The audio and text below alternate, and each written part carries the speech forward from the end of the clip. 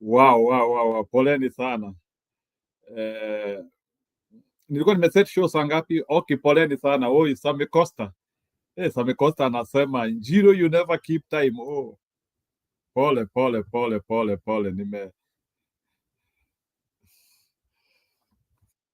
I really rushed to be here. Aki, pole sana.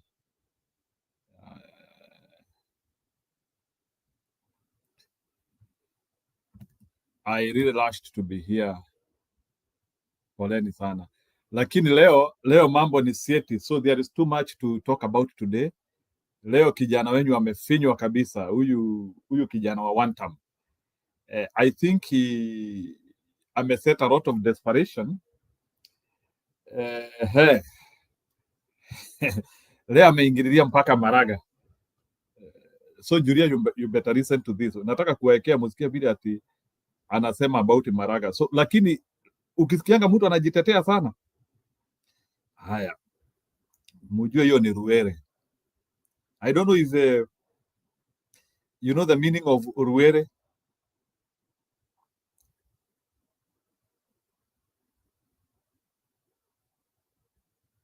Huh?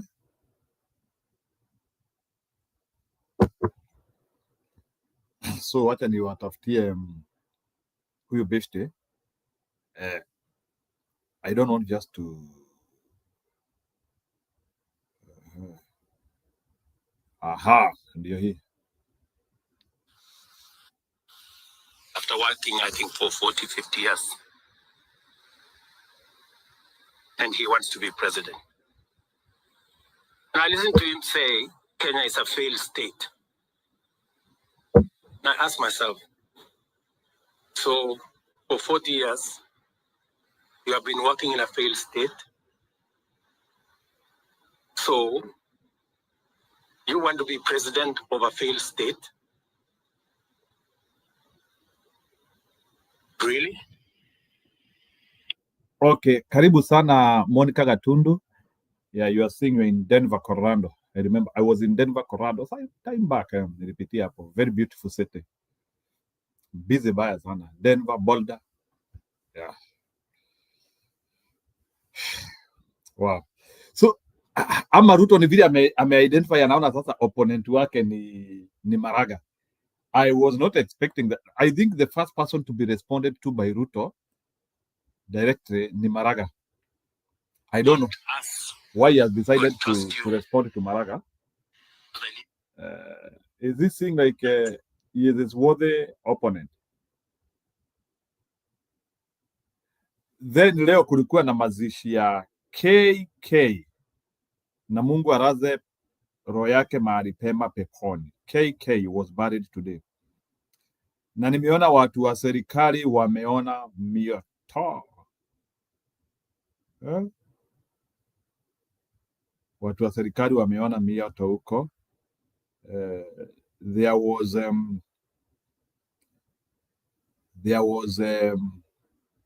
anaitwa nani? There was Itumbi. There was Itumbi who tried to show things, but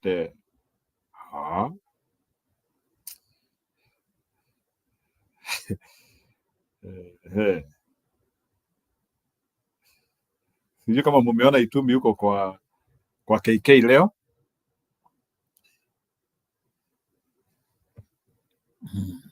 Naweza weka link pia kwa yule ambaye anataka kuingia. Sijui mumeona Itumbi kwa KK leo venye ameona moto. Anyway, lakini huyu jamaa wa one time kuna vile his issues are not working. So I don't think his life will percolate to Kenyans. Natafuta hiyo heckling,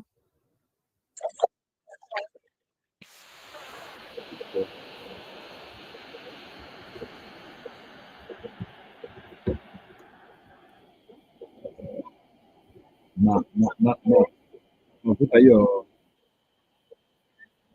heckling.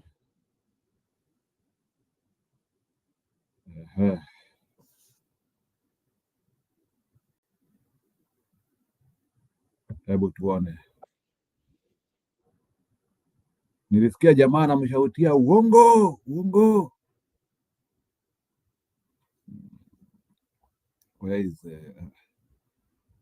do we share the link? This is what happens when it is too difficult for people to believe in you. Digital creative circle ili tuhakikisha kwamba mko na pesa ambayo mnatumia kwa sasa. Jambo la mwisho. Naomba tafadhali. Hii familia kama ambavyo imesemwa ni familia, na nilikuwa hapa jioni.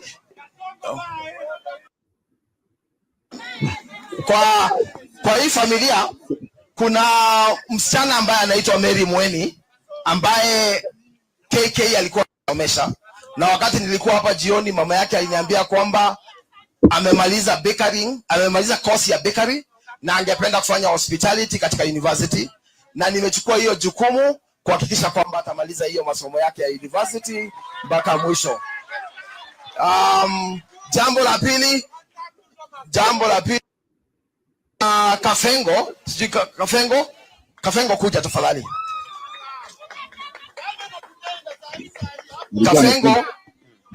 Kafengo amekuwa anafanya kazi na KK mwenyewe, na watu wengi sana katika mitandao wameniambia kwamba huyu Kafengo tusaidiane na yeye. Sasa mimi nitachukua Kafengo. Wow, thank you. Ili nimpatie kazi. Thank you. Nimpatie kazi ili aweze kutusaidia kuaddress mambo ya digital content creation.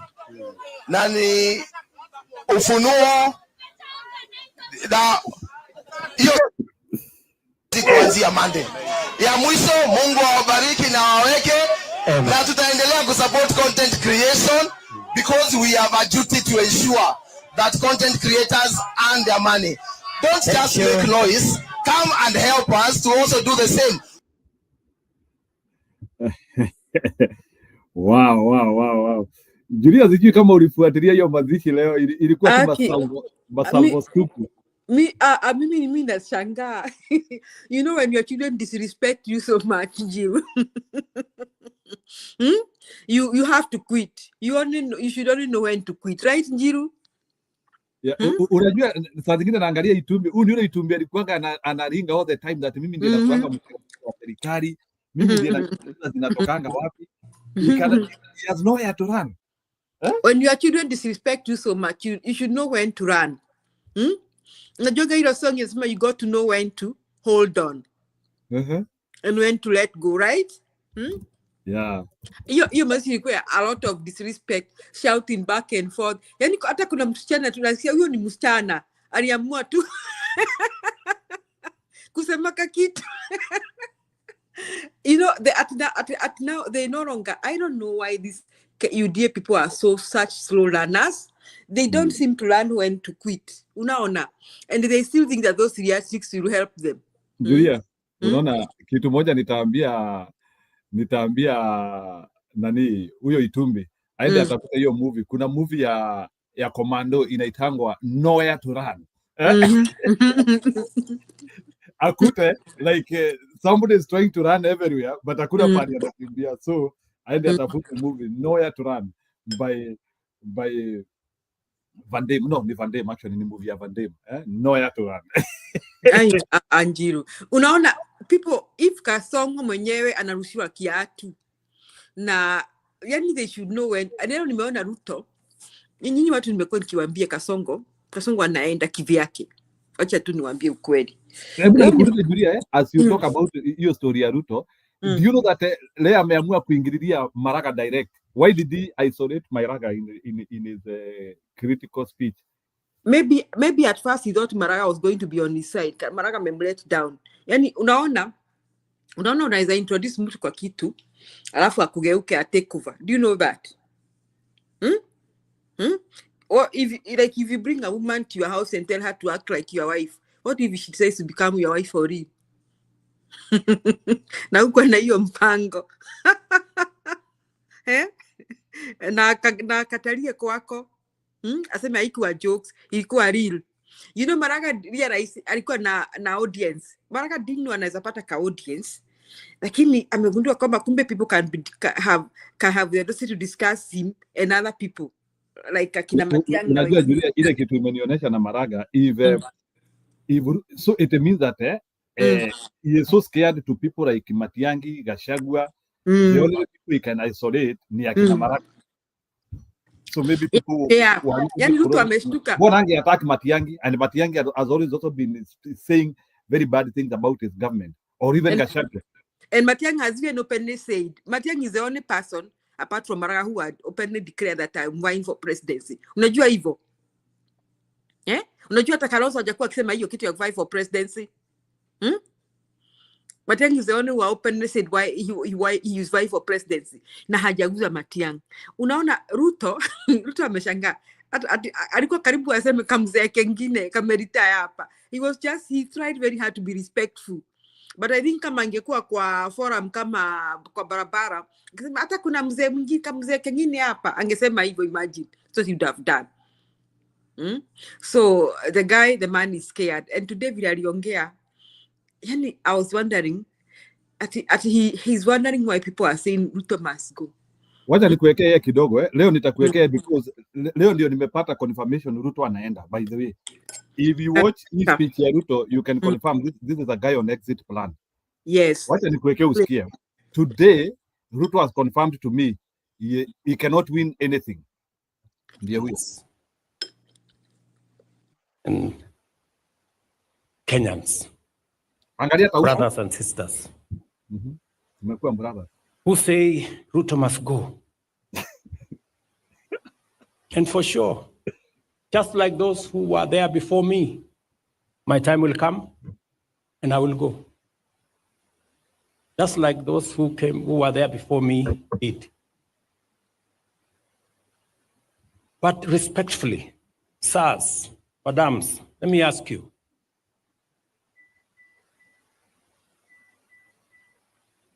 So, what are your reasons for this Ruto must go? I'm sure it's not because of the spelling of his name. Maybe because you don't agree with the ideas, the policies, and the plan he has for our nation, which is okay. But please, would you kindly favor us with your counter plan,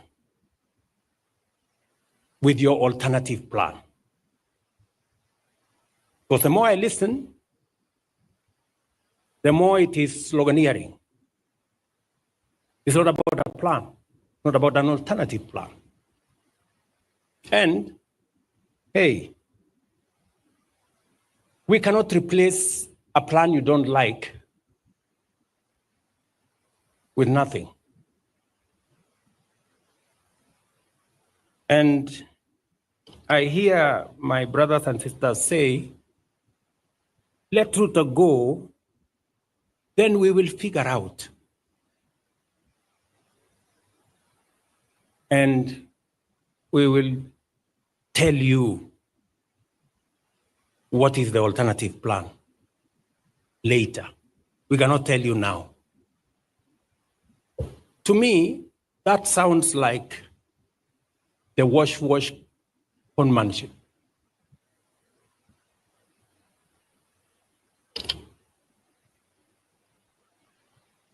Because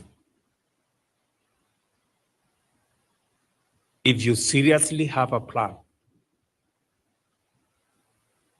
that does better on the economy than I have, that does better on health than I have, that does better on creating jobs than I have, that does better on education than I have, you should be bold enough to tell us. One term, Kasongo, Ruto must go, is not enough.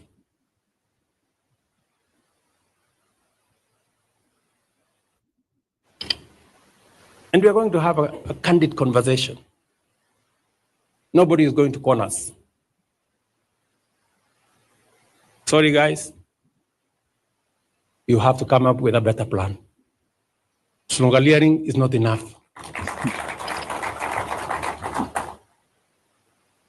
The more I listen to them, the more they tell us, oh, let's go back to NHIF. Oh, let's go back to the old model, the NHIF that never worked. Let's go back to the old funding model that crippled our university education. Oh, let's abolish housing. Let's do away with SHA. And to me, they sound like people who are accustomed to the status quo, the usual, the familiar, the no change. Ladies and gentlemen, we have a great nation. It is our duty to make it greater.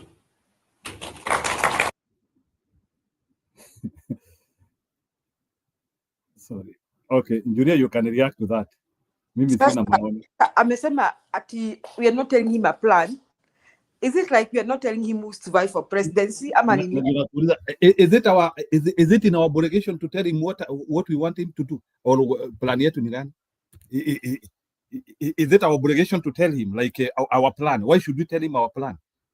Na sasa ni plan, what does he mean by plan? Is it plan ni nani anasimama kwa rais? You know, it's like he has no one to attack directly. Alafu Njiru, unaona he knows penye ametukosea. Unaona, university funding medal, NHIF, he knows. So the guy is playing dumb. He knows penye ametukosea. He's playing dumb.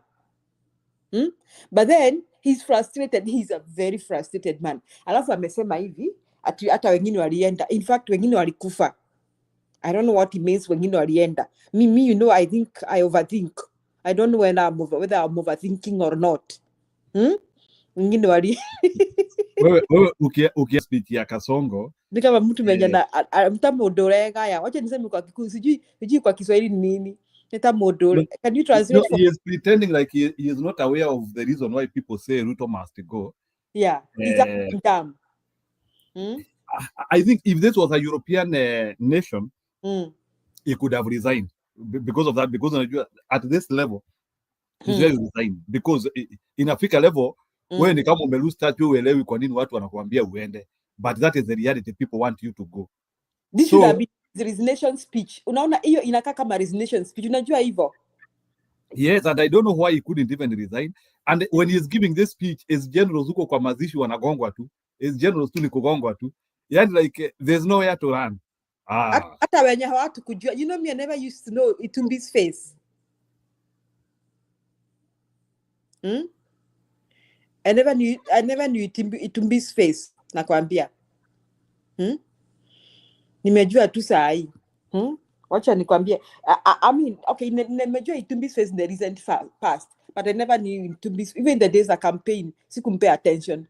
Sasa Ruto, that's like a man who is done, who's beaten. Yani he's beaten. Yani the man is beat kabisa. Unaona hata uso yake. Yani amechoka. Why must you hold on? Why are you holding on when you are beat mpaka urali? Sai mimi unajua mimi kama ningekuwa Ruto, ningesema I'm not vying for presidency to calm things down. Ama wewe Njiru, ningesema I'm not running a second term. I will just tell Kenyans that. Kuna swali najaribu kuuliza. Why is he interested in our plan? Why is he interested in our plan? Sinia implement plan yake sababu yeye ndiye kwa uongozi sahi. Ati watu wana plan. Why is he interested in our plan? Unajua Julia, hebu nikuulize. Why would you be interested in the plan ya opposition? Nataka tu niambie like why is the opposition plan so important to him? Nataka tu niambie, is the opposition forming the government now? Nope.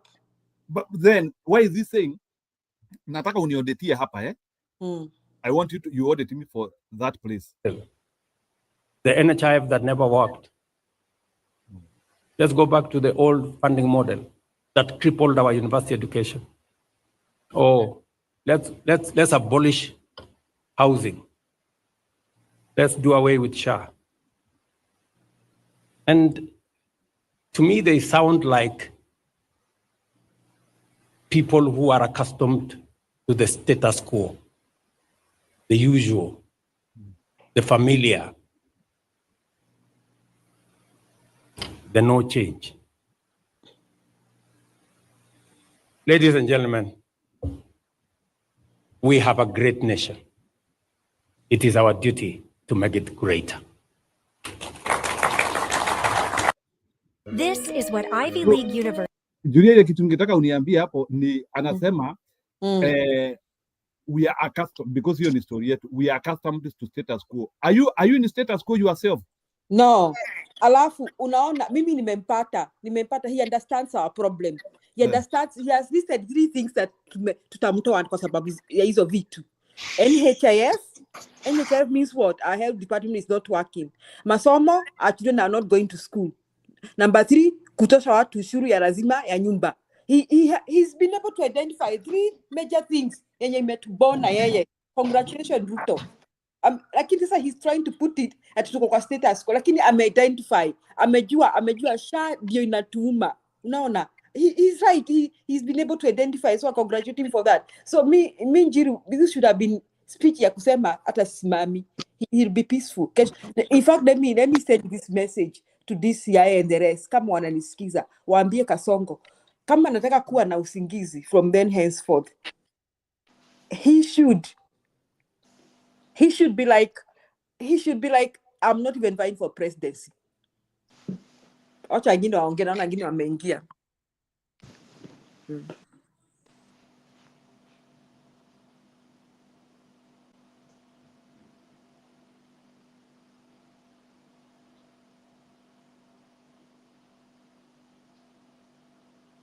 Kidogo kabla nipe Badman ile pale alikuwa anasema story ya if you have a plan ni hapa. Nataka muniambie, why is Ruto interested in knowing plan of people who are not in the government or people who are not forming the government now? Hapo kidogo hapo. Of course, if you seriously have a plan that does better on the economy than I have, that does better on health than I have, that does better on creating jobs than I have, that does better on education than I have, you should be bold enough to tell us.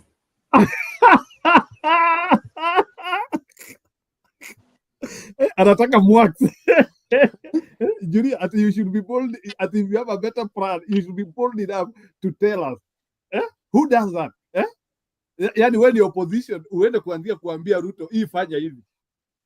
Alafu hata kuna pahali alisema, ukiplay your clip, pahali alisema that he's calling on people to work together wajadiliane. Hebu ulisikia hiyo?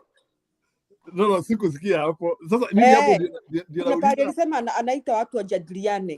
Ako ready for talks. Talks with who? Aende kaongea na mama Smokey. Okay, Badman, for the purposes of concentration, wacha tusikilize hii video pole pole. Please, alafu muongee hapo. Kenyans, brothers and sisters, who say Ruto must go. And for sure, just like those who were there before me, my time will come and I will go. Just like those who were there before me did.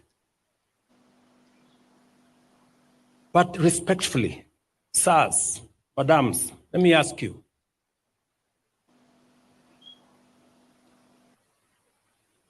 So, what are your reasons for this Ruto must go? I'm sure it's not because of the spelling of his name. Maybe because you don't agree with the ideas, the policies, and the plan he has for our nation, which is okay. But please, would you kindly favor us with your counter plan, with your alternative plan? Because the more I listen, the more it is sloganeering. It's not about a plan, not about an alternative plan. And, hey, we cannot replace a plan you don't like with nothing. And I hear my brothers and sisters say, let Ruto go, then we will figure out. And we will tell you what is the alternative plan later. We cannot tell you now. To me, that sounds like the wash conmanship.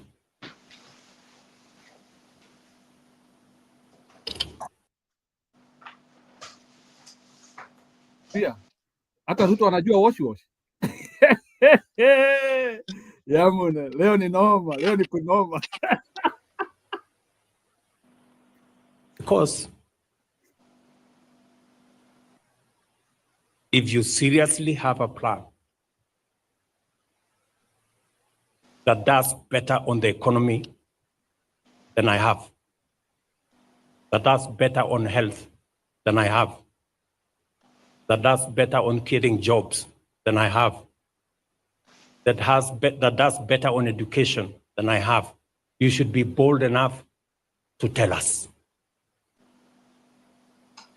One term, Kasongo, Ruto must go is not enough.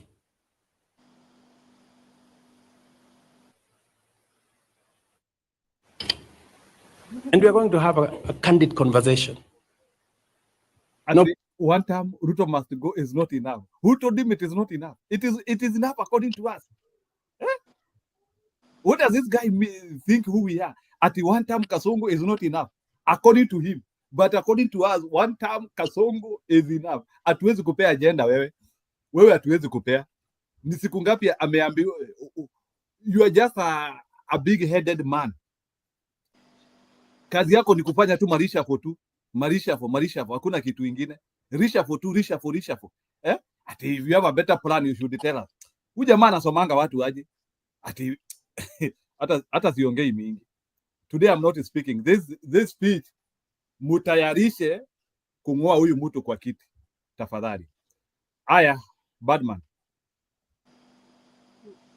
Jambo. Hata ninyi mnasoma mambo mingi kwa huyu jamaa. Hii speech yake bure, hakuna kitu anasema. It's the same thing he said in 2023. Kwani alisema nini? Si akitaka kuvuta Raila alimwambia nini? Hamna plan. Si alikuwa anasema hamna plan. Alikuwa anashinda akiambia Raila mnaongea kuhusu finance bill, mko na plan nyingine ya finance bill. Ama alikuwa anasema nini? The same thing is just trying us in circles. Anataka turudie the same thing alafu ajaribu kuita akina Gachagua kwa meza. Ama mjui Ruto? That is what he's doing. Anajaribu kuinvite akina Gachagua kwa meza. That's why you hear he's saying we need to have a conversation. He needs to broaden the government again. Si ndivyo anajaribu kufanya? There is nothing new. Hakuna kitu mpya anafanya. Hakuna kitu mpya anasema kwa hiyo speech yake. I remember the same thing happened in 2023. Alikuwa anaambia akina Kwame Nkrumah na akina Sifuna wakienda kuongea huko kwa media, wakiwaambia finance bill ni mbaya na hii housing, affordable housing, anaambia what plan do you have? Si ndio baadaye ukaona wamekuja na plan ya experts. Ama experts walitoka wapi? Si experts walitoka ODM. There is the same thing he's trying to do. He's trying to bring, na saizi ameweza kutumia Raila kuwaambia enda ujaribu kujifanya unataka conversation. Sijui hiyo inaitwa conclave. Ndio tujaribu kuvuta hawa jamaa. We need to have a political wakuwe na ile political nini wanapenda. So he's trying to pull them together kwa ndio waweze kuwa ndio. Unajua amesukumwa kwa kona nyingine. Haezi fanya kitu, ana mbele wala nyuma. He has been pushed to that corner. And hii mambo si mpya. They are preparing for those talks. 2023 ndivyo walifanya, mkasikia NADCO. Sasa hizi wana prepare for conclave. 2023 waliongea hivyo vyote. Wakuja na NADCO. Let me ask you, Bwana Badman. Who will be in conclave? Huo ndivyo wanatayarisha. Mimi najua Ruto vile anafikiriaga. That is all. Akili yake akili yake hii si mambo mpya Njiru, hakuna kitu mpya kwa huyu jamaa anasema. Hii mambo ni ile mambo alisema There 2023. is a difference here. The difference is there is no participant. The other time, the person who is so privy of dialogues and hizo makonikiri zake za ujinga ni Raila Odinga. Who will go for those things? Kalonzo Musyoka akienda huyu anaenda peke yake. Gachagua akienda huyu anaenda peke yake. Are they ready to lose? Are they ready to lose the support they have? Or the warmth they are getting from us now that we have known that Ruto is a destroyer, to go and follow a lone ledger. Na kuuliza Bwana Badman, you think Gachagua and Kalonzo they don't know that Ruto is a lone ledger? Are you aware that umeona list ya wale watu wanatayarisha kutoka UDA? Hata Kalinda wetu wanataka kutoka, by the way, although mimi asikuja kwa chama zetu, yeye aende akatengeneza chama yake. Nitawaonesha hiyo list, mtashtuka. Wale watu wanatayarisha kutoka UDA ni lineup ya watu kama 100. So mimi umeniuliza Njiru hii ni nini anaongea hivyo, nikakujibu that is what is preparing. Ruto, anytime you hear saying ati leteni agenda yenyu, anytime you hear that guy saying leteni agenda yenyu, he's preparing for kubloaten the government. Anajaribu vile ataweza kuvuta watu wakuja kwa hiyo serikali yake. That is what he did in 2023 and he's trying to do it again in 2025 hapa mwisho. Unajua Ruto anapendaga ile ground asikii kelele. Unajua ni mtu ule anaogopa, wale watu wanaogopa kelele. Wakisikia anapigiwa kelele anaambiwa aende. Nilikuja hapa nikasema ni ule mtu anapenda kurudisha. Ni ule president anapenda kurudishia watu. So anything happening lazima arudishie watu. Akiambiwa wewe ni Kasongo lazima utamsikia akisema mambo ya Kasongo. Tumekuwa na presidents wamekuwa kitusiwa lakini huje kusikia mpaka wakitumia hizo majina. Unaita Jaden, unamuita wa mashati, au utasikia hata akishindanilia na hizo majina unamuita. But this guy has a problem with ni kama self-esteem yake inakuwaga chini sana, so he must think of, so he's just preparing for that. Hiyo ndio anajaribu na ndio alituma huyu mzee wake kuja aseme wanataka conclave. So they did it and they had NADCO. Sasa hizi wana prepare hiyo conclave, wanasema that there is nothing new in Kenya. It's all but the same bullshit. I'm so sorry. Hiyo conclave huwezi pata participant. Anyway, RB, go ahead. Badman, relax hapo. We will take back. RB, can you comment about that? Jambo kazi. Hii ni mbinu tu ya kupangwa, hakuna kitu kingine. Hakuna. Huyu he's just gauging the temperature. Anatafuta ni wapi pako na joto. So that he can stick his stinky toe in the swamp. Sasa ndio si hata mliambiwa jana na Gachagua. Si aliwaambia hakuna mtu ambaye hawezi kuwa corrupted na pesa. Ni vigumu sana. Unajua hii kitu ya ndani, unajua haikuwa kitu kidogo. Zilikuwa ni kandarasi nyingi. So yeah, hivyo Badman amesema ni kweli. Na hata ukiendelea sasa lazima uangalie pia upande wa hakuna faida ya kina Gachagua na hawa wengine wote watengeneza kambi moja sasa hivi.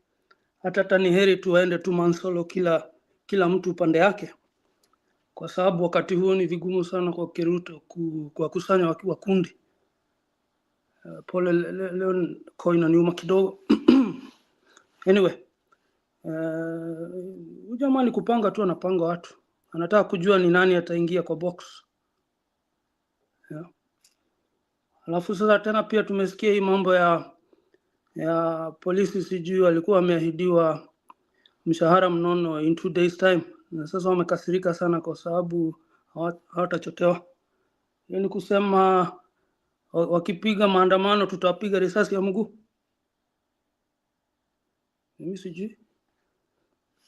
Nashukuru. Next.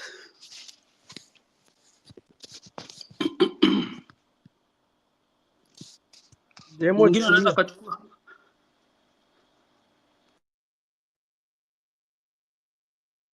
Demo.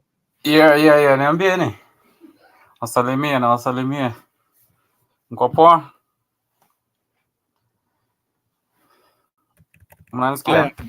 Yeah, Jemu nasikika. Go ahead bwana. Can you react to that whining? I think hiyo ni whining ama ni beyond whining? What is Ruto whining?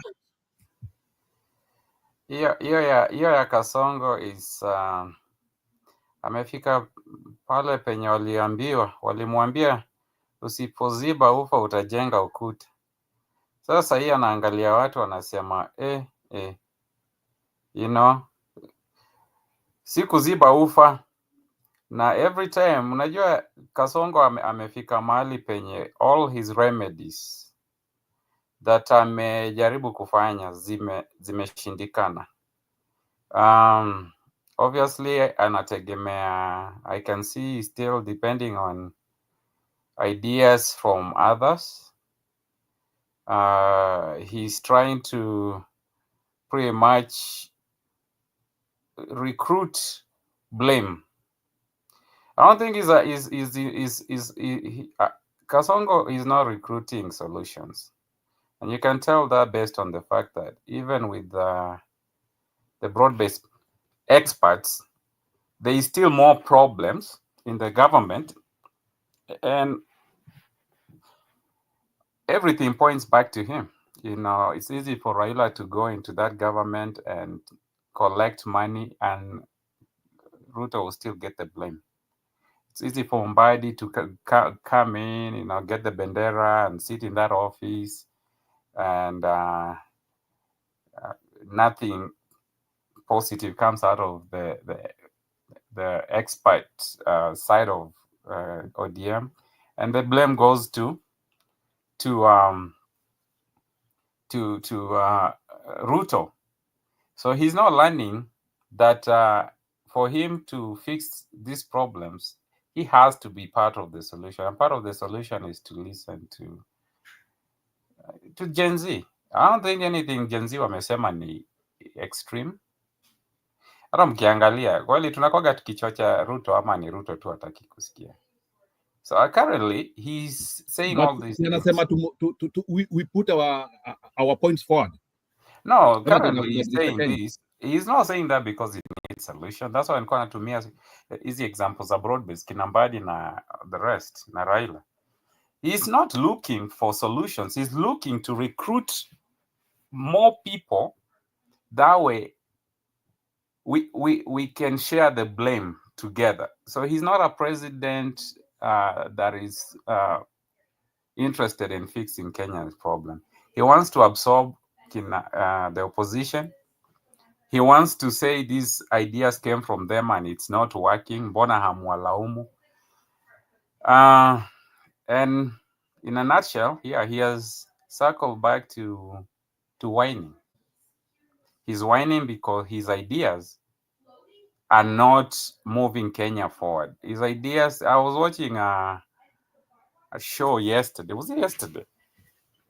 And Kenya, even with Ruto bragging about Kenya is doing good, we have lost more jobs in Kenya since Ruto took power, even with his Mujengo kazi. So we are not moving forward, and his plans are not working. So he is just trying to agitate for opposition to show to come up and say, give me your ideas, you know, tell us. So opposition wakisema ni hivi na hivi, what is Ruto trying to say? He's gonna adopt those ideas and implement them. And if you're adopting it from the opposition, why are you the president? That's the same reason they're saying Ruto must go. If you're depending on other people's ideas to lead the country successfully, then you shouldn't be in that position. You're paid a lot of money to make decisions that will benefit the country as a president. So that justifies why people are saying Ruto must go. The more he's asking for those ideas, the more it seems like his are not working, and he needs more Kenya. You know, so he's challenging us to give him more Kenya because his are not working. And to the last part that he was saying, ati tunasema tu Ruto must go, Ruto must go, Ruto must go. What is our plan? You know, I don't think it's up to Ruto to determine, to adjudicate his case. Kenyans can say Ruto must go with no plan. And it's not for Ruto to tell us that it's not enough. Kenyans can give, the other day I was saying, we need the unfortunate part penye tumefika kama inchi. We need a leadership that we can give them a break on basic major development and ask that leadership to restore integrity in the country, to restore good leadership in the country. We can do with minimal repairs of the roads, and maybe this health is working, education is working. Those are basic needs. Those basic needs. Unajua ukiwa na nyumba hata kama hujaipaka rangi, you can live with it. But meanwhile you can be saving for something else. But as long as our house is in order, we can deal with restoring integrity in leadership, because a lot of these people come to us with what? Promising major projects. Barabara ya 1 kilometer, if it's supposed to be built with 1 million, that 1 kilometer is built with 10 million. So the more they promise those projects, the more it's not good for the country. So we just need integrity in our country. We need to restore trust in our country. So we can, why am I saying this? We can kick out Ruto without any major development agenda. As a people, we can just say, no, we just want to restore integrity. And for that to happen, you have to go. Are we gonna repair roads? Yeah, but we can repair the ones we have built as long as we are working on an agenda of repairing also integrity. So he can go for any reason, and it's not for him to tell us, no, that is not a good reason for me to go. Haezi kuamilia kiti kwa sababu hatujampea agenda. Nyumba hata gari ile Njiru, kama uko na umefanya transportation, gari yenye haiundi pesa inakuletea nini? Repairs, inakuletea hasara. Si hata heri tu ipark. We can say we are ready to park and then we just bear maintenance ya nini, instead of hii gari ya Ruto inatumia a lot of diesel, haiendi penye inafaa kufika. Kuna huyo kijana alimuona kwa TikTok, alimuuliza, sijui Njiru kama ulicheza hiyo video. Enyewe kijana aliuliza two questions. Ruto, hatuna shida na wewe. Hata hatuna vita. Swali tuko nayo ni chenye tulikubaliana unafanya, na chenye unafanya tulikubaliana. Ulicheza hiyo? Uliona hiyo video? So that is what Kenyans are asking. Niliona. We are not doing what we agreed we'll be doing, and he's not doing what we told him to do. So we might as well say we are not making any progress. Leave. We don't have an agenda. The agenda is just for you to leave. We'll figure it out. And that's true. The unfortunate part is that we can figure it out after he's gone. The best part of it is that he's the worst president in terms of performance. The worst president that was there in Kenya, at his worst, what is the word? Ile makosa ya the worst president is the best Ruto can do. So I'm pretty much saying, even someone like Uhuru, even though we did not rate him as a high-performing president, as at his worst, any decision Uhuru amefanya, you will find out that that's the best grade that we can give Ruto.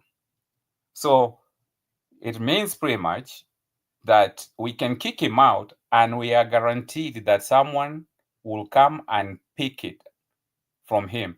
Our worst candidate on opposition could be the best candidate on government side, which is Ruto. We can take anybody that we don't really like on opposition, and they will do better than Ruto, as he thinks he is, as good as he thinks he is. So it's a bunch of whining. It's a bunch of whining. It's a cry for Mwakenya. You can tell what type of student he was. You know, have you done projects if you've been to university? The group projects that this guy never wants to contribute, but wants you to bring in all your notes and your research. That way he can put a good paper and submit. That's Ruto. He sounds like that person, but he wants to take credibility at the end of the day. He will take credit. Julia is a teacher. Na kuna watoto mkiweka kwa group, kuna kamoja hakapendi kucontribute but ndio ka group leader. But eventually when everything is done, yeye ndio ana consolidate the inputs, anaweka kwa karatasi, ana submit kama kazi yake. That is what Ruto is trying to do. And we don't need him to give us approval of when he should or should not go. Kenyans have said Ruto must go, and therefore Kenyans need to make sure that he goes, because definitely he is not choosing to go. We have to make sure that when we say that, even without an agenda, that we come out and make sure that he goes. Guarantee is that our worst candidate is still the best person to lead Kenya. That is my take about it.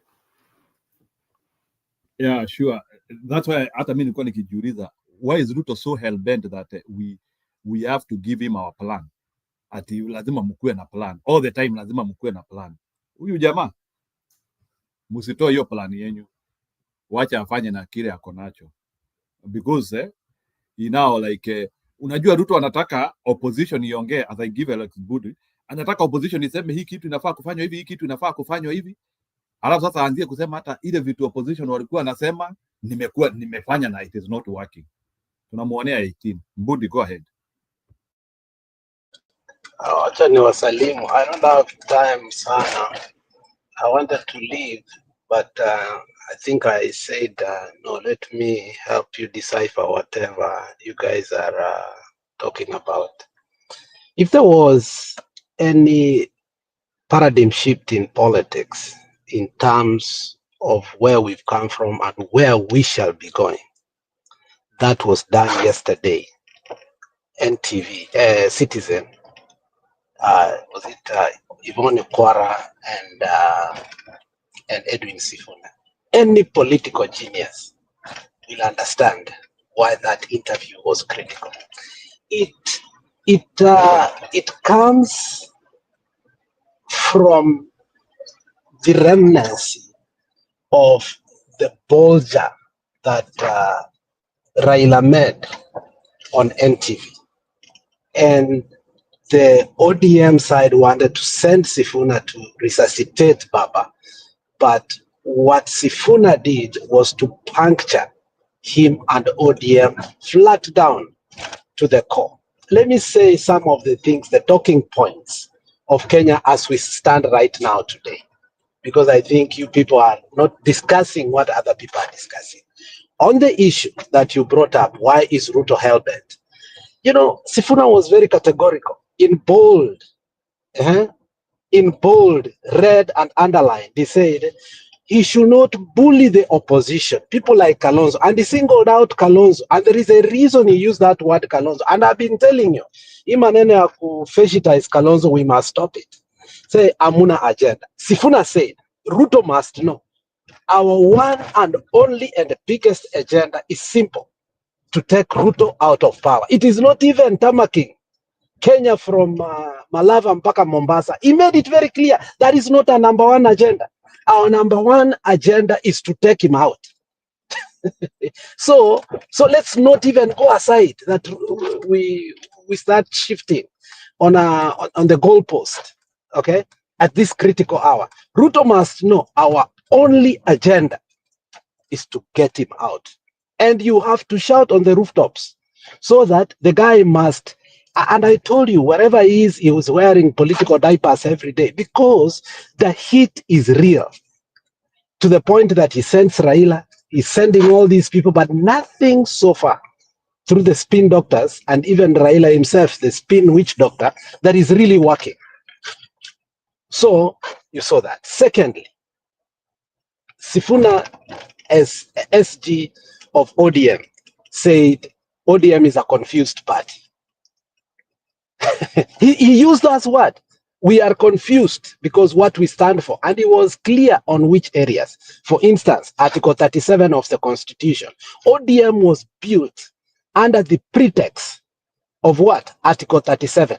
I remember how ODM started. If you remember a couple of years ago, when they went to ban the nation, and the former DDP, Murgor, and the rest of the people went very early in the morning because of the anti-fourth estate from the deep state itself. So they went and banned the NTV. When they were doing that, Michuki came with his famous statement, if you rattle a snake, you'll be rattled by it. At that time, Yugoslavia was going through the Orange Revolution. There are two candidates who had the same name, and there was one socialist, one, that history needs to be put. How did we get the name Orange? Orange, we borrowed it from Eastern Europe when they were having a revolution. So ODM is a revolutionary party. It comes from the undergrounds of revolution. And that's how the name Orange came in. So for you to sponsor, for an ODM member of parliament, rather a women rep, to sponsor a bill to say that protesters will be dealt with, it's as if saying that ODM was dead the moment it started its, its movement. And Sifuna was asked, then why are you resigning? Sifuna said, remember, I am in ODM, Orange Democratic Movement. I'm not in a party, I'm in a movement. This movement will have to explore everything until the last end so that the vultures will not take this party. So there were so many talking points that Sifuna actually, he said, I been told with other people to go so that we can look at the MOU between ODM and UDA. I have asked Raila to be put aside. I am not going to participate in that. The day Ojwang died in the police cell, that is when the MOU was dead. That is the Secretary General of ODM. Now, the other punchline that I actually loved, and if I was Raila, I could have fired right away, but there is a reason they cannot do that. So I'm driving to a point that you guys must understand where I'm driving to. So be patient with me. At some point, when he spoke about the confusion, he did say this. ODM party, and I want you guys to understand, ODM party is having difficulties in having candidates for the upcoming by-election. That was a punchline. He said, nobody wants to vie from ODM. People have told him directly that any by-elections that are going to happen in Kenya today, if you go to ODM, you are losing it. So we are not having candidates. Remember, that is the Secretary General of ODM saying openly, prime time media. And he's telling his boss, he was asked, you are the Secretary General, why have you not resigned? He said, I will have to exploit and explore everything. And when I give up, I will come up here and I will tell everybody that nothing is going to happen. On the position, he was asked another very good question in regard to Raila. He said, anything I have said publicly, I have said it also in private with Raila Amolo Odinga. There is nothing new I am going to say or nothing old. They know my position and I am not going to bend it. The question is Sifuna still in ODM or is on his way out of ODM? Obviously, Sifuna is on his own way out of ODM. And Sifuna understands you don't resign from a party like ODM. you get fired and get political mileage. And by getting political mileage, you go with those who were patient with you to the last minute. Is Sifuna doing the right thing or not? Sifuna is doing the right thing. If you look at what has been happening across the globe, and we can have our leaves to borrow even from other countries, when Jacob Zuma resigned, formed his own party, MK, in South Africa, he said, I am a life member of ANC. I'm not going to resign. And he forms another party, but still pays his dues. To what? To ANC. And the other day, he even went to the offices of ANC to do his transactions the way he has always done in his heydays when he was the leader of the paramilitary. Recently, you saw Floyd Shivambu also being fired from the position of the Secretary General. What did he say? He said, I am still a member of Mkoto Wesizwe, but Bumbaya, I am still going to consolidate people. So the same thing Ruto did to us for years and years by saying that he's still a member of UDA. It has come to bite him because under that pretext and precedence, you are not Sifuna. If you fire him, he gets political mileage from you. 1 second, wacha nikunywe maji na.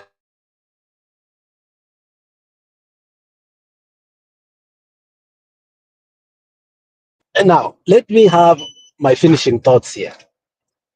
If Kenyans understood where we are right now, we are at the crossroads. And that's why Ruto is so punctured that it is forcing Raila to resuscitate his party. And this is how they want to resuscitate his party with the lies. Sifuna asked, how much has the ODM hemorrhaged its membership? Sifuna was categorical, and that is what we spoke here yesterday, and Mama Mary was surprised, and other people who did not understand when I was talking about the numerical of ODM. Sifuna said, we have 5 million registered ODM members in our country today as we speak. That really shocked me. And is there a way that Ruto is trying to figure out how to use the advantage of the registered members of ODM with all their data so that he can screw the election? That is one thing that must be spoken now. To that question, why is Raila coming to the media and telling us that we can only need a voting card, a voting ID to vote? Is there some talks between Raila and Ruto on how they are going to rig this election? Obviously, from that talking point of Sifuna was bringing a hot potato that, look, these people are hell-bent. And Baba has said, and he said, you heard my party leader say that we are going to work with UDA until 2027 when the elections are starting. So Sifuna asked, when will we be ready as a party? When we work to the end, are we going to field a presidential candidate when you have supported another president until the last minute before election?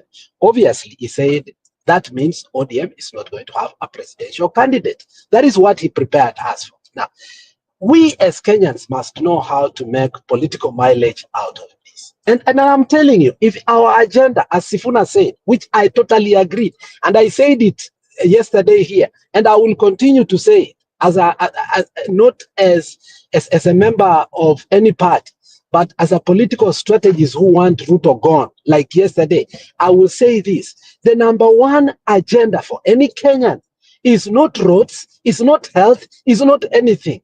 It is until Ruto goes so that we can sit on the table and start reconstructing our country. And Ruto must go with all his brothers, all his remnants, his past brothers like Uhuru Muigai Kenyatta, Lituka Mindi, all these, including Gachagua, for us to reconstruct that country. Now, here comes a question. How are we going to do that? In times like this, we get a silver platter like the one we had in 2002. when we saw that Moi was having his game and he was actually forcing our throat on Uhuru Muigai Kenyatta, we had no option. We had to look at a popular movement that will come in and save us from the KANU mongrels. What did we do? We did not say Kibaki Tosha. It was not Raila who said Kibaki Tosha. Let him not lie to us that he was so genius he said that. No, it was us, the people, who looked at the situation and say, how can we get, if we get a lineup that can take us out of the jaws of this man, we can do it. So the only logical option that we had at that particular time is Kibaki. So the idea of Kibaki Tosha should not be monopolized to Raila the way he has taken advantage of it. It was a Kenyan voice. Kibaki Tosha was a Kenyan moment whereby we were looking at the alternatives we had and the schemes Moi was making to make sure that he wins, because he had brought the Kikuyus together and the Kalenjins together, and he thought that he had the numbers, but we needed to push, and deconstruct his narrative to the core. What did we do? We brought in Kibaki. And by bringing in Kibaki, we split the Kikuyu votes. We have a very good candidate here. And every day, politics is not static. Politics is dynamic on how it happens. And we are not going to say we have one candidate until the last minute when opportunities keep knocking. This is my option. If we have to have a wild card, and I think I am blowing things out of proportion. If there is anything we can do to destabilize ODM to the core and finish it and confuse it further the way it's confused, the way the SG said,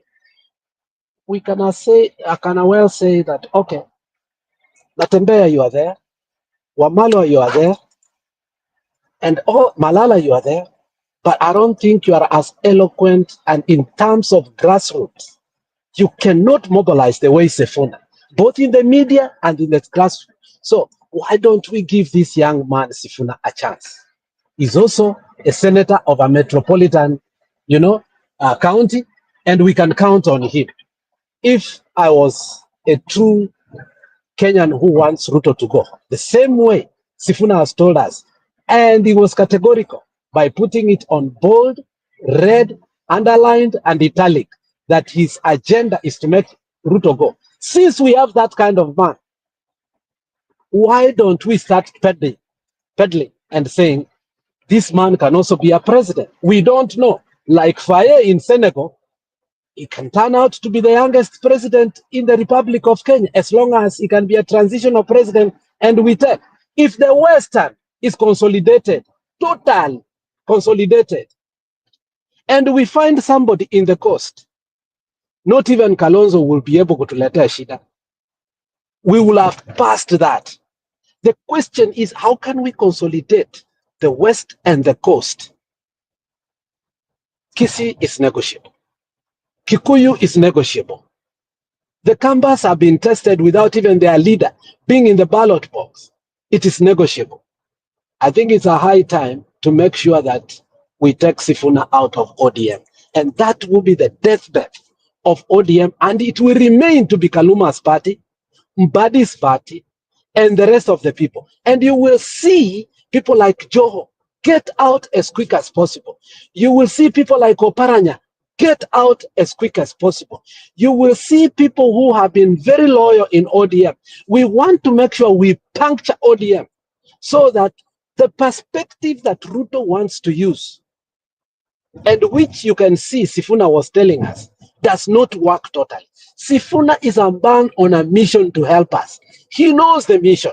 He signed the MOU. He knows what they want him to go and talk and sign with Ruto. He is privy of so much, the same way Gachagua is privy. I think let us embrace Sifuna as an asset right now and make sure that by the time he leaves ODM, ODM is a shell. I will urge all of you to go and listen to the interview and see how Sifuna was so intelligent to puncture Raila, ODM, and also Ruto, the trio at the same time, and leave the narrative to the Kenyan people for the Kenyan people to decide. If there is anything he said that was important, he said, we are not going to be bullied in the opposition to be told what is our agenda. Our agenda is clear, is to get Ruto out. And he said, we don't even care about tamaking Kenya from Malava to Mombasa. That is a second agenda. But the one agenda that we all agree into is Ruto must go. So let us not talk about here that, oh, anataka nini, sijui nini. We are giving him mileage by talking like that. Let us be categorical, clear, precise, pristine, short and sweet. You must go. One time. Thank you. Julia, can you hand on that? Kama huko?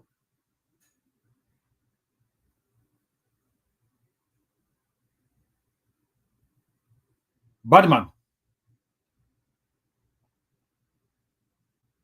Yes. Do you think like Sifuna is an asset for us? And if Sifuna is an asset for us, how should we embrace him? Tutamu-embrace aje? Tutamchukulia wapi? Because yes, he was talking of opposition, na maybe hapo Bundi nitataka unielezee kidogo. So is Sifuna opposition or government, or he is a lone ranger? I don't understand. Sifuna was very clear in that interview. He has never subscribed to anything. The MOU he signed was twofold. First of all, there is unnecessary killing of our people, so that should stop. Secondly, let us give Ruto a breathing space for him to see if he can do anything so that we can take him democratically in 2027. That is the MOU he signed. He never signed an agreement to work, nor did he send the experts over there. That he made it very clear. And for me, I understand when there are killings and you find that your people are being killed, and then you'll be blamed that our people are being killed, you're being killed. Then at some point you can be forced to sign a truce. Even Israel and Lebanon, and Israel and Palestine, Israel and Iran was forced to sign a truce. It is something that you cannot sit and refuse to sign. So they did agree that there were deaths. And we saw there were deaths. But the moment Ojwang was killed, it means that that agreement was never honored. Okay? So Sifuna said he went there as the Secretary General of ODM. And he said, anytime you walk me at night, any day, and you ask me, what does ODM stand for? Before it was very easy. But he made it clear that today ODM is very confused. If you asked him what ODM stands for, he said he doesn't know. Because what he says is not what his party leader says. And he said, we disagree almost on everything, and we agree on nothing right now. So is Sifuna, from his words, is he in opposition or is he in the government? Sifuna is with us. So na atachezea wapi ama achezea hapo tu Me, the amesimama? only thing I want to see him is how he's going to behave himself when they call for conclave. That is what I want to see. If you want to know Sifuna is with us or is He not with us, said, I want to see he him. said he was told to be part of the negotiating. You know, you haven't listened to the whole interview for you to have privy on his position. I He listened has to it, the said, whole of it. I listened to the whole interview. then why would you doubt him on the conclave? The Because conclave committee we have has seen already him before started. saying that The, he supported NADCO and he signed the documents in front of our eyes. So I don't know if they call for as a NADCO, if he not secretary be there. general, Yeah, as a even now if the secretary Secretary general, General will be called there. He'll be called as for a, the conclave. He has okay, Secretary General for okay, then if that is your position, then we must hold Malala accountable. We must hold Gachagua accountable for everything that he ever did. We are at a crosspoints, okay? So that we can start looking on our way forward. If you hold that so dear, we must hold Gachagua accountable for his past and what he was able to do in order for us to be where we are. We are past that. We cannot dwell on things that help us, and it do not help us. So if all of us, we are going to hold each other accountable, we should not even think of Matiang'i being a presidential candidate. Neither should we think Kalonzo to be a presidential candidate. Neither should we listen to Gachagua at any point, because these are shareholders person. We are sitting in a pretty critical point whereby if we start our own infighting, it becomes very difficult. What brings us together, and number one agenda that cannot divide us, is Ruto must go. Did he say Ruto must go? Obviously, the whole interview, it is Ruto must go. I don't subscribe. And he said, if and when they say this, at some point we have to divorce. Why? I cannot go with ODM to the end when we do not have a presidential candidate. So what literally was saying is on his way out of ODM. How does he get out of ODM? He must puncture it more.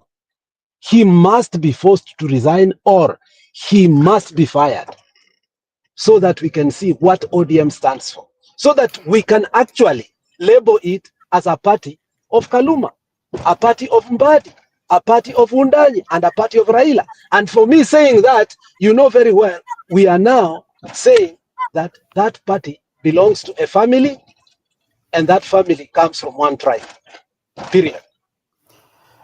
So let's wait for that moment. Go ahead, go on. So, is it, who was asking? Is it Alex? Not Alex. RB. The issue about Sifuna, I will believe, I've had clips. I didn't really watch the entire, interview. It's called The Explainer. I will take Sifuna's word any day at this point, because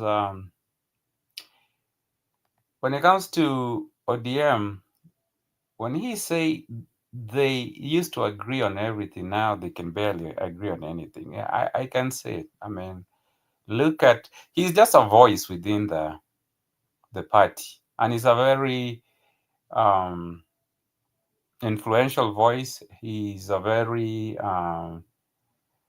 trusted voice that can speak about internal issues to the country, internal party issues to the country, and the country can kind of reflect on that, to understand why is it that ODM is doing what ODM is doing, especially someone like Baba. If you look at the explainer, I just pull it right now. The views for Sifuna within one day, there's one that has 178k views. If you look at Raila's interview on NTV, Raila right now he's sitting on 94,000. 94,000. And with a 24 hours difference between the two. Oh no, yeah, that's 3 hours. Yeah, for Sifuna is 24 hours difference. Raila has been sitting on that for 3 days. Nobody cares about what Raila says. So why am I saying that? At this point in time, people are more interested to hear from the voice of reason out of ODM, and that is Sifuna. Raila is losing the ability to communicate, not only to ODM, but to communicate to the country. If I was Ruto dealing with Raila, instead of us saying the day Sifuna will cross over to us, we will believe him. If I was Ruto, I would tell ODM to fire Sifuna. Because you realize, if he was coming in to do a damage control, you see those numbers for Baba, those were very bad numbers. Baba did not deliver, he did not communicate. I don't think anybody was interested. There's some analysis. I want to know if you guys watch the Bold analysis. This guy does a very good job of dissecting the differences, comparisons between the live streaming of when Baba was talking. There was 1,200 people watching live. When Gachagua was talking live online, there was 12,000. That's almost 1,000% difference between the interests of who people wants to listen or pay attention, and therefore the communication to the country. Or if it's a campaign, how do you really effectively campaign? It sounds like Gachagua is getting into the Kenyan. More Kenyans are interested with what he has to say than what Baba was saying. James, what if I can ask you a question? What if Raila sent Sifuna to check the ground? You know, he went for that live and you said he did not have the numbers. That question What if he was checking him so that they can see because they are playing ground for that conclave? What if he was checking him to see the ground? If that's the case, then guess what? Then Sifuna came in with that intention, but what he delivered, then he didn't do a good job. If that's a strategy that you have for anything, please abort. That is not a good strategy. Sifuna came maybe for sent, but when he got there, he was carried away. When you come in and say we used to agree on everything, Jemo. we can barely agree on Jemo. anything. Hold on. Okay. He's saying the same things we are seeing. Where is Orengo? He used to be a very vocal person. People used to look at Babu Owino. You can tell there's a rebellion going on, and it's not good for broad-based, it's not good for Ruto. So if I was Ruto, I will ask Raila, fire that guy. He's outshining you, and he's actually messing up our bro code. So if ODM was sending Sifuna, then I don't think that was a very effective way or a good strategy. And at the end of the day, if Sifuna stays with ODM, and this is how he comes out to lash at the government, okay, it's just a matter of time that he will do enough damage and then they will fire him. Or if he doesn't get fired, it's still working for the opposition, because a lot of people are taking what he's saying to be serious, and definitely he wasn't adding any value to neither Raila or Ruto. So he can as well stay there. And if he does, all I'm trying to say, back to RB, let's not blame him. He's doing the Lord's work. If they fire him, well, they will fire him to protect. You know why, James, I asked you that question? When he finished, he said that ODM will feed the candidate. That is what he said. So he can be preparing a grounds for Raila to come out. That's why I asked you that question. Yeah, but that does not. You know where Raila stands right now. Even if people, that's why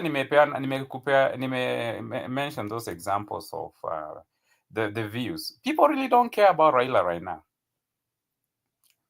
Even if Sifuna exit with Raila and he comes and advocate for Raila, people are not interested with Raila. That's why I say 94K after 3 days. 94K total views after 3 days. Sifuna in 1 day, he has 178. That means they can be planning all these things they're planning. It could be a strategy, but nobody is interested. Raila lost trust. People don't really trust Raila that much. What if Raila exits just to split the votes of the Western? That's the question we should be asking. So nobody is interested in that type of approach. Raila, he did not look convincing. Alikuwa low energy, in that he did not. He's not the Raila that we used to know. So you can say that they are planning an exit strategy for who and what's gonna be the outcome. Raila is gone. I can see an exit strategy to prepare Babu. or somebody else. Even could be Orengo. But exit strategy for Baba, it's not working. I mean, hawa watu ni ukweli wamechanganyikiwa. Vile Sifuna tu alisema wamechanganyikiwa pabaya. The voices of reason that need to be there. You know, for a Secretary General to brand the party that he is leading, that is a party of confusion, for the Secretary General to say, I'm having difficulties to have candidates, okay? For the Secretary General to come in and say, whatever I've said publicly, I've told him in private, and there is nothing I can hide in. I mean, look at the punctures that he was giving both ODM and Raila and Ruto. I think that's more important than our fears. You see, as a coalition, we all have fears. We have fears that what about Gachagua gets the DCP, the whole mountain, and says it's to Ruto. But if we are going to run on fears, trust me, it is going to be difficult for us to make coalition. If there is any fear that I have more than Sifuna, it is Rigathi Gachagua himself.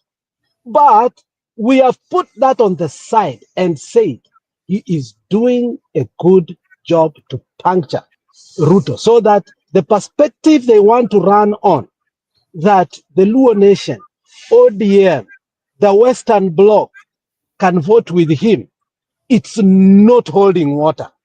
Okay, that is the last crying tears for Ruto. That ODM will support him, the Luo nations will support him, the Western is with him. If the mountain has gone out, that is not working, and Sifuna has made it very clear. So we must look into what is more important than, are there fears of inside politics of maybe what is able to be done after this interview? Obviously, ODM is not going to sit at the periphery because Sifuna has made his decision and wait for it to be punctured or to hemorrhage more.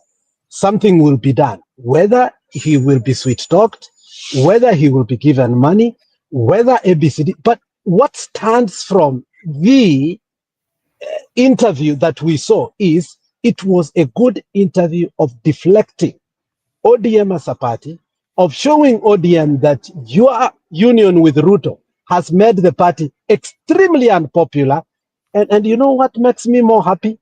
The treasurer of ODM, who is Timothy Bosire, he comes from Kisii, has quit the party. Okay?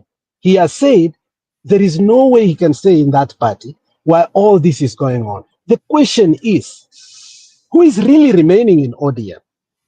And when the owners of the party, you know, when Raila went, when there was a problem about who speaks for ODM, Raila went to the funeral of Ongondo Were, and he said what Sifuna is the only one capable of speaking for the party. The rest is democratic views among us. But when he speaks, especially to the media, this is the position. Now, if that's the position of ODM, confused party, people don't want to come to the party because of this, then Sifuna is doing a good job for us.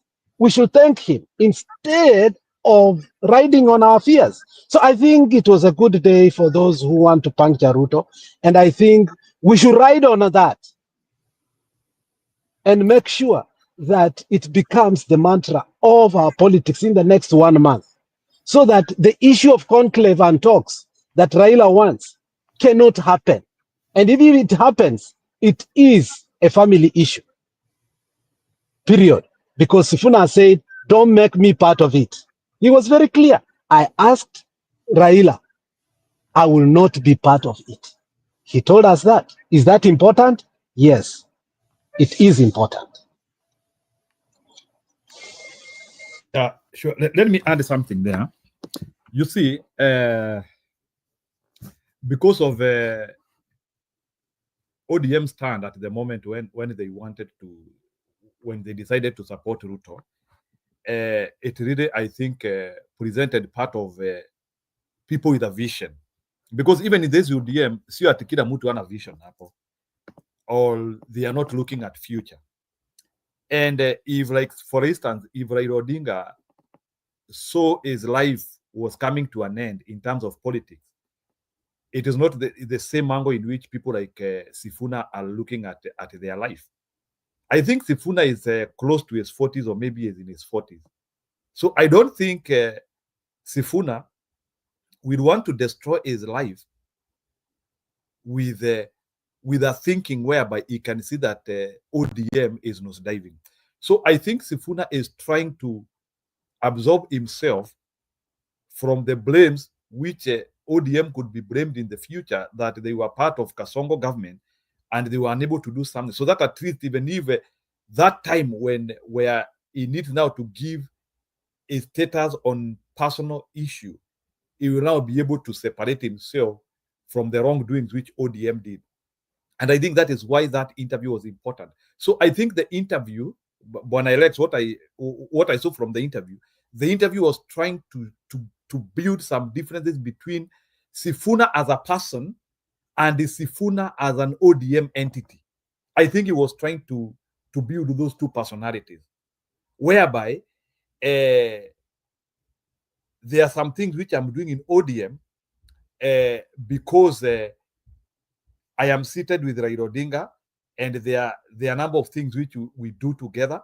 But that one doesn't mean that I have blinded my eyes not to see what the country needs. And to the reason, why does he want to play on those two directions? Why would he not just want to maybe to resign and go the other direction? But there is something I came to understand at times, sometimes in politics.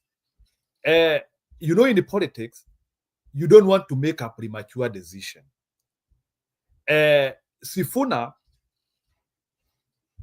really wants to know, he knows that Ruto will be going, but he is not sure of the decision, whichever the decision will be doing, if it will be a popular decision.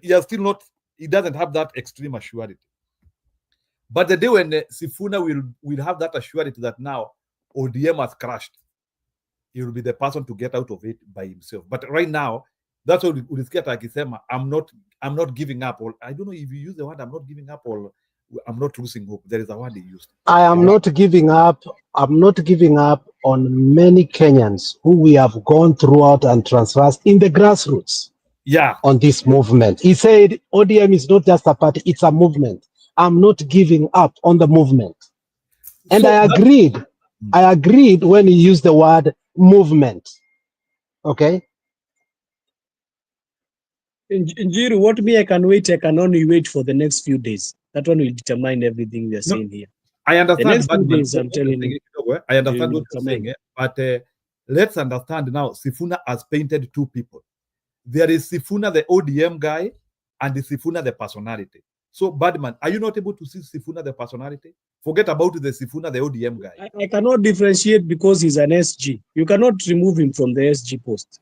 Wherever Sifuna is a Secretary General of ODM. And so also, you are not able to isolate any even personality. if you try what? He's a Secretary General. It's like coming here saying Njiru, see when you Njiru show, to separate Njiru and Njiru show. And also, he has painted a picture about the ODM that puts a good face, smiley face in front of us when they're talking to the government, and the ODM when the lights are, the doors are shut, and they are not agreeing with the government. So that is something to be worried about if you are the president, because he was simply saying, it's not all nice and dandy. When we retreat, we are not with the government. This is the same government that Ruto has given access to treasury and specific areas like energy. And these are some of those areas that they can use against him to take him down. I wouldn't be so comfortable with somebody talking like that while his people knows all the transactions I'm doing. So that means Mbadi might be smiling in front of me saying, Mr. President, but behind closed doors, him and Raila are talking crap. Secondly, Sifuna has come to realization that in this day and era, associating yourself with Raila is not a guaranteed ticket to back to Senate. How does he come down to that conclusion? He saw what happened in Nyanza during Ojwang's burial, where Babu came in and, he was cheered. They picked him up and put him on the stage. He also saw the other day when Babu went to an event where Ida Odinga was there, and how much he was being received, to where Ida was pissed. It means it is this time, and there was a poll leading to that. Babu was a preferred governor for Nairobi. Was it a poll, or even Jalango was saying it in a sit-up it was a podcast with one of his friends, and he said that today, if there's an election, even next general election, Babu, even though he's not seeing eye to eye with Raila, Babu will beat Sakaja squarely. When you see this on the ground, it's happening to Babu, and Babu is Luo, and he's not with Raila eye to eye. He's not with Kasongo at all. Let me tell you, this is not the time to associate yourself. This is not the time to be scared to speak your mind just because Raila will be pissed. This is a time you disassociate yourself with Baba, because if you go with ODM and your general election without defining yourself as a person, utaanguka hata Senate. How is Babu becoming so prominent today without even campaigning, that he's already beating Sakaja to a point Jalango can say it out there like that? And Jalango dines with Ruto, but he's saying in front of us, on the ground, mtu wa Ruto ataanguka na ni Sakaja. So times have changed. That is what Sakaja is saying. And fortunately enough, he's saying this is what ODM is struggling with. They cannot fill positions. If Sakaja runs with ODM, he will fail. Because definitely, Sakaja cannot run with ODM. Actually, he can as a Senate. But if Munyoro brings somebody, or the opposition brings somebody else, it can be anybody. They will beat candidates who are ODM at this point. The entire Western, they cannot fill position over there for ODM. Not at this point. Wetangula cannot fill a position hata uko Bungoma. Filling a position is one thing. Winning, now they cannot. So Sakaja is strategically making moves, just like how Babu did. The earlier you disassociate yourself with the agenda of Kasongo and broad-based, the better for you. He's seeing the time is running out.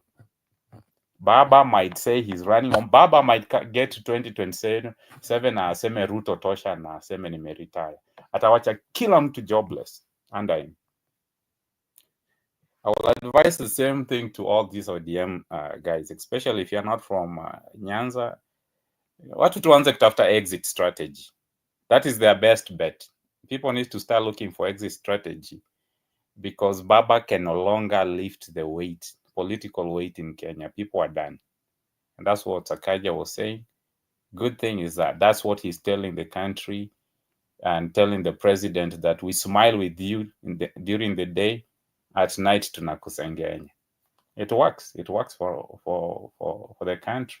It works for the opposition. So he can stay there and keep doing the good job for his own survival, and or he can switch over and come to this other side, or whichever side he wants to go. But so far, so good wherever he's at. That's my take.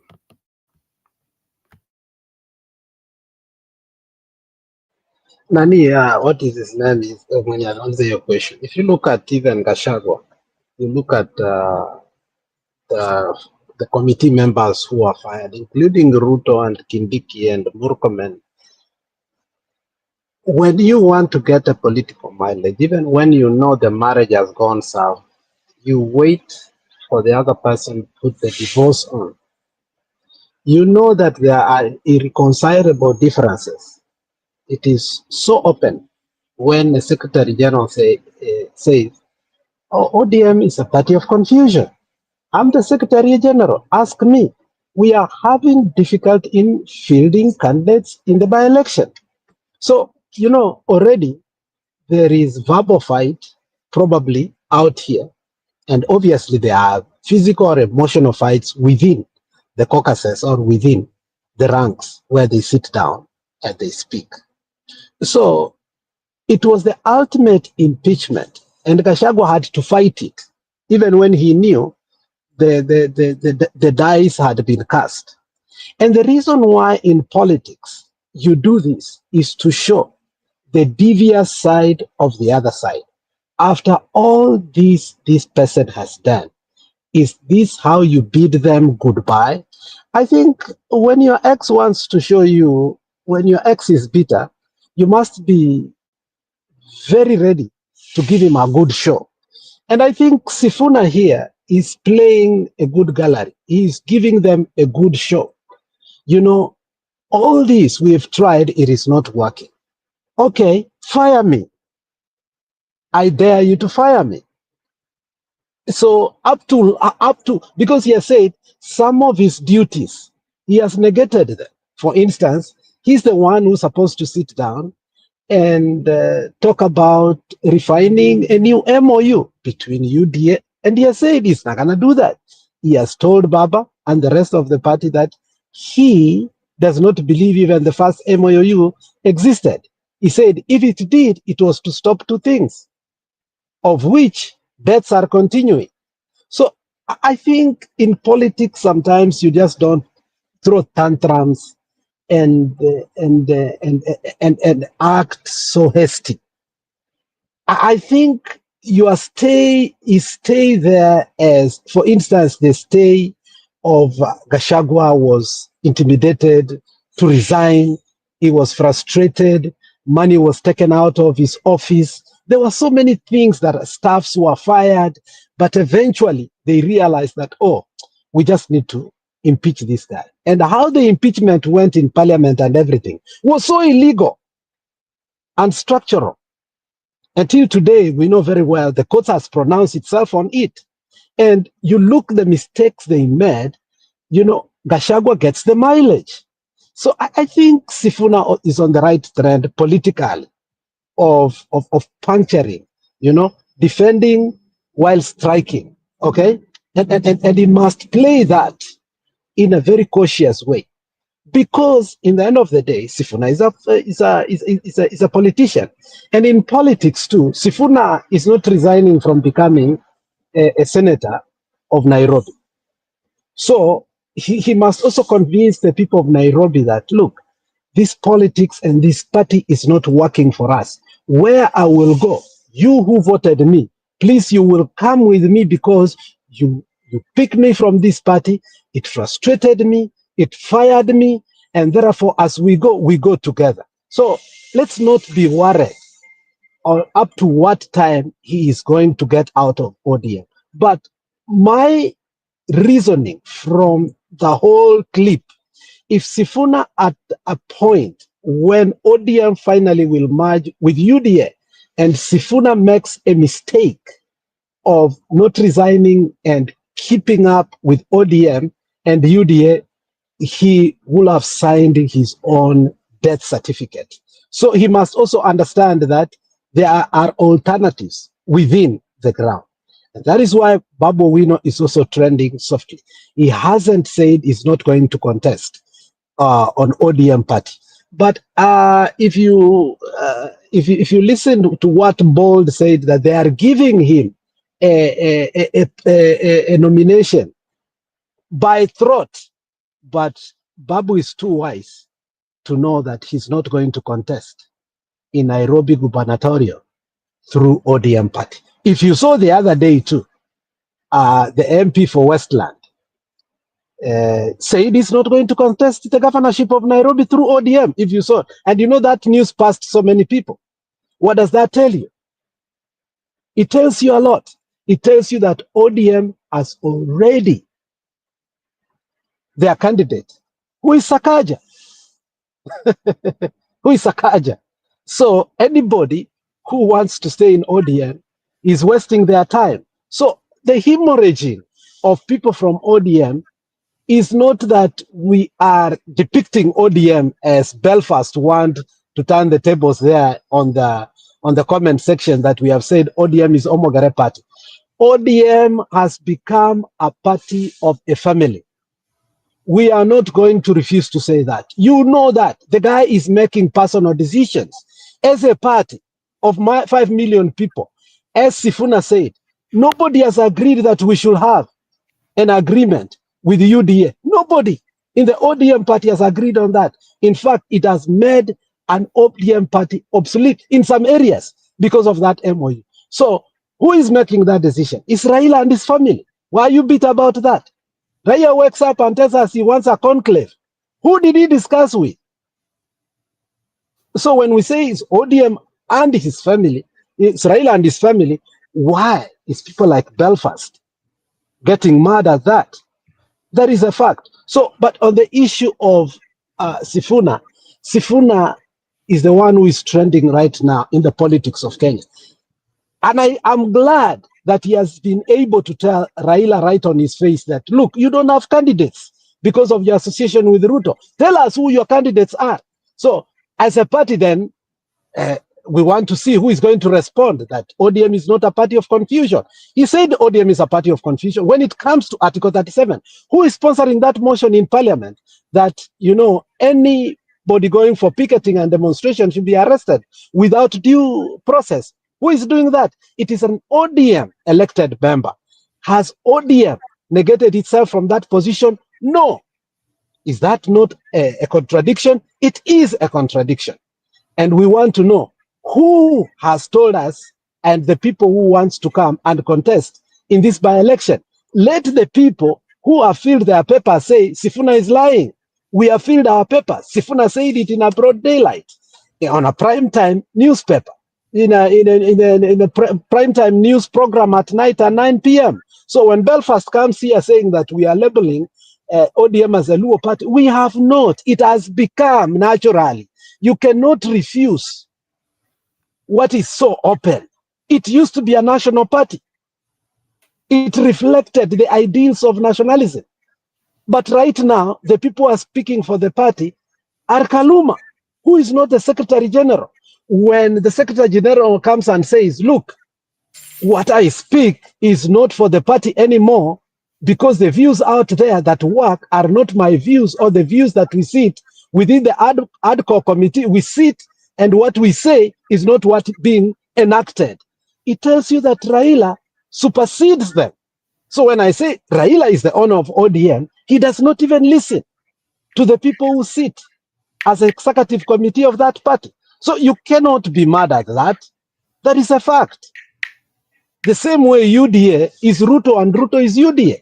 He puts who he wants to be the Secretary General. He removes him when he wants. He puts the Secretary General to sit in the cabinet.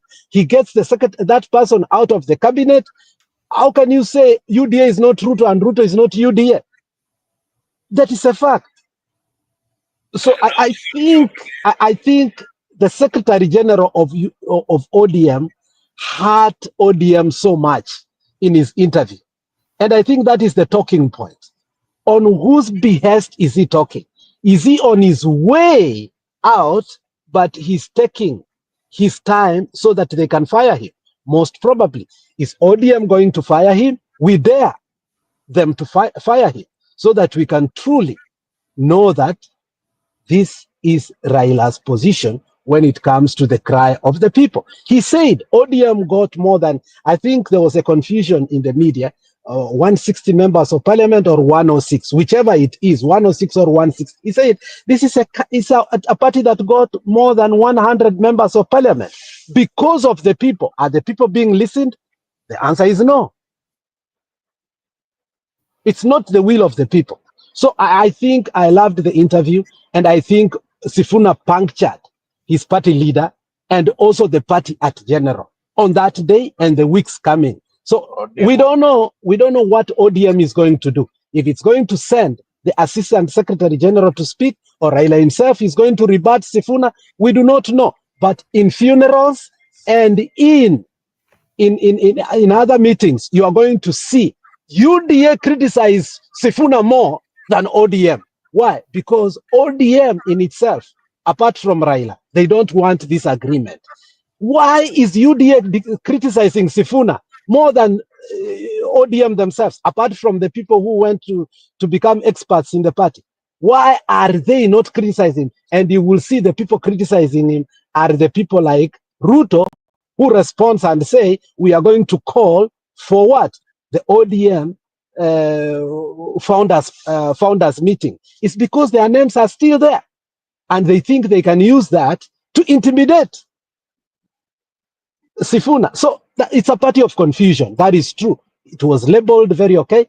And if ODM wants to come out of that label, it must come with a non-confusing principle on why Chapter 36 is being meddled with, on why people are not running and scrambling for the nomination on the coming by-election, and why its position that it used to have, it's no longer the position it has today. So ODM is a party of confusion. I would like to hear Julia. Julia, you came and you kapotea. Julia, what's your take?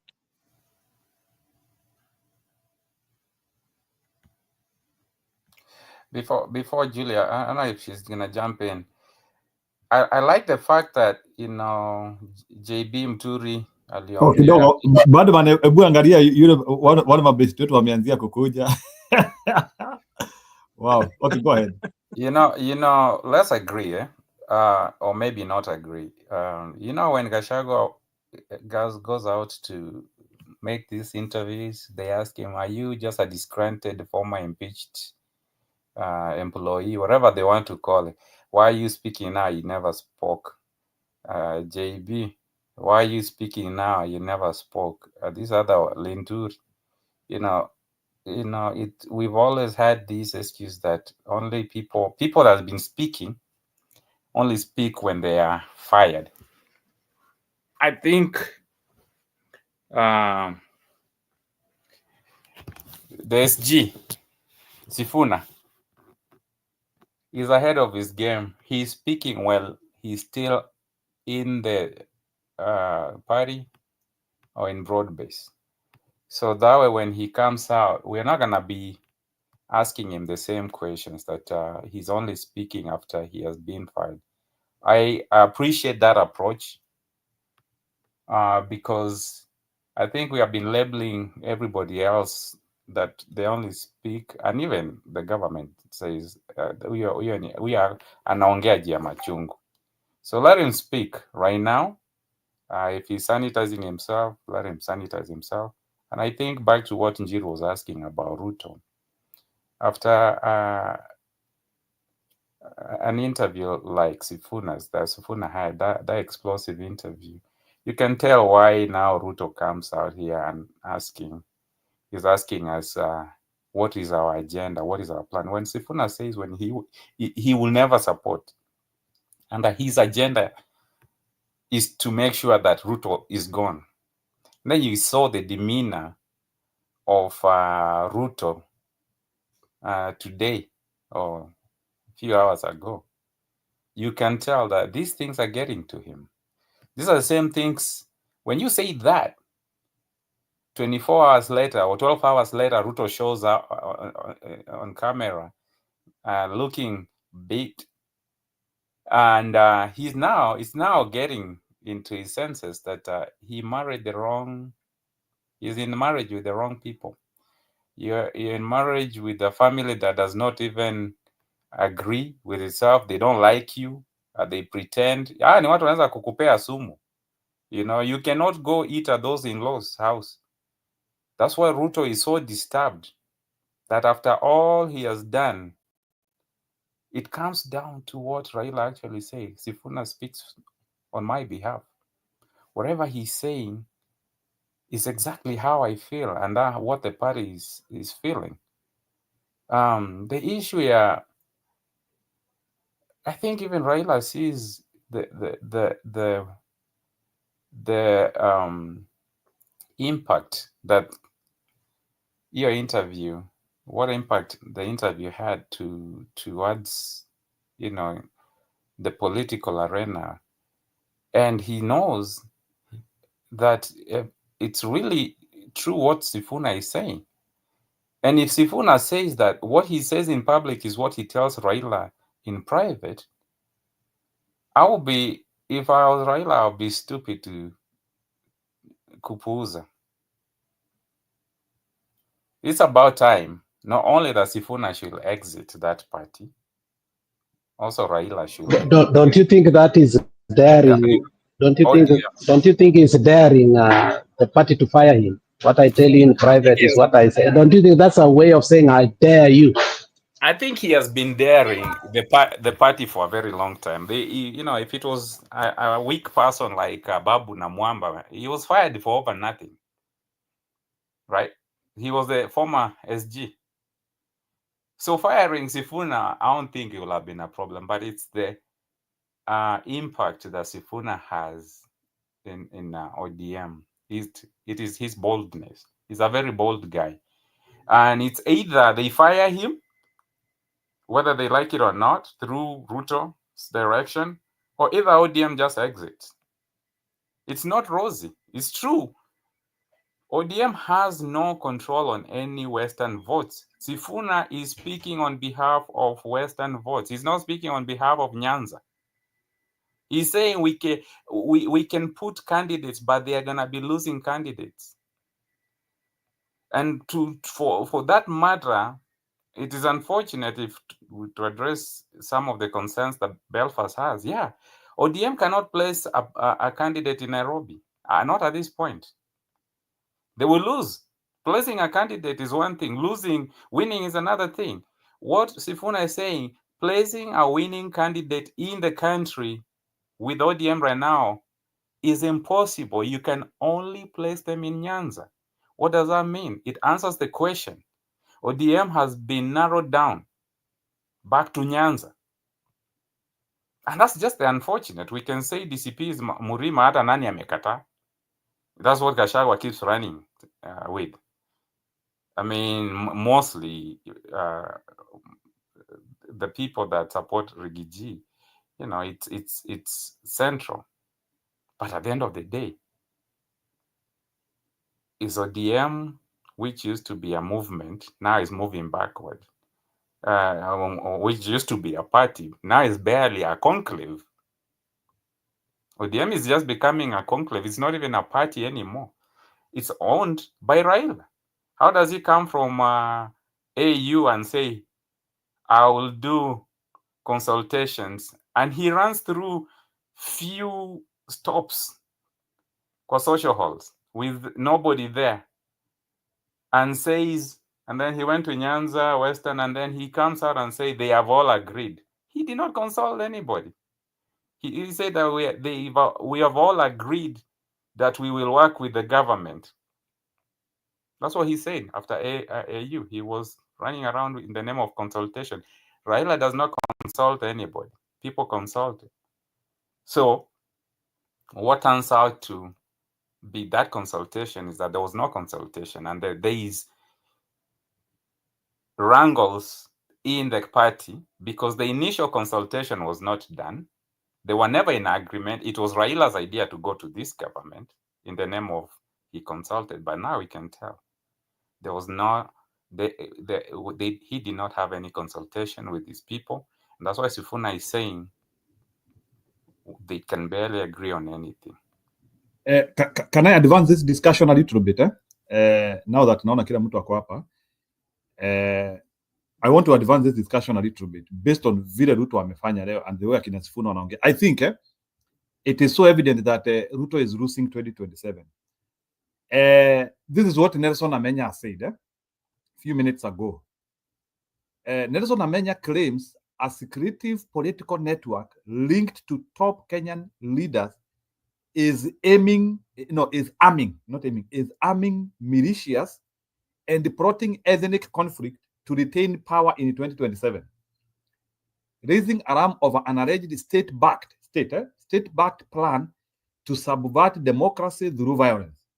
In an explosive social media post on Wednesday evening, Amenya detailed how the network has been mobilizing youth, conducting oathing ceremonies, and relocating hidden weapons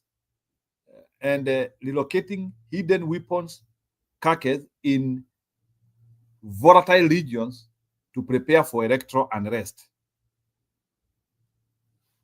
React to that. Nelson Amenya anasema serikali, because anasema state back hiyo ni serikali.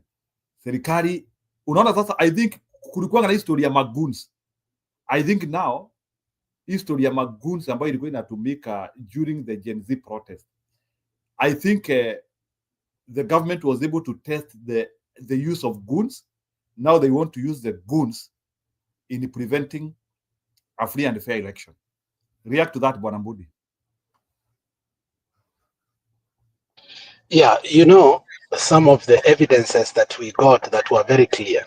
And again, when the media goes openly and a day to the ceremony of 25th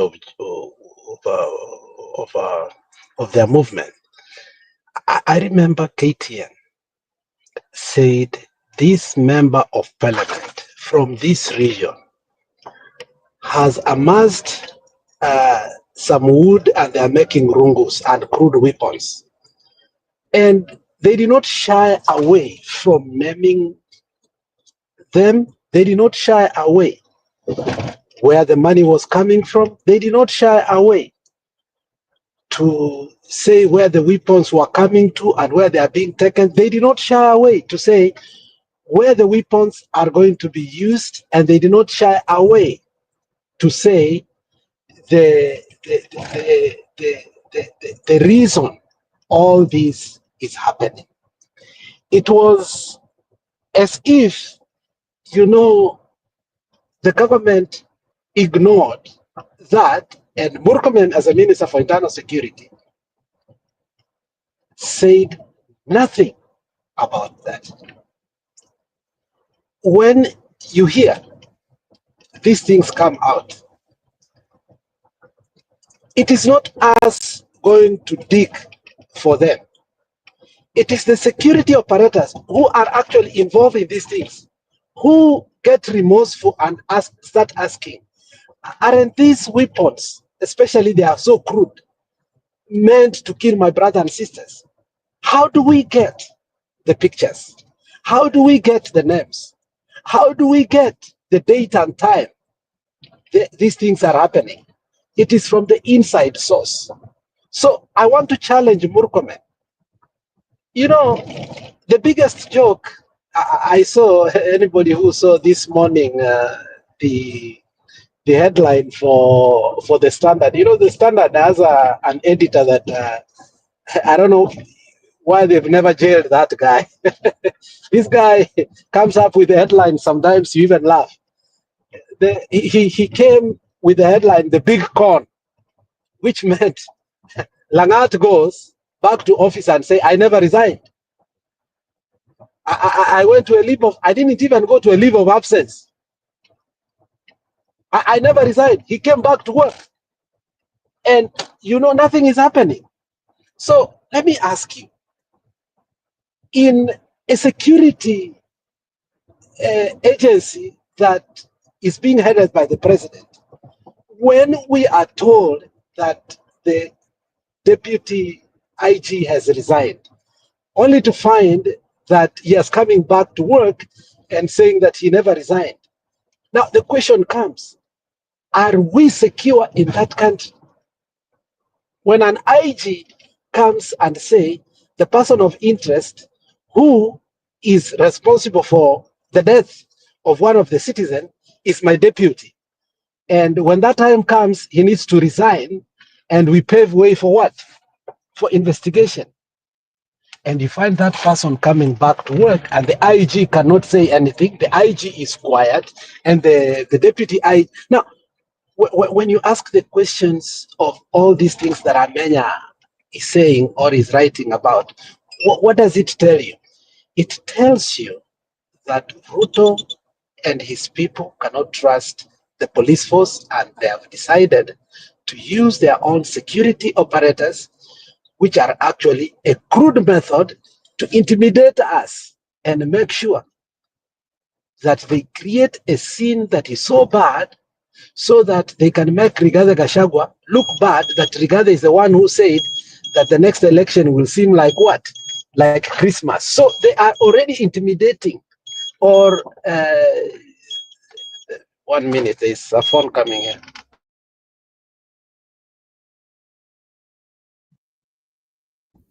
Okay, sawa. Arabia anaweza react to that also.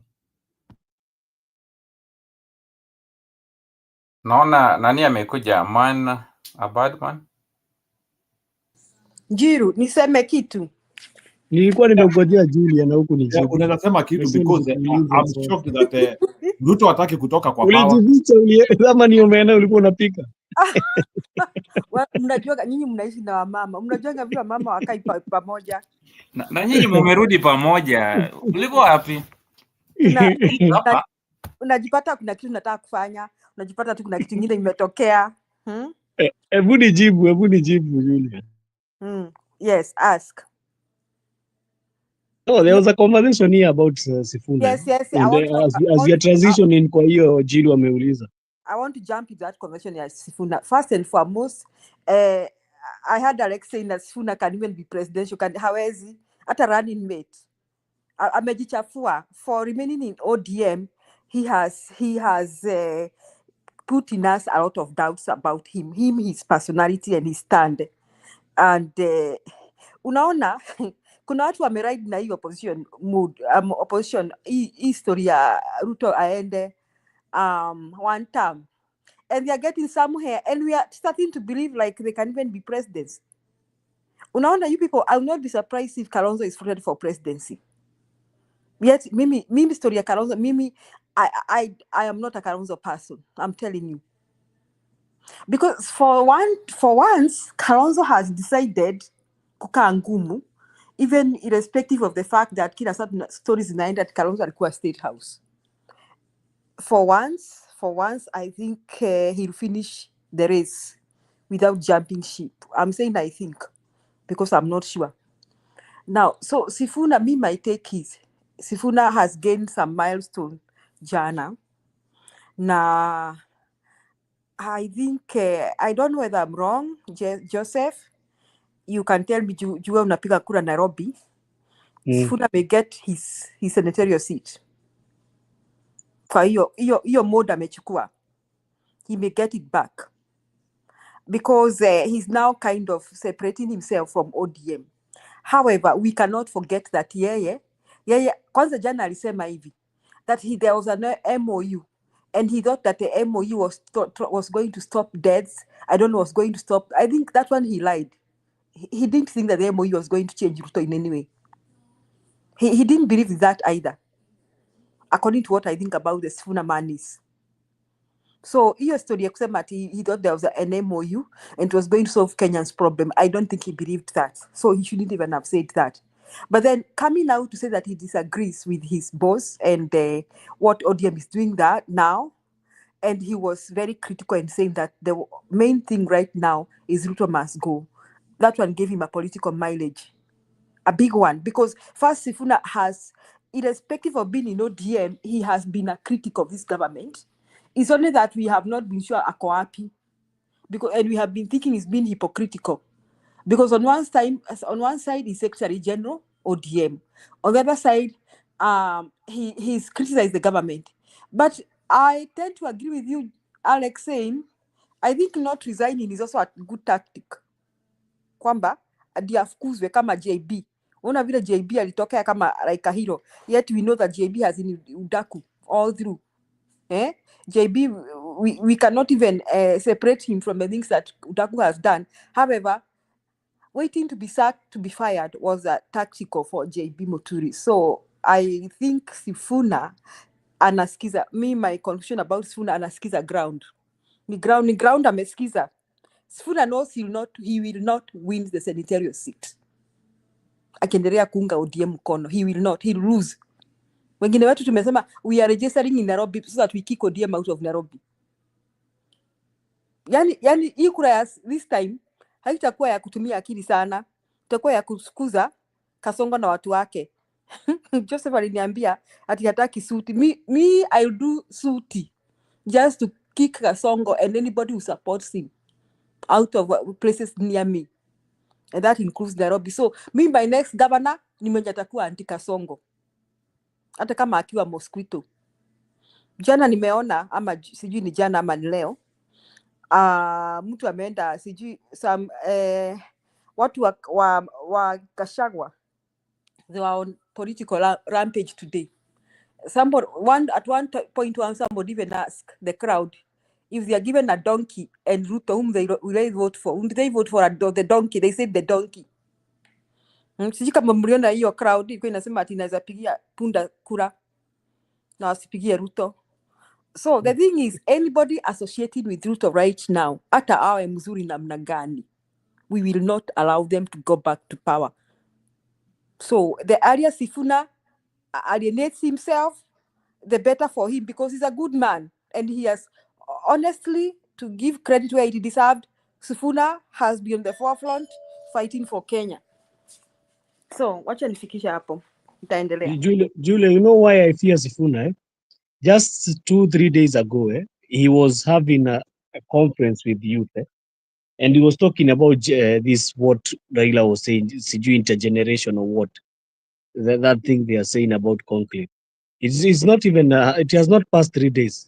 You know, I was watching that when they were talking about that intergenerational conference. So I'm very, in that situation, I'm going very, ninaenda kama nimejichunga sana, because I'm one of the voters in Nairobi. Ninaenda kama nimejichunga sana. So this time round staki hiyo kuwa na hiyo nini na hiyo upsets. I'm going very keenly this time round. So Jemo, you to comment?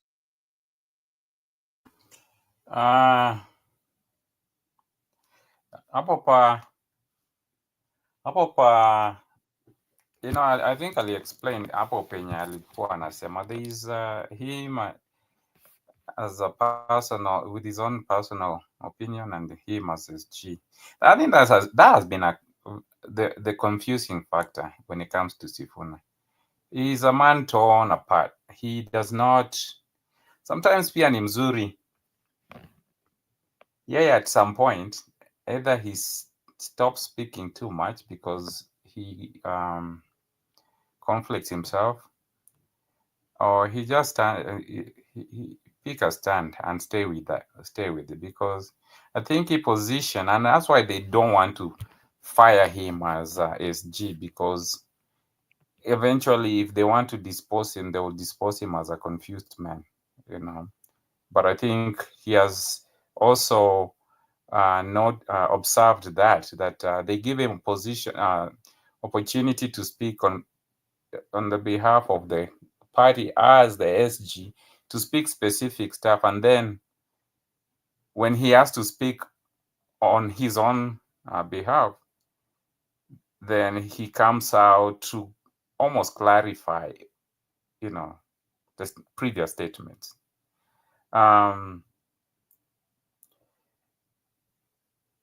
Sifuna, I think aliona hiyo party ya Julia, you know, with ODM sahi, it's getting to a point that Sifuna aliona, and I can believe that yeye na Babu, they meet and talk about the future, either of the party or their own futures. And at this rate, Sifuna, if he does not stand his ground, he can be barely elected mzee wa nyumba kumi. That's how bad ODM is moving.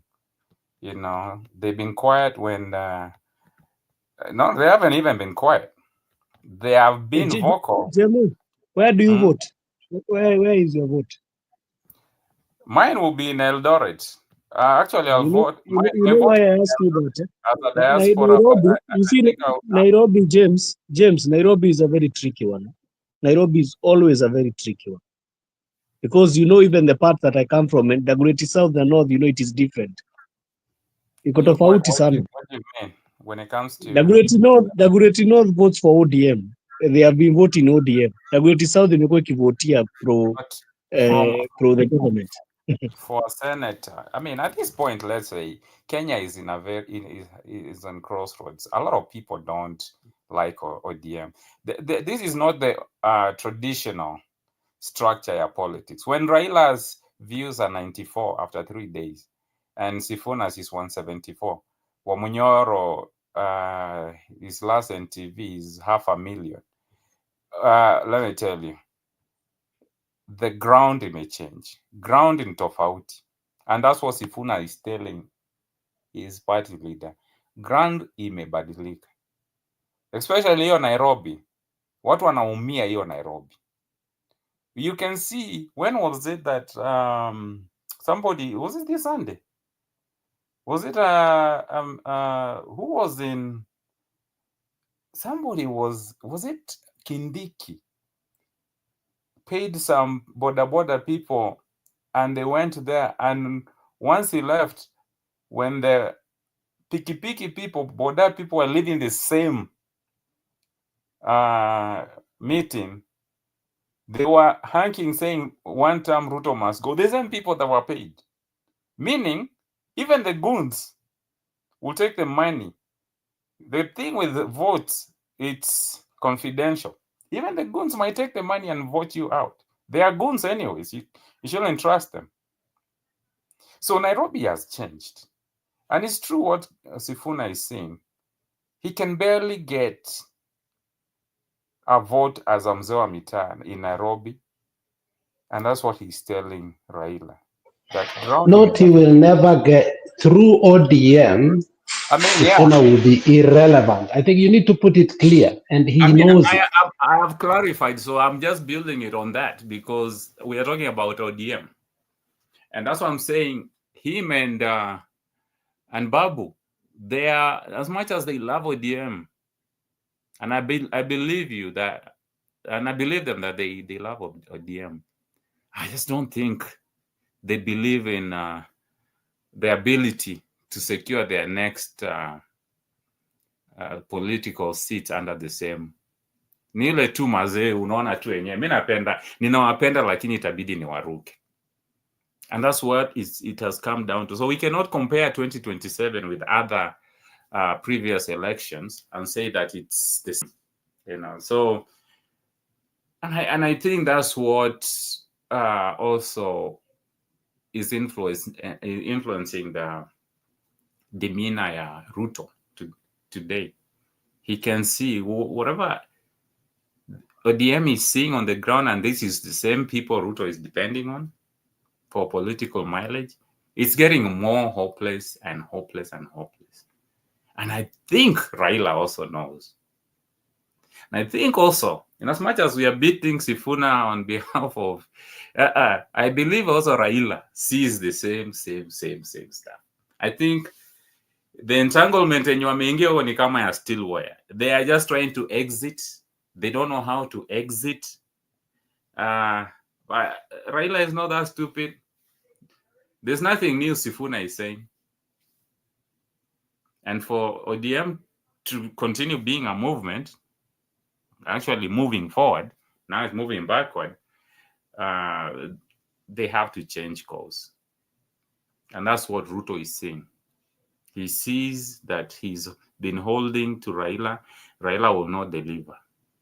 Now, Raila said, Kibaki tosha, but when you go to 1997 election, he really didn't have to say Kibaki tosha. He was number 3 with 600 votes, 1,000 votes.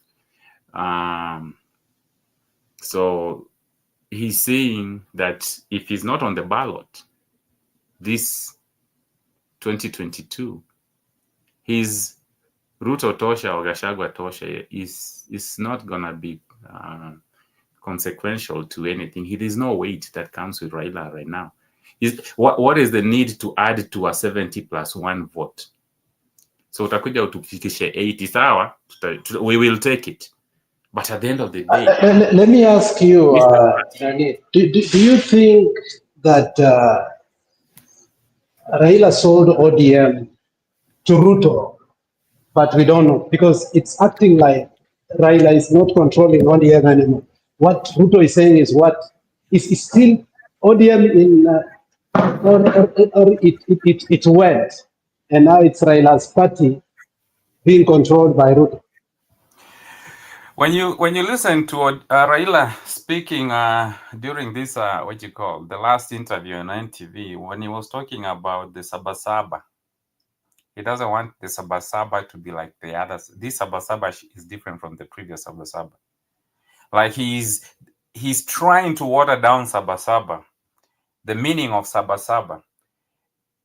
If you look at Ruto and you look at Moi, I think the Sabasaba ya Moi should be it should be, inafaa iongezwe chumvi, inafaa ikue even bigger, better, greater. But that's the same person that Raila is saying, water it down, give him easy time. So Raila has sold the entire Bill of Rights zenye tunakuaga nazo, everything that he fought for, using whatever party he used, with kina Koigi, with kina Orengo, everybody that he fought with, and everything that he fought for, including those Sabasaba, that Moi did not go up on top of in public and say shoot them on the foot, and Raila is coming a few days later and say Sabasaba should be just tukutane tukule miwa pale ama miwa pale Kamukunji, tupige stories za jaba. That's what Raila is telling people while the country is going down the drain. So he sold not only ODM, but he sold all those rights he was fighting for to the highest bidder. It just happened that it was Ruto. Consolidated all your rights, freedom of speech. Unafikiri hata saa hii Gen Zs are speaking regardless of the fact that Kasongo don't want them to speak. It's just the boldness of Gen Zs that's taking them out to the street. Raila, Ruto don't want them to speak. How many have been abducted and still Gen Zs are still speaking?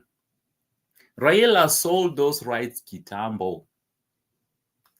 Push. It was barely when he was taken to, when they were making him the chief of Nilots in Kisumu, Nyanza, the other day, that he was speaking in front of people saying that he has talked to, when Ruto went to Nyanza, that he was pushing Ruto about abductions. These abductions have been going on when he was campaigning for AU. Kwani abduction, it was at its peak. More abduction were being done when Raila was flying around Africa. Why didn't he speak at that time? So he sold the rights that he brags about, that he has fought for liberation. He sold the liberation because what is ODM, which was the main, and Azimio, which was the official opposition, what is it doing in government right now? So are we going back to what was Sabasaba, Article 8, Section 2, your multi-party? That's what Sabasaba was all about. But now Raila is working with the government. So we were sold. Forget ODM. ODM is a very small price. If Ruto could get even the your Bill of Rights, ya kukunyamazisha. That's what Ruto wants. Ruto actually wants Kenya to go to a one-party nation where he can rule for like Museveni. So forget ODM is a very small price, and Ruto wasn't going for ODM. He was going for Raila. This comes with ODM, and also Raila comes with all other rights. He comes with a blind eye to corruption. How many corruption scandals are there in Kenya actively right now? And Raila has never said anything. He said something about Eurobond in Kibaki's government. Was it Kibaki or was it Uhuru? But he was very vocal. What happens to that? You want to tell me that Ruto, since Ruto joined government, Raila has never seen any corruption deal? He's defending those corruption deals. He's hurt by Adani's cancellation, knowing very well that that was not a good deal. It is a good deal in a normal society, in a country with a society of integrity. Any development is good, but how many really are accounted for when we say we are building things in most African countries? Adani is one of them. Raila has never called out Ruto. Never. Hata tuanze mambo ya abduction. Let's just twende kwa corruption. Unless mimi nina miss.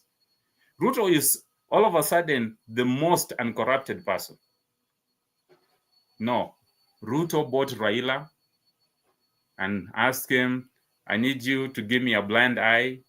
Look that way while I'm stealing. When I'm shutting down the TVs, when I'm shooting the kids, when I'm abducting, when I am infringing rights, human rights, when I am failing the health system, when I'm failing the educational system, he asked Raila to look away. So what is ODM? Just to answer your question, that was a very small price. And I think that's why ODM is frustrated, because at the end of the day, Raila exits. A lot of these people, being the fact that it's a second biggest party, or maybe it's the biggest party so far, we can say, in Kenya, there's a lot of people that will lose. If it was a small party, maybe those people will join bigger party, but this is a big party. And you know the embarrassment that comes with leaving a party like ODM to go join Wamunyoro. Man, even their sanctity is gone, will be gone. Leaving ODM to go join Natembea or go join some of those parties in West. It's sad. So they are fighting because they know it's a huge party, and once the party goes down, they don't have plan B. Actually, ODM is the only party that I know have, for the years they've been actively working on the side of Kenyans, their plan A, plan B, and C was ODM. Sai, people are really scrambling for plan B. I don't know what will happen, because a man like Babu cannot run for even MP. Forget governor. Babu will be re-elected, even if it's ODM, because of his stand. And that's what Sifuna is trying to do. But at the end of the day, it's going to be hard for the rest of the members to run and defend ODM on what ODM has been doing with Kasongo. So, in a nutshell, Raila sold everybody. He sold the opposition, he sold the right, he sold Kilamut. And Ruto was expecting Kenyans who follow, because people followed Raila religiously. He was expecting that since Raila was opposition, if he buys opposition, there will be no opposition in Kenya. That means we are back to 1990, where Kenya was a one-party nation. But guess what? There was an uprising of Gen Zs. He mishandled Gachagua only to revive his political career. And then the other day, what Sifuna was saying, it seems to me like all the plans that Kasongo and Raila had did not go as planned. And that was the reason why Kasongo is very frustrated. How is it that Maandamano was, Sabasaba was 3 weeks ago almost. Nobody's screaming Ruto must go actively, but other than the politician. And this guy looks like we just came from a very major maandamano. His demeanor was bad, bwana. Unaona mtu anakaa ni kama tumemaliza maandamano jana jioni. He's thinking about this. He knows that his plans with Raila is not going so well, based on what Sifuna said. So he bought something that was useless.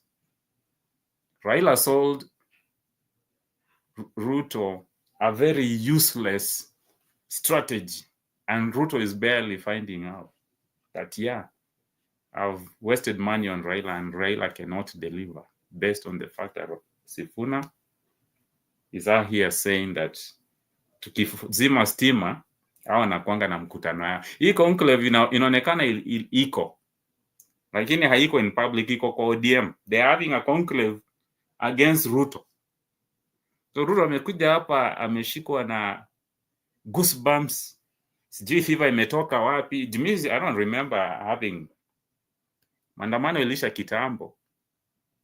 2 weeks later bado unaongea Ruto. And today he was so serious. Yeah? It's getting to him that Raila is not delivering, and it's true. One term is a reality. So yeah, that said, yeah, Raila sold people, sold our rights, sold everything, but Mungu ni nani? Mungu ni nani? Bado Kasongo wako anaumwa na kichwa. Yeah, that's my take on that. RB, uko hapo? Umenyamaza sana. RB. Are you there, RB? Joseph, can I ask you something? Yeah, RB naona yuko. Julia niulize. Juu wewe uliniambia Sifuna nisipigie kura. So do you think on that But me I don't trust him, Julia. Till now Julia kidogo hebu niwaekee video kwa nini like is a sound clip. Usikie vile Sifuna alisema jana, alafu you react to it even as we criticize. Ndio hiyo hapo. Fred Matiang'i has his faults, but if he's going to help us remove William Ruto, so be it. So be it. Former Deputy President Gachagua? He is impeached. He cannot run. I don't understand why people talk about him as a viable candidate. The Constitution says once you're impeached, you cannot run. As Kingmaker? Is he someone you would work with?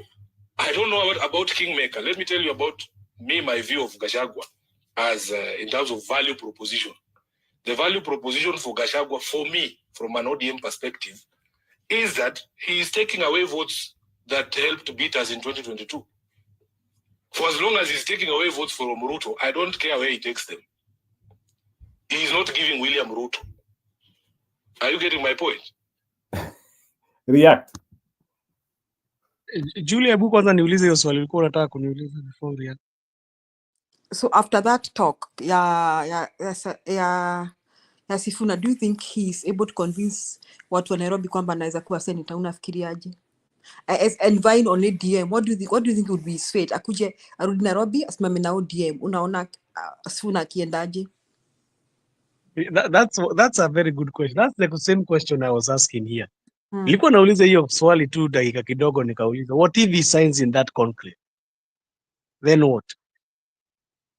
Because at the conclave, he's not able to separate himself. That he'll still be there, and he doesn't have enough courage. The same way he was there signing signing the memoranda, ile 10-point agenda. Alafu akasema ati yeye hakusign. Do you remember? Unajua ninaona watu wakibash Muturi hapa, but Muturi alikuja clean akasema hata siendi hizo meetings.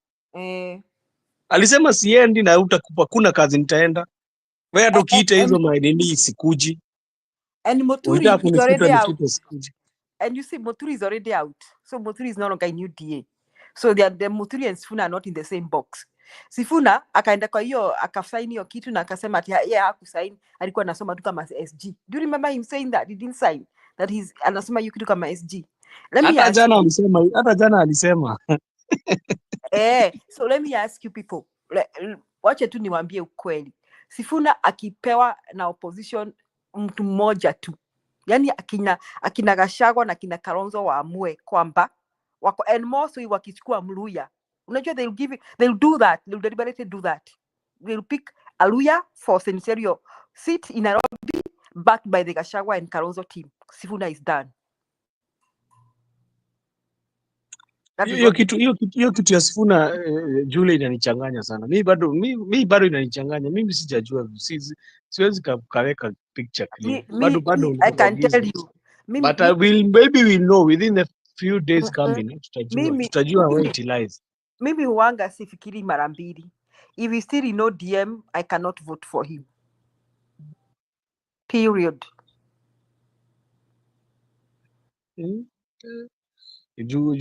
Hata mimi Julia vile hata mimi sinakumbuka nilikuwa hata even before James hapa Jemo, mimi nilikuwa supporter wa Sifuna sana hapa, by the way, but after seeing some things I said sitakuwa. Lakini akitoka na kugane na, unajua mimi sitaki this lone rangers watu wanajifanya ni lone rangers ati wako na msimamo ati ni msimamo wako nayo kama akina Maraga na wengine. You see, like right now, let me say this, all of us we have our strong points and our weaknesses.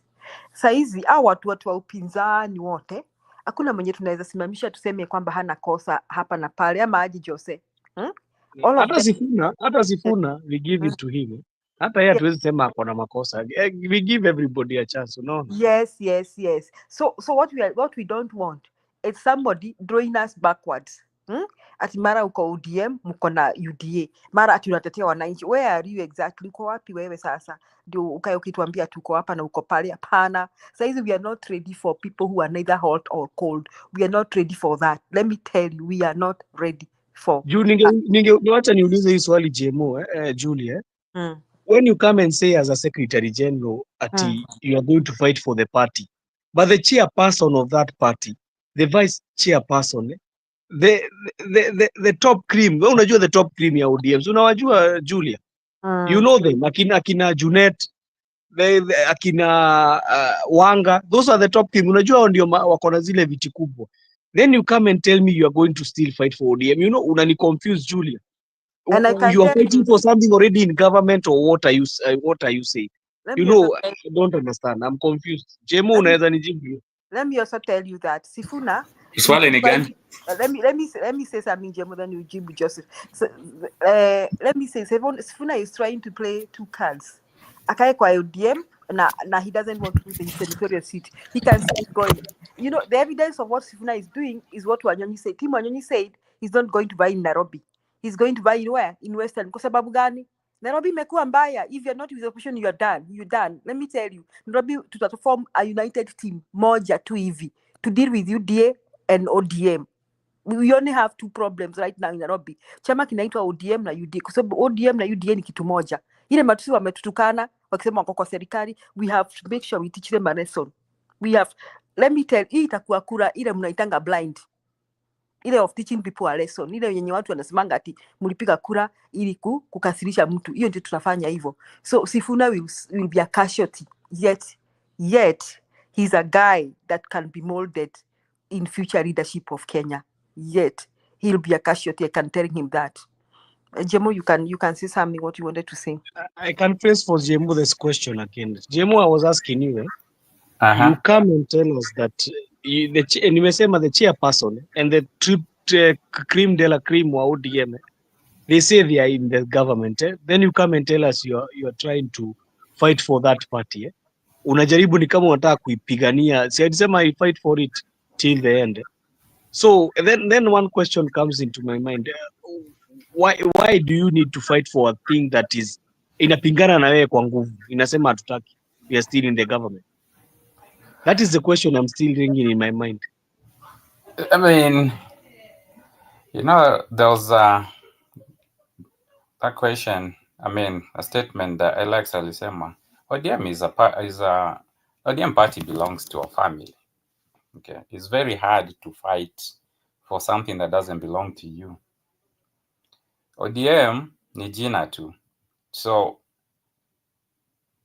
Raila and Oburu Odinga, they dragged Orengo to State House and wakamforce. And since then, after the humiliation, you never hear Orengo speaking. Because also Orengo used to think that he's a founder or co-founder of ADM, and he has say. He only to find out that he has no say.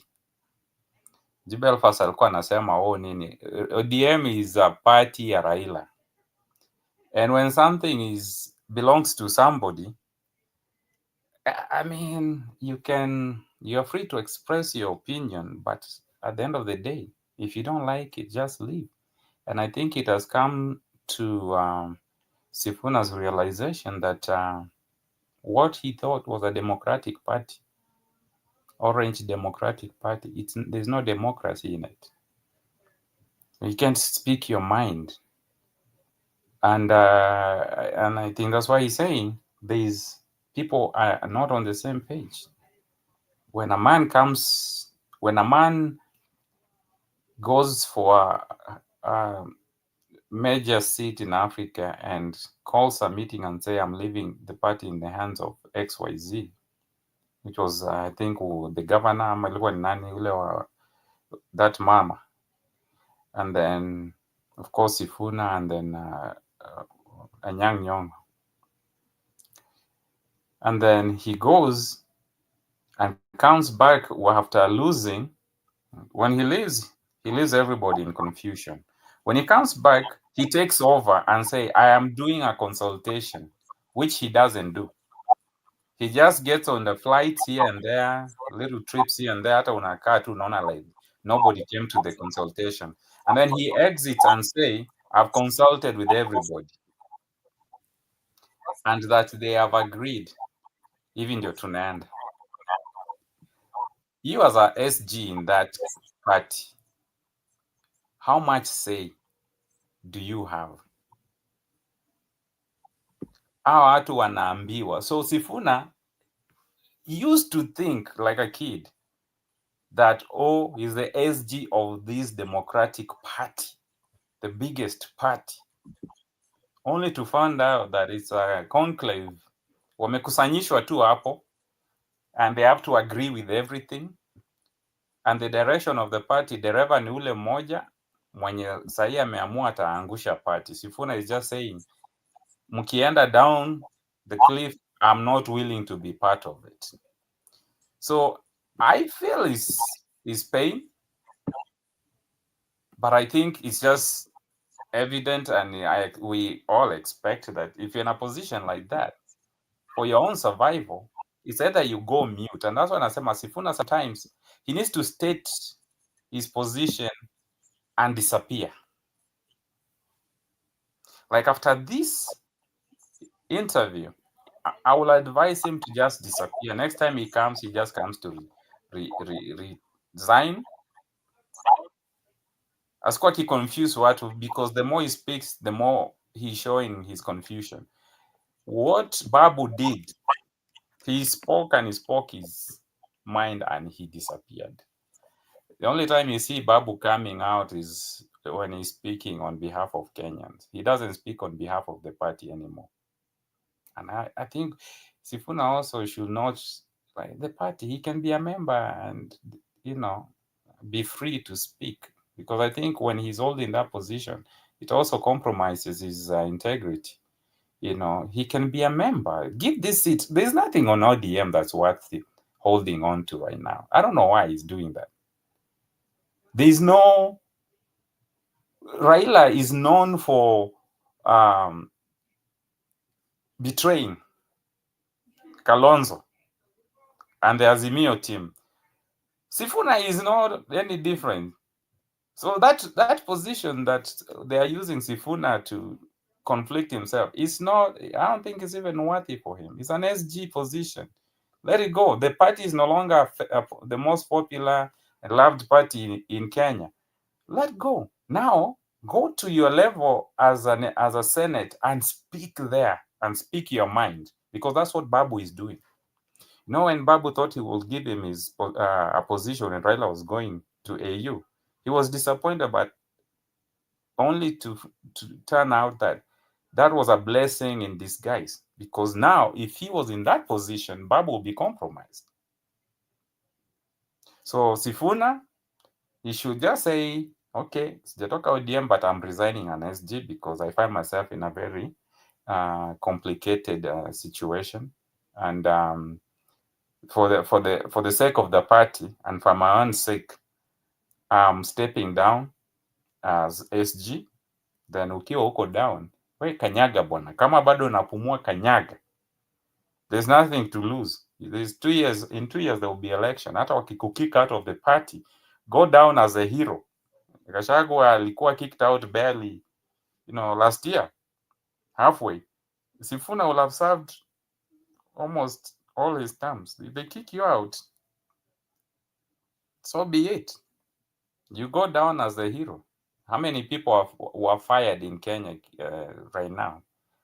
Kinamturi. I think holding any position, political position, sahi in Kenya, all the way to 2027, if you're not on the side of the people, then you're doing it.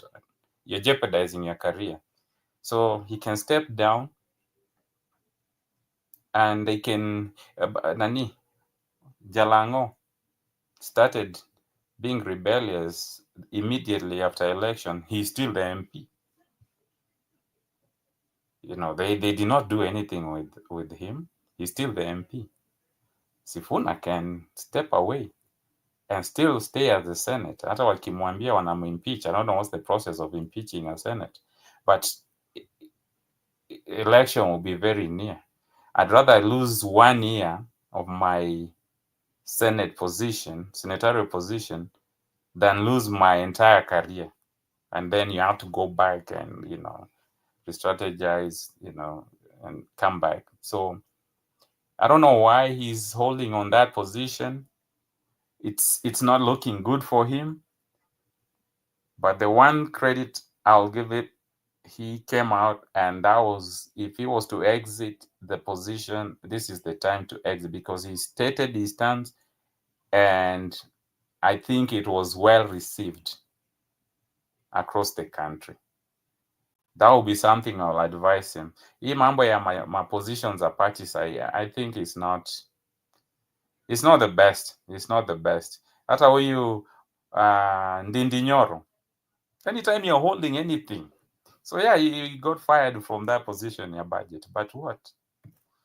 Most likely, if he stayed in that, even Ndindi Nyoro, even if he did so well in his constituency, kuna ile tu collateral damage, unaenda nayo, unaanguka. Like at this point, people wanasema wafagia what. So to answer your question, he should do better. He should choose himself. Raila amezoea kuruka watu, na anaweza ruka SG mbaya na achague mtu mwingine to run what you call, nominate somebody else to run in Nairobi.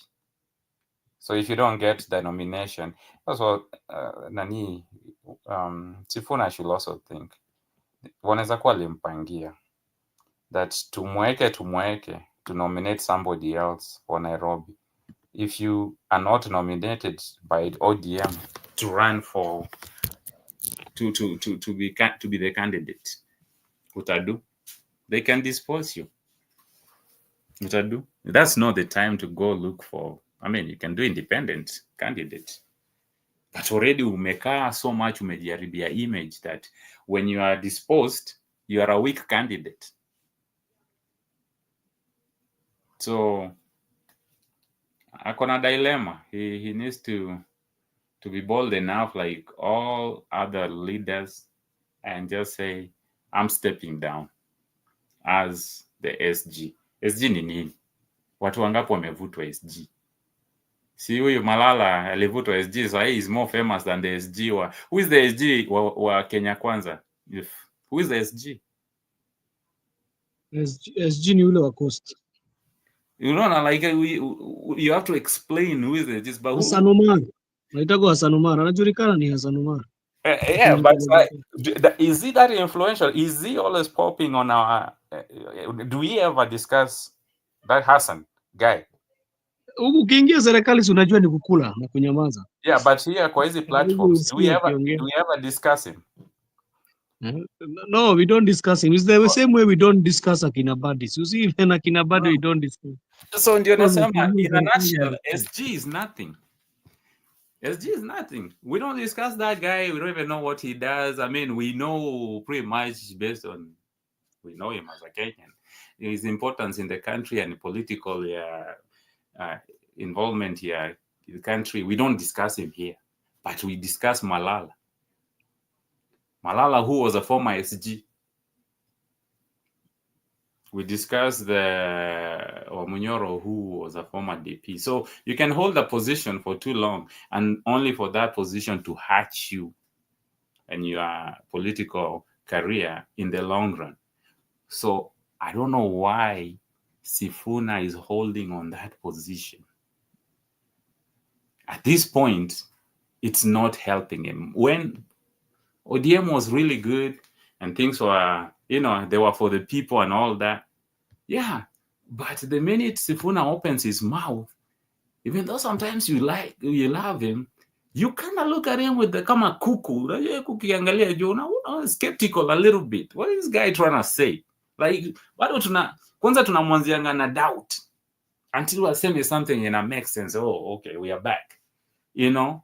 Because of the position that he's holding. You're defending somebody that actually doesn't really care about the people. You're speaking about big things about Gen Zs, but the owner of your party, because it's not a democratic party, the owner of your party, he's dining with the people that are shooting the same people you are crying about. The owner of your party, and you're holding that position, and you don't want to go, let it go. Kwani inalipa pesa ngapi? Or is it because is he also a SG and he's also kwa Senate, he's the minority leader? I don't know.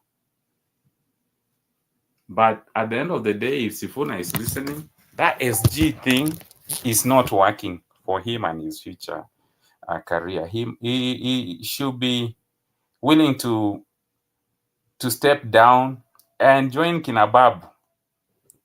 Wenye wangechukua hizo viti sahi, tungekuwa tunawa doubt the same way we are asking these questions about Sifuna. So that is the only way Sifuna can really revive his career.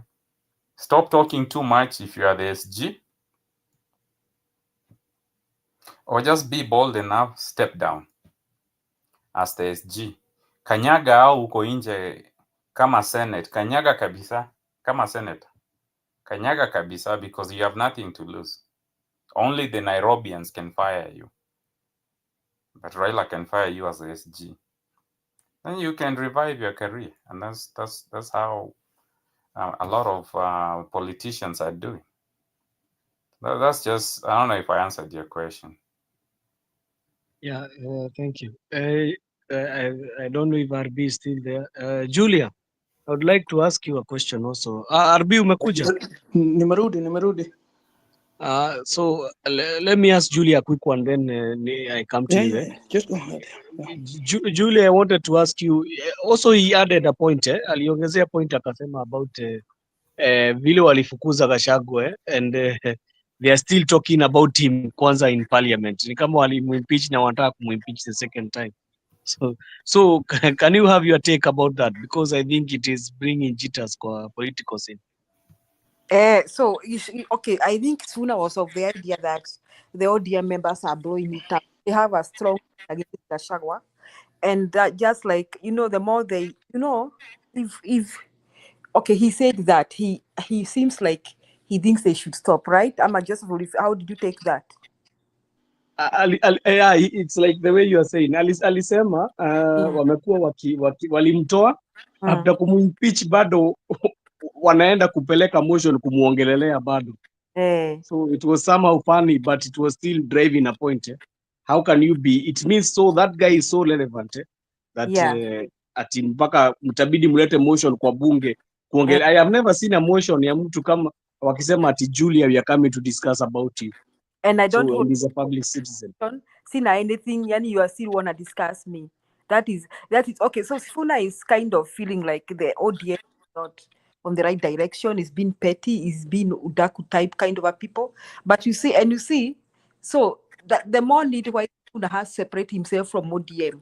Kwa sababu ODM has created hate and tribal hate against the Kikuyu, has joined Ruto, has joined Ruto in his hate speeches and all that against the watu wa mlima. You know, by singling Gachagua out, it's just hate against watu wa mlima. Unaona, that is what people who back Gachagua take it. So kila saa Junet akifungua mdomo Gachagua this, Gachagua that. Gladys Wanga akifungua mdomo Gachagua that. Miri Odhiambo akifungua mdomo Gachagua this, Gachagua that. Yani says Gachagua lives in their houses and Gachagua is about to steal their husbands and wives. Unaona. So that's why Sifuna has to separate himself from that, because apparently the rest of Kenya did not buy that hate. You know, they wanted to bring in Waluya, everybody, lakini Waluya now saizi ni kama wanatangaza msimamo wao. Unaona. So Sifuna needs to separate himself and alienate himself from the ODM psychophancy right now. The earlier he does it, the better. You see, he has to do it. He has to do it right now. Because sisi tunaona ODM na UDA is one thing, okay? So anybody in those parties, two parties, is one thing. I also want to see somebody saying that hapo kwa comment section nimeona mtu akicomment at kwamba ati his Sifuna vice in ODM is a bad thing, but if Kangata vice in UDA is a good thing. No, Kangata will lose. I can tell that person. Kangata will not win. No, UDA win any seat in Mount Kenya. Hata awe Kangata ama Didi Nyoro, they will not win. They lose miserably. Watu wa mlima kuangusha mtu si kitu kama haijafanyika, inafanyikanga tu every day. He just Kangata and Didi Nyoro just needs Rigathi to go there and say no, you are either for us or against us, and they are done. Mwambie kwetu hakuna mtu special, Julia. There's nobody special. Kangata will lose miserably. Hata aanze kuiba hizo. Unajua watu wengi wanashangaa tuongee juu ya UDA mlimani kwa sababu it's irrelevant. You don't come with that party. I used it as for Ndindi Nyoro. I said Ndindi Nyoro angekaa kwa hiyo budget committee chairman na kwe mtu wa Ruto all the way. Even with developments, watamwangusha. I guess I should have said gone down kwa kina Kangata. In Mount Kenya, watu wakikataa party, usikaji associate na we don't debate. So that's just UDA. We are saying UDA is gone. UDA is gone. Associate yourself with UDA. Unaenda home. Tutakukumbuka, tutakuwa kusema huko. I mean, tutakanyaga barabara zenye ulijenga. Tutakusahau. Tutakuwa home though. So, kina Kangata, sorry Julia, but that is exactly why we don't speak about those people and anybody else that's associated with that part. Yes, Bwana RB, you went to discuss about the clip about Ruto and so many things. I think you are there. I think you are here. Maybe I need to ask a question, as Mkiruza. And how do you judge independent candidates who will not pretend they are not with Ruto, but they are pretending to be independent? How do you judge that as well? Yeah, back to the first question. Mi kulingana na vile naona Sifuna, it's about time now he demonstrated his real stand, kwa sababu hata ukikumbuka hapo zamani, right in the beginning of this year, I think come to Alado. I think he had accused him of being in bed with Gachagua.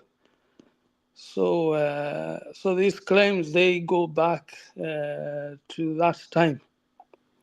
And I think it planted a seed, because it planted a seed in his mind, knowing very well the demographics of Nairobi, and Gachagua being he's going to be guaranteed that position in the county government. I think he wants to be anaangalia hiyo kiti ya county. Mimi ndio naona. But again, he's been talking and shooting from the hip. But it's about time he demonstrated actions. Otherwise, he will end up losing his credibility going forward. I think so. What was your question, Bwana Njiro?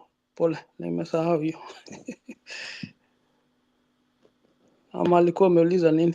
Something to do with Ruto. Alikuwa ameuliza about independent candidates and how will you recognize them wale wana hide wale unajua mtu atasema mimi niko independent lakini usiku anadili na Ruto, like how do you like I can give an example of one. Ni yule alikuwa anasimama Kirinyaga governor, anaitwa nani? Wagirishi. Oh, yeah. Unajua watu ni kujipanga, wanajaribu kujipanga kwa sababu wanajua they are either in or out. I think it's so obvious because Gachagua, he has Murima 99.9%. And anyone who goes against that tide is it's basically a political suicide. Sioni njia nyingine.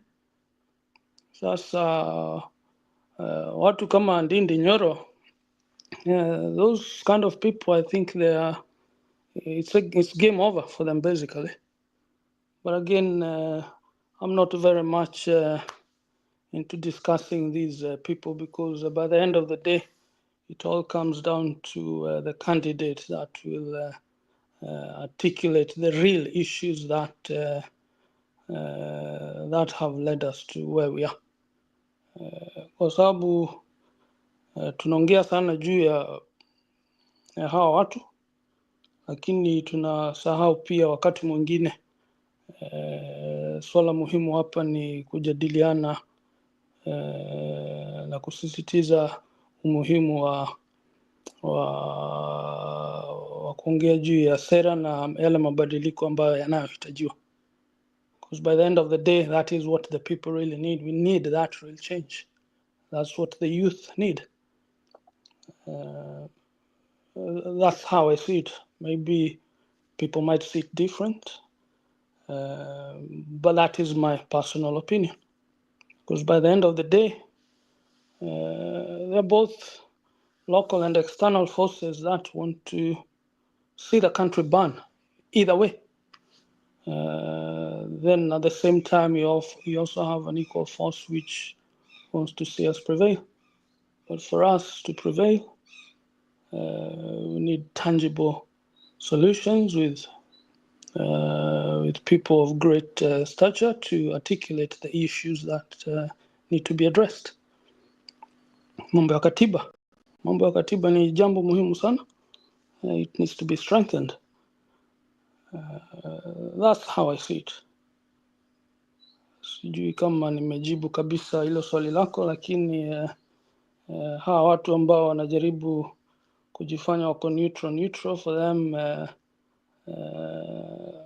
I think it's obvious they are either in or out depending on how they liaison themselves with the Gashaguas and the water views. Thank you.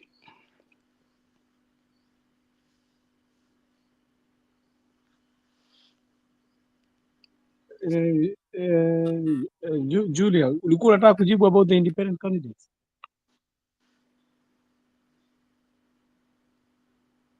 If Julia, you are there, ama Jemo, anyone will answer the question by Anjiru.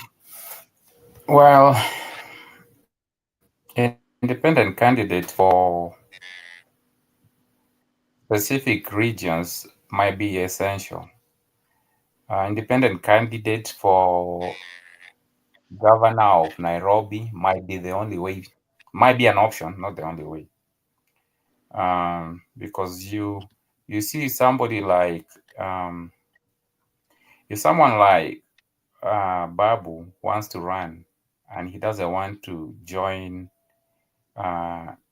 Omunyoro, but we have history that he has never been for Ruto, then it is up to the people of Nairobi to say that he's really not here to he's not duping us, but he's gonna go sell us back to Ruto. So he's neither associating himself with ODM because of what ODM is, reputation, nor is he associating himself with Ruto, but also he has a track record. So I think it's independent candidates will be based on their history. And it's very important, I think, right now, for those people who have not stated their position in the about political affiliation. If they're gonna wait until the last minute to state, then I don't think people should vote for them. Kenya Sai, I think boldness is needed. You have to stand your ground. If you're for the people, say you're for the people. If you're for Ruto, say you're for Ruto. If you're for Raila, say you're for Raila. If you're for Munyoro affiliation, say you are there. But it will be risky if you are being quiet. Let's say, like a good example, Peter Kenneth. He likes to do this a lot. He disappears, the country burns, nothing happens for 5 years. He shows up last minute. Munanikumbuka. Okay, ground mbaya. Wacha niende kama independent. So are you affiliated to Raila or are you affiliated to, like, you haven't said anything even when things were really bad. So it is people like that we shouldn't be electing as independent candidates, because Kenya has gone through a lot within these 3 years. For somebody to just be quiet, I honestly, I appreciate the Kinasudis. Let's just appreciate our political arena, because even the bad ones, they are not ashamed of saying we are bad. Okay, so it's good because it makes us it helps us with our decision making. But you cannot be quiet and then, in addition to that, you want to be an independent. I don't think I advise Kenyans not to go for people like that. But you can be vocal. Say that example, yeah, Babu. And at this point, it's very hard to move forward. And you have worked so hard to build your political career. And you are really, let's say you have a passion for helping people. And you have demonstrated. But then the party that you came in with is not the same party that it is right now. So based on those facts, independence it's a way forward. It can be used as a tool. And again, issue ni wale watu wenye wamenyamaza, and then you just show up here as an independent candidate. I will encourage people to vote them out, because Kenya has been Kenyan has been vibrant. There's a lot of activities that have been going on. For you to be quiet for 5 years and just all of a sudden show up and you want to offer alternative leadership that you never even criticize. Those are the people. Na mtu kama huyo Mutata, good independent candidate, stands his ground. He has still maintained his ground. So if we can get those type of, and Mutata, before he was a senator, he used to represent a lot of a lot of Kenyans in courts, advocating for human rights and stuff like that, activist. So he didn't show up from anywhere. But when he showed up, the ground, when he weighed both parties, there was no party that was good for him. But he had already sold himself to the people as a good person. That is the same way we should be weighing these independent candidates. That way they don't show up in the name of independence, kumbe ni watu wa Kasongo. And then tukifika kwa nini, tunakuta the entire parliament is made of independent candidates, but they are working like Kenya Kwanza MPs. These MPs, this coming election, those MPs are the ones that we really need to work on. We really need to work on independent-minded MPs. Because in as much as kuna hii group ya kina Wamnyoro, but loyalty to Wamnyoro is also like same as loyalty to Kasongo. We don't want people who cannot think for themselves. Like these MPs should work for the constituencies. The way ODM was sold, the things Badi was saying in 2024 finance bill, and the way he reacted after the finance bill, when he said, this finance bill, it is a mess, we should just package it and give it to Ruto. It is his own mess, let him drown with it. He was very critical of the government. But then just because of Rao, kila mtu akauzwa, and the Junet, So the independence should be independence. You go with the party, but work for your constituency. Have an independent mind. Unless help to move the democracy inch. If something is not good, work with your people to say, let's clean it up before we submit it. Don't just submit something that's bad. That way your party doesn't look bad. But if you're all just left and left, like ODM walikuwa nasema, baba akisema left and left, right and right. What's the difference between that and what Kasongo is doing with his politicians, his MPs? Nobody is thinking. A whole country, nobody is thinking. That's why we have a few people, when they come and speak, they are treated as rebels. People like Sai Sifuna is very soon he'll be a rebel. Babu is a rebel, obviously. Ndindi Nyoro, he still needs to be clear, but I believe he's being treated as a rebel too. Unless there is more clarity. So far, right now, he's being treated as a rebel. MPs need to work together, but to also have independent-minded, where they don't just submit something because the president say. They need to say, hey, Mr. President, hii ikipita, sisi tutaanguka nyumbani. Na tukianguka to unaanguka. Nobody is there to save you in our constituency. So we have to produce good bills that will help Kenyans. Tukianguka unaanguka. And that's what's going to happen in 2020. Kimenuka. Sudi anasema kama wanatafuta Sifuna kama wanatafuta Sifuna, basi hii broad based ni ya nini? Kama hawezi jishield, hawezi tafuta watu loyo. So and what I was saying, it's going down. What earlier I was saying, what Sifuna is pretty much what Raila is saying, and that's why Ruto was mad today. Ruto came out acting as if Sabasaba ili happen jana na 25th it happen on Monday.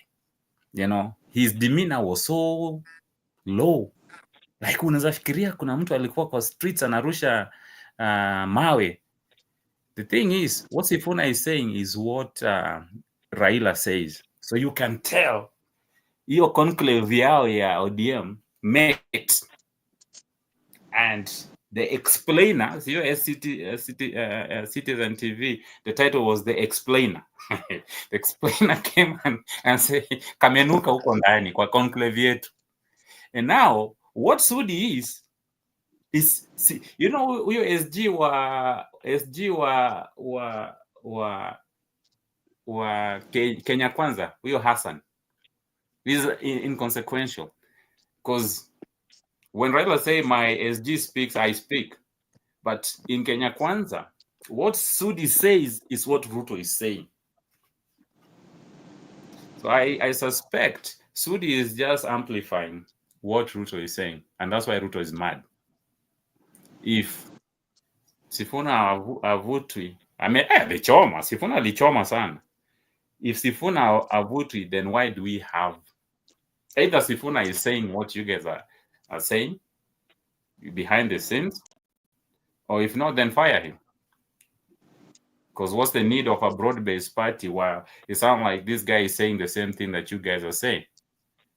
For you to dispute, then fire him. Then we keep the broad-based. See, Sudi is saying the same. He's amplifying Ruto's voice. It's just that Ruto can't say. Sifuna anaongea, Sudi anaongea. Raila anaongea, Ruto anaongea. No wonder kuna frustrations inaendelea in Kenya sahi. But hata mkisemaga imeanza kuanguka ODM ilianza kuanguka kitambo. See, I saw Otsotsi. Do you know Otsotsi? Unajua Otsotsi? The moment I saw Otsotsi, the moment I saw Otsotsi na nikaona huyu jamaa wa Westlands team Wanyonyi and Sifuna in one meeting huko Western, I knew there is a plot they are plotting to come out. Kama umesikia saizi Gaucho wanasema ati ODM ni chama ya Nyanza ya Luos, so this one is like they were plotting this one, because if there was somebody who was supporting this government, kwa sijui kama mnajua Otsotsi, sijui kama Julia anajua Otsotsi kiwa na RB. Otsotsi was on. Unajua Otsotsi? Yeah, Otsotsi, do you hear him talk in RB? Hata do you unamuona kwa TV? Simjui. I think unaweza enda uangalie interview zake kwa TV. He was a very strong supporter of Baba. Nowadays I don't even see him coming for interviews in the TVs. Na ungemkosa Citizen, you see every Monday. Ungemkosa. Ungemkosa kwa hizo shows. Nowadays I don't see him even in one. Kumeachwa wale akina wanaitago nani, akina Atandi sasa ndio wameachwa wanakuja. I mean, hiyo ODM unajua imeisha kabisa. It has reached a point of no return. It can't be salvaged either way. You look at it, it has already reached its pinnacle. I don't see that outfit ever being relevant, if anything. Sorry to bust some bubbles, but it's just my understanding of the way I see it. Kwa sababu wakati Babu alitoka hapo, unaona wakati ile ameenda huko Western na hata mtu amesema hapo wakati hiyo Ida Odinga alikuwa hapo, uliona vile alifurahiwa na hizo TBM. And Ida was not amused. Ida akasema nitatoka hapa na niingie kwa ndege yangu na niwaache hapa. Ilikuwa Migori. Yeah, it was Migori. Migori, yeah. Ida alikasirika. Yeah. Alafu unaona tu hiyo disdain wako nayo kwa mtu wa chini. I mean, hao ni watu ambao wamekuinua wakakushikilia, for cold days, hot days, they've been with you, and now you're looking down at them, kinyama. Na nimecheka sana kuona, unajua Kiprira na kuaga yule jamaa wa kutusi Raila in and out. Yeah. Nikadhani tumemwamusha. Namuona ako hapo kwa mlango. Hata nikitaka kusikia vile atasema juu atakuja amechoma. Yeah. Sioni hawa Kipril aliuza figo ndio achangie Raila, alafu Raila akaenda akamrusha. Hata Jemu umefanya akuje. Tuliuza shamba bana, tuliuza shamba hata tukaacha meno bibi, ukang'olewa. tuliacha bibi kwa sababu Raila alituambia akiniambia niacha bibi naacha. Lakini your party leader alifanya ile kitu. Tulifanya ile kitu bana. Mnawacha bibi na bado mnawacha side chick. Nilitupa yote kwa sababu Raila told me I'll be pregnant by a new woman. Sasa mimi nikafanya hivi, nikasema sawa, okay, Raila amesema acha nianze kununua diaper, nifukuze side chick, nifukuze bibi, nikafanya kila kitu. Hai? Kumbe Raila alikuwa ananiuzia mwanaume. Rainbow bana. Kumbe I'm not Rainbow coalition. Na usisahau ile picha ya maziwa touching swords. Swimming upstream bana. It's not easy. So what is your take on Sifuna? Nasikia Raila alifanya blunder huko before that night, hata sikuwatch hiyo. Nasikia mzee aliblunder about supporting Raila, but the speech that really made me really happy, nikasikia ati kwamba hakuna mtu anataka kushikilia kiti ya ODM kwa hiyo city, kwa hiyo by election.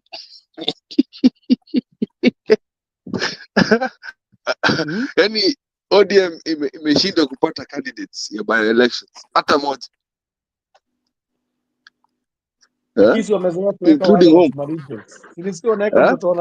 Mtoto wa nini yeye anarudisha? Mtoto wa Ugondo Were ni yeye anataka kusimamisha. Hiyo ni kawaida, hiyo amepewa pesa. You know, if you kill the machine that's bringing you money, because for Raila this is a business. Yeah. If you kill it, what happens? Alilia mambo ya Adani. Unajua hiyo deal Adani alikuwa anafaa kuja kutuendeshea, kuja kutudanganya hapa. Adani came with Raila. We already talked about that. Adani ni mtoto ya Raila na Uhuru. Yeah. So I'm just thinking, they're almost out the way. I think from how I was hearing from Sifuna, ilikuwa what you call giving up. When he did not say if. When I leave ODM, I'll announce. Very ambiguous. It's not ambiguous. It's a difference of if I leave ODM. It's when. This is a time which calls for decisiveness, right? There isn't enough time. If you think about it, No, if you think about it, there isn't enough time to leave UDA and then bash it. You need time to bash it. Do you understand what I'm trying to say politically? It takes at least 3 years to brainwash, and I'm not using that word lightly, to brainwash a whole community to forget what you did. And keep even if my MPs were Mount Kenya wanagojea, and it will shock them. I mean, like the way you saw Ruto today, as I'm not even one at as challenge you Raila is foolish. Why Raila Ruto looks the way he looks like today? So you watched his speech today. Give me a chance, please. Now, please give me a chance. Hata vile alikuwa anaongea kwa hiyo speech bana, please wananchi bana, please give me a chance. Jana alisema ni destiny. Sijui ati for those who say Ruto must. Silikuanga juzi ati ataachiwa watu wenye ana plan. Sasa anakuja kusema please give me a chance. Kuna siku hata alisema atawaachia Mungu. Katienko. Please bana, please unajua sasa imebaki unajua. Sele I know we are all here, sisi ni wanaume sisi wote except for Julia. Lakini Julia understands this. Ushawachwa na mwanamke. Inafika point hata ukifanya nini, hata ukileta maua, ulete chocolate, Diminishing returns. you know, when a woman's fed up, there ain't nothing you can do about it. That is from I don't want to say it is from because I'm going to go in trouble. But you know those relics, those guys who grew up in the 90s. When a woman's fed up, there's nothing you can do about it. It's game over. It's game over. Mwanamke haezi, yani akisema ninatoka, ile siku anakuambia boss, this marriage is over. Hiyo amepata mtu. Hiyo siku kwanza akona side B hapo, mtu anakusaidia kazi hapo juu wetu. Una smile ukicheza either your PS2 ama unaenda kuwatch ball unafikiria. Anakuletea tu chakula au unafikiria everything is alright but marriage is over. So that is what Ruto is doing to us. Please, we are fed up. The boat taking water. Kuna then kuna kajenzi alisema Kipril. Wacha nisome quote juu nimeona mtu ni kama watu wakusikia quote alisema what if I am an agent of destiny for the greatness of this country. Pause, reflect, blink and give me a chance and judge me fairly when the right time comes. Hiyo inaitwa ChatGPT bana. Hiyo ni ChatGPT. Yes. This one is TV47. Alisema hivyo nani Kipril, this is TV47. Nimekuambia studioni huo mjinga wake huo Mohamed. Nani alisema Ruto leo alikuwa kwa hiyo he was doing something in the stock exchange of Kenya. Alikuwa sijui alienda. Unajua anapendanga hizo side shows ya kushika bendera. Agent of change. He doesn't know he's an agent of change. Siedi ameunganisha. No, alituambia what if I was an agent of change? What if I was and you've not given me enough time? Alisema agent of destiny. We have changed. He has left us thinking differently. Let me tell you how serious it is in Kenya. Do you know that inflation may reduce? It's better than the year before and the year before that. Now you can go for shopping and you can buy things properly. But where is the money? Yeah, inflation may reduce. Yeah, inflation has reduced by the. Okay, what is inflation? But no, it just means that the cost of things are a little better now. Yeah, but you don't. The problem is wait. The problem is Ruto does not get it. You can go manipulate the currency, manipulate the markets, whatever it is, for a short time or period. But mimi sina pesa ya kwenda to take advantage of that inflation. So what are you talking about, Ruto? You can change that. Yeah. It was more difficult 6 months ago. It's a bit better now, but I don't have the money to spend. Nimechukua madeni zote. Unaona watu bado wamepatiwa auctions. People are being auctioned off. Vitu zako zinauzwa. So I can't spend that money. Furthermore, there is about 10 million people. This is what we forget even in this podcast today. There's 10 million Kenyans that did not vote. They are eligible to vote. What about those ones? Hawa ndio wametoka kwa streets. Wanasema Ruto must go. But Matiang'i is not an option. Ruto is not an option. Kalonzo is not an option. Even my party leader, Martha Karua, is not an option. What about those people? So we need to reflect as Kenyans. Tukae chini. We look at, because ule anataka kukaa kwa hiyo kiti in 2027. Hata huyo. Even this coalition of Ruto must go, which I like. I'm part of it. I'm actually part of that team. Hii fight haishi hapa. This fight does not end in 2027. Take it to the bank. Even if Ruto steals, aingie huko, hii kitu haishi. Kenyans are fed up of the old colonial thinking. Exactly. Of sijui tufanya IBC itengenezwe ndio ifavor Raila ama tuweke watu wa favor Gachagua or Ruto goes and does it. That 10 million tells you that they don't trust the system and they're not comfortable about these old school people where you can easily kill people just like Moi days, Jomo Kenyatta days, where you can kill people and we were classed as second class citizens like animals na tunaachilia tu tunarudisha Lagat hivi tu ni sawa. Lagat amerudi, sijui alikuwa ameenda, imagine what he said, I've gone for holiday. So what I have hope in the idea of Kenya is the fact that it does not end even with all these people that we are looking at right now. I am encouraged by my people. Because even here right now, we still, we talk about tribal cocoons. But for me, it's for the short term gain, I'll talk about tribal stuff. Doesn't matter. As challenges, we need to be put on the side kidogo. Sababu tuenda kuvote huko kama mjinga tu na Raila, na Ruto na Raila huko. My cousins on the other side, those wataenda kwa Raila, tunaenda kuvote. We are there. We are trying to say, with our tribal cocoons, we're going to get rid of Ruto. But after that, Gen Zs are not going to have it. I warn you. For those who think this is going to end, aishi.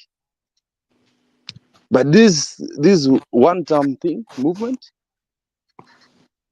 Ruto does not get it. You can class all of us as terrorists. Kwanza leo mimi ni terrorist.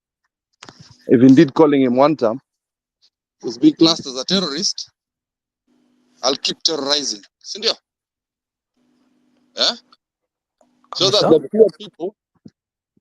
poor people of Kenya cannot afford those high bonds to be classed as terrorists. Kwanza kuna kajenzi kamoja kalinifurahisha.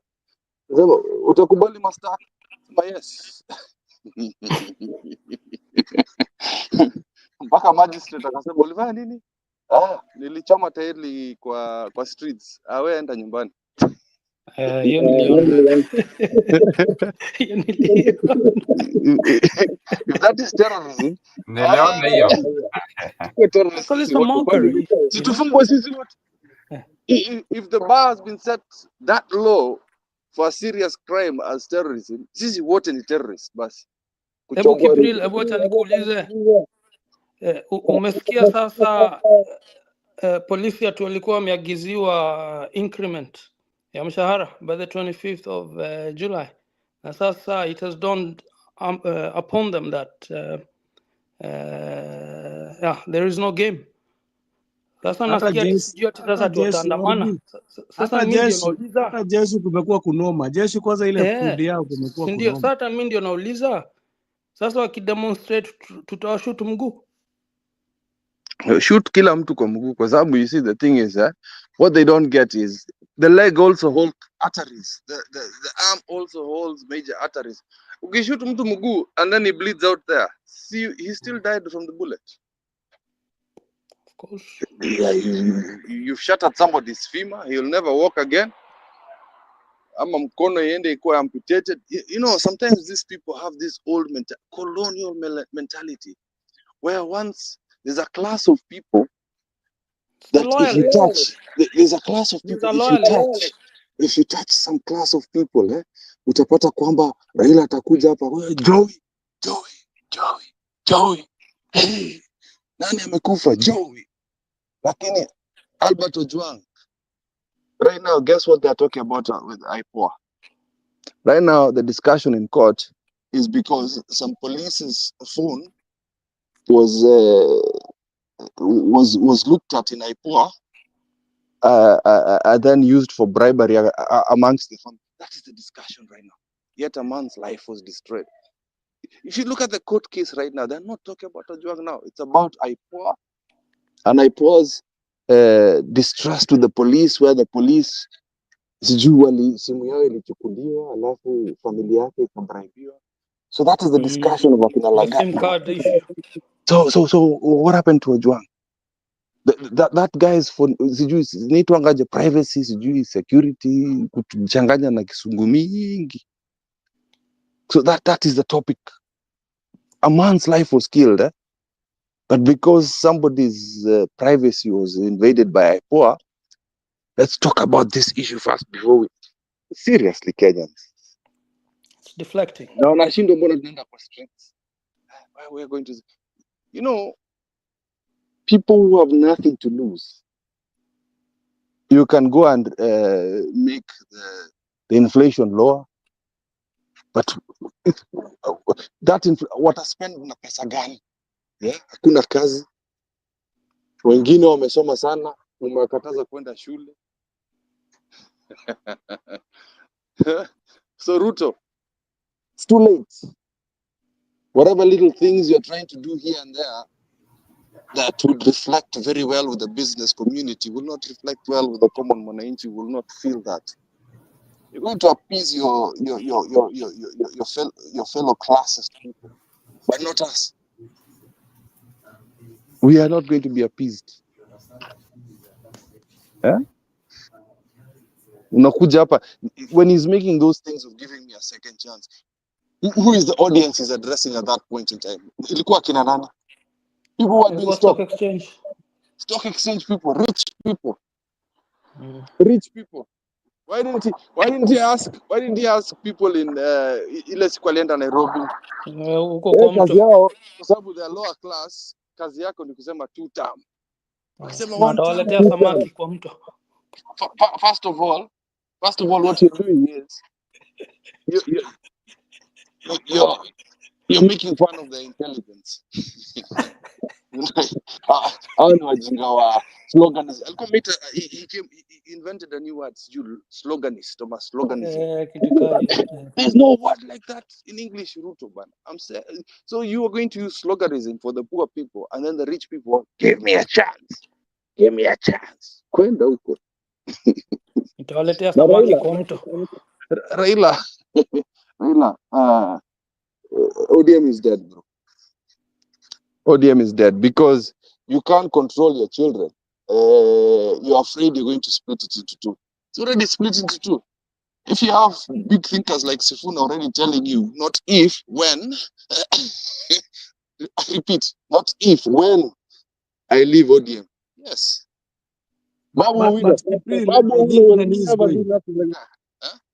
Nani is going?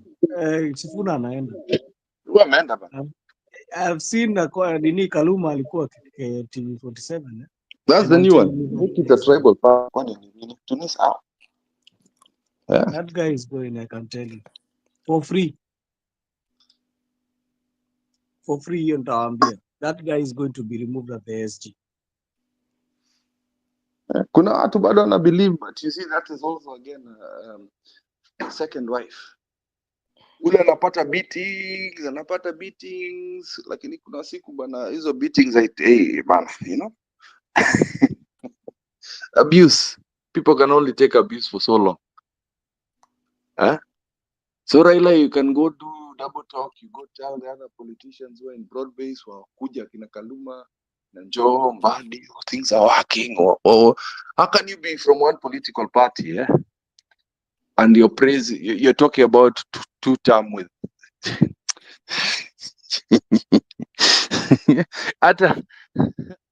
who owns Wiper? Kalonzo. The other MPs, who else? Hata nimekuja kugundua hapa, let me burst a bubble. Jose. Wiper iko na big wigs bana. No, I'm just telling you, Kalonzo has no control in that party. I'm just hearing from the ground. Hata wamefinywa. Yeah. Kalonzo amefinywa bwana, keep. Amefinywa, but I'm sorry, I have to give you the party. Amefinywa bwana. Adiboni naonaga nani wakimfuata vibaya. I was gunning for him, but nimesikia kwa ground. Toboa. Lakini naonaga akina nani wakiitwa wanaitika haraka. Wanaitaka nani? This guy. Those are 2 or 3 people just like the Sifunas of that other party. The rest of them, kuda. That is why Akina Kabindu, nataka kusema akina Kabindu that is why, haezi no, tuaitika. let me just give you an example. That's why Akina KK can go to Eastern easily. Cannot be stopped.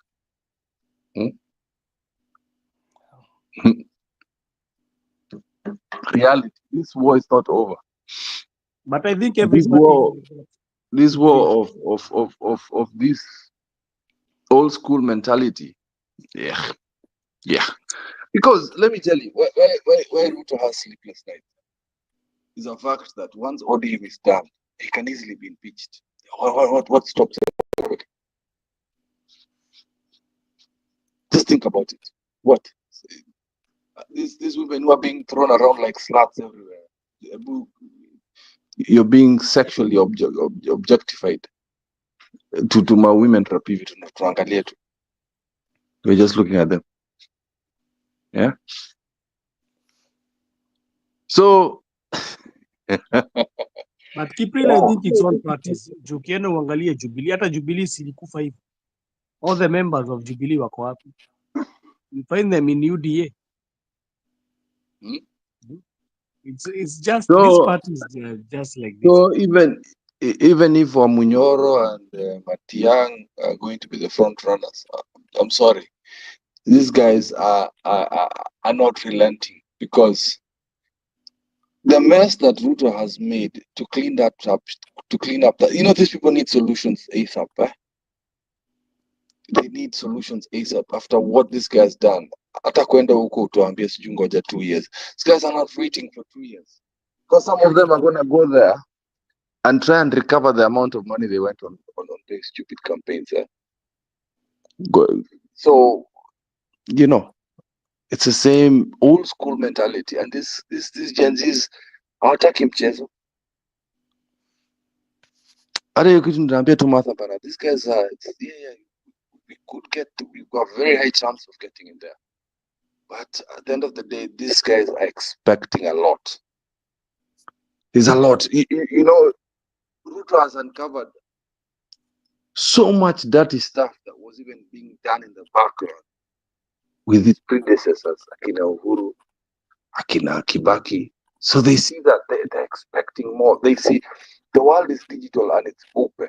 They're seeing, kwani shida yetu ni nini? Why is the West? Why are we allowing corruption? Ukiuliza Gen Z, do you want to be president? Wakwambia kwenda huko. Yeah, I don't want that job. Who wants to be president? Yeah? Hata hapa nani anataka kuwa president sasa? You can't be president at these times. Because the amount of things that are expected by the whole nation is not a joke. We're not Uganda. We're not Tanzania. We don't think like them. We're Kenyans. It doesn't matter what tribe you are. From the Turkana guy. That's why we need a new order. Kipril. We need a new order with Kipril. Hata ukisemaga inflation imeshuka, it has dropped by a very small margin, bwana.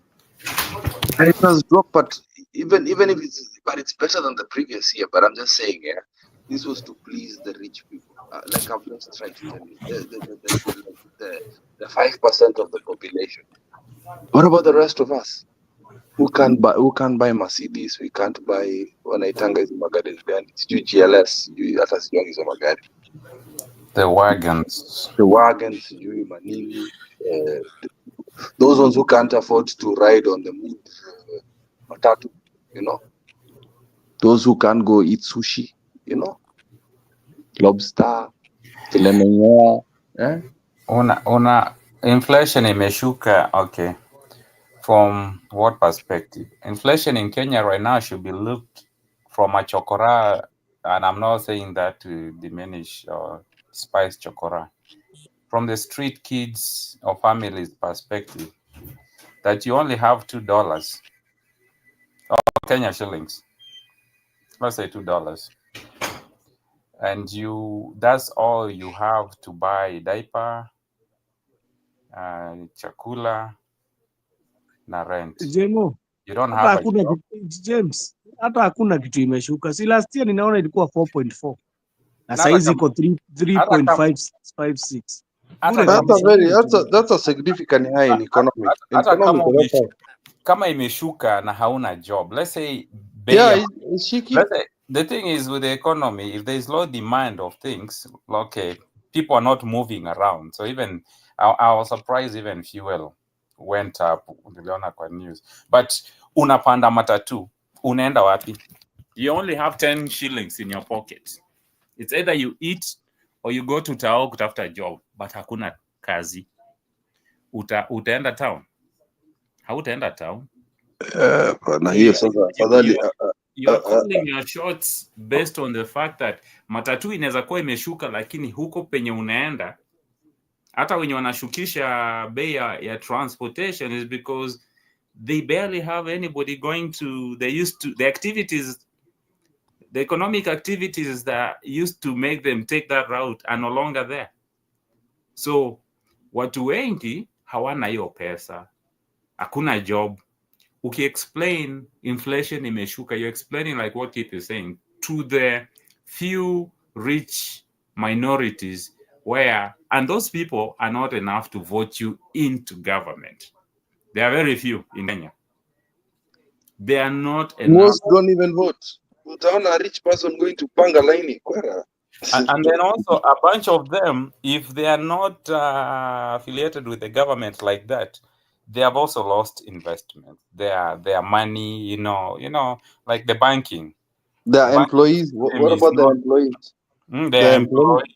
Me Kipril, you know where I stopped believing in that hiyo mnasema nini hiyo mnaita ati reduce. I stopped believing it when I heard that in Ghana they have fuel but still they cry of inflation they cry about it. Unajua shilingi ya huku na ya Ghana ni the same thing and they still cry. Shilingi ya huku na ya huko they have fuel. Even, they have oil. Nigeria they and they are still, I stop believing about mimi hakuna kitu naweza believe about inflation. Ile kitu unaweza niambie ime happen, niambie umejaribu kubetter the economy imemove kutoka maybe 5 to 10. That is when now I can believe you. But kusema inflation hiyo ni tu zile tactics wanatumia keep za kuja kutuambia ati World Bank ati IMF inasema we are in good conditions ati tunaweza ipo borrow loans. Hebu tusikie story ya mama mboga kutoka Nyakairo atuambie.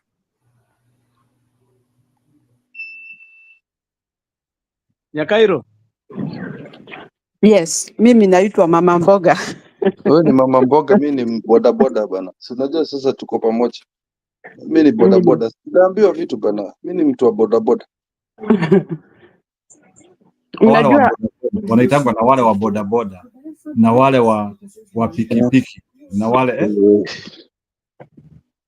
mimi ni mtu wa ndudhi. Ndudhi pikipiki. Habari zenu? Nawasalimia sana. Sana mama mboga.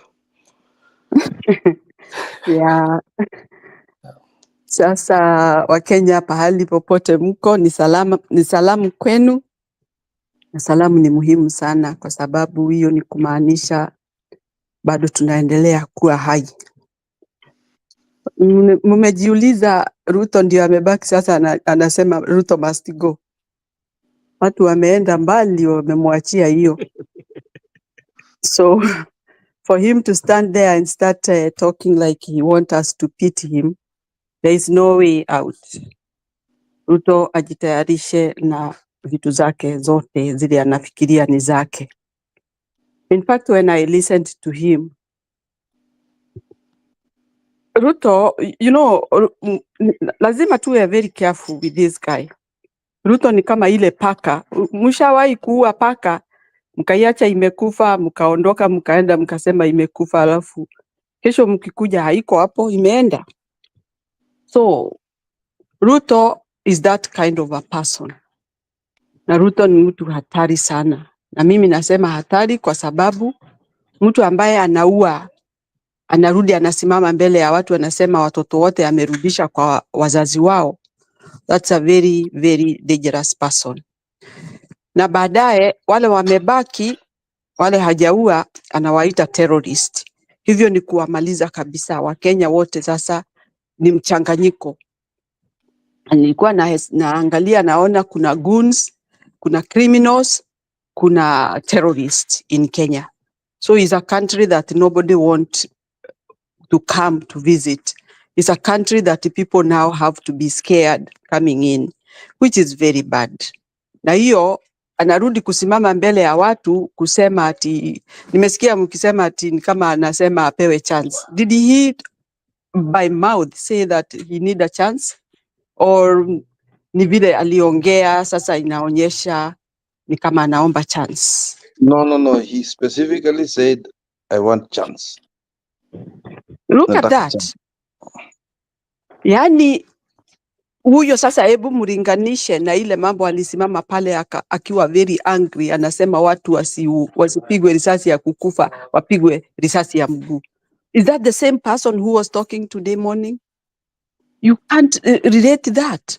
Huyu is a very different person. Kama ingekuwa kuna wall inawekwa katikati ya Ruto yule ambaye aliongea siku hiyo na huyu aliongea leo, na iwe ulimwengu haukuwa umemuona hapo mbeleni akisema watu washutiwe miguu, watasema nini? Wanauliza huyu jamaa, huyu ni mtu mzuri, the way he is talking, very polite, and huyu ni mnyama. And in fact it is the same way he used that language of being a Christian to penetrate to Central or whichever side, because other people on the other side were believing that this guy is a Christian. Sasa aliona vizuri aingie Central kabisa, awe anaenda kanisa 5 ina Sunday, ndio aonekane yeye ni muamini wa Mungu. But for me, Ruto is a criminal. He should not even be talking. If he is talking, nobody should listen. Yenyewe tutamsikiza ndio tusikie mwelekeo anaelekea, lakini si ati tunamsikiza ati tumpe chance. There is no chance, Ruto. You better know that. There is no chance Kenyans are going to give you. Wewe useme na mdomo yako, but ujue you are going. Simply because we cannot give a murderer killing innocent people a chance. Hivyo ni kumaanisha, mnaona simba ameua ng'ombe zako, ameua, alafu unarudi unasema huyo simba wacha tusimuue. Hakuna watu wanaachaga simba akishaua hata ng'ombe moja. If they found him, they will kill him. So Ruto, don't try to make us even more angry when you are trying to talk the way you are talking. Nilisikia akisema ati watu walete ile plan wako nayo. Kwani yeye ndiye ameenda hapo sasa kutuchagulia ati lazima tumpe plan yetu ile tumefikiria? He is there to go, but not to stay there. Do your plans, leave our plans. Wacha tungangane na mfupa wetu ukisha kuwa umetoka. Then you can talk when you're outside saying that on hawa waliniambia niwaachie serikali, nimewaachia. So now ona vile wanafanya nchi. That is what we want. Lakini asikae hapo aseme ati hawezi kupeana serikali kwa watu. You are not the one to judge that people don't have plan. Already yours is out. Ni uondoke, uache watu wasumbuke. Nobody is asking you to stay until we get a plan. Wewe ndio unajifanya ati ukae hapo mpaka tupate plan. We are not going to give you that plan. Our plan is ours. Na si kumaanisha ati tukikupea plan ndio utaondoka. Ondoka. The earlier the better. Because our plans are not about you. They are about the country and how you have destroyed our country. We will collect piece by piece and put our country great again. Lakini si wewe utuulize ati tukupatie vile tunafikiria. I won't. If I am the one, I won't tell him what I'm thinking about how to develop my country. Because what does it help him? The issue is go, leave. Leave the government. The government belongs to the people. It doesn't belong to you. So those questions can come later. Uwe unaongea huko, lakini si kwa ukiwa umeketi kwa hiyo kiti ati tukwambie vile tumepanga. Sisi tumepanga uondoke. That is the first priority. And we are not backing up. Sifuna, the way he is talking, he's a man that we can really listen because he has got a lot of good stuff coming out of his mouth. Though I don't know kama yeye ako hapo na ako pale. Because really what he is trying to tell people is that the ODM, that is Raila and his troop, they are doing bad to people. They are really destroying people. They are really destroying the country while they are there. I don't know what they are doing. But we are not asking them to get out of there to come and join us. We are not ready for that. Ni waache kutuambia hawako kwa serikali na wako kwa serikali. Sifuna started long time ago actually talking about what he is intending to do or what he sees is not right. Ile kitu imemzuia kutoka hapo sijui.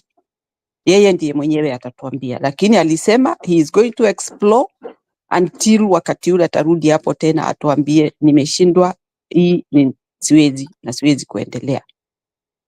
But we are not waiting for him seated that somebody somewhere said that we wait for him that he is going. No, we are moving forward as we are. Itakuwa ni gari iko na miguu 3 na itaenda pahali tunataka iende. Hatujali kama itaenda kuboromoka huko mbele, we don't care. But we want this guy to get out of our chair. Aondoke kabisa, sababu hata yeye ndio amezuia maendeleo ya nchi iendelee. He cannot be given a chance. For what purpose? Somebody who has not even shown any sign of any kind of development, any kind of creating jobs, any kind of improving the economy. That is not what we are seeing with this guy. And so, kusema apewe chance, that is an insult to Kenyans. We are not fools. And in fact, he should not treat people the way he's treating them. We are far away from Stone Age. Tulianza Stone Age, tumekuja, mambo imebadilika in a very big way. Kwa hivyo asitusumbue kichwa. Kama watu wamesema hawakutaki, ni ya nini unasumbuka ukiketi hapo? Ni ya nini unawauliza ati wakupee plan? We have the plan, but you are not going to tell you. Who are you?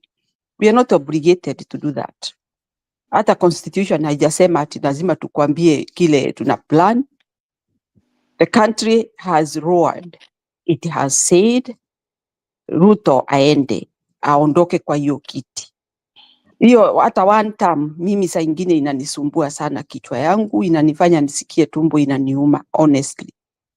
One term.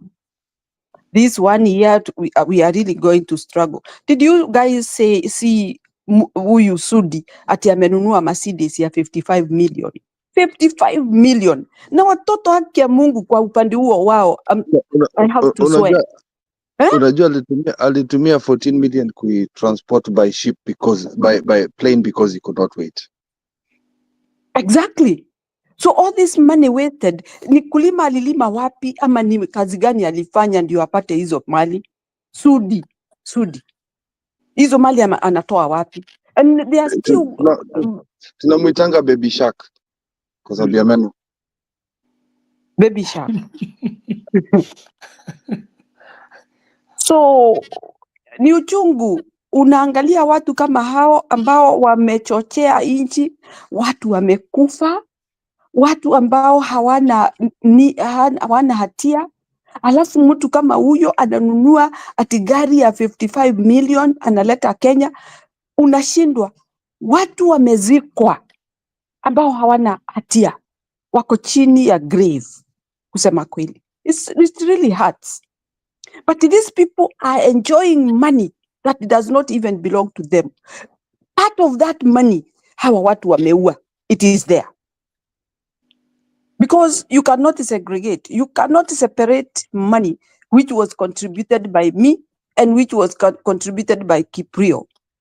It is all blended there so that it can bring the economy up. But when you look at how they are using the money for the country, for themselves, you just wonder, what are they thinking? Na kwa sababu hii serikali tutachukua, what are they going to say about the money that they were spending and the debt that we have for the country? Simply because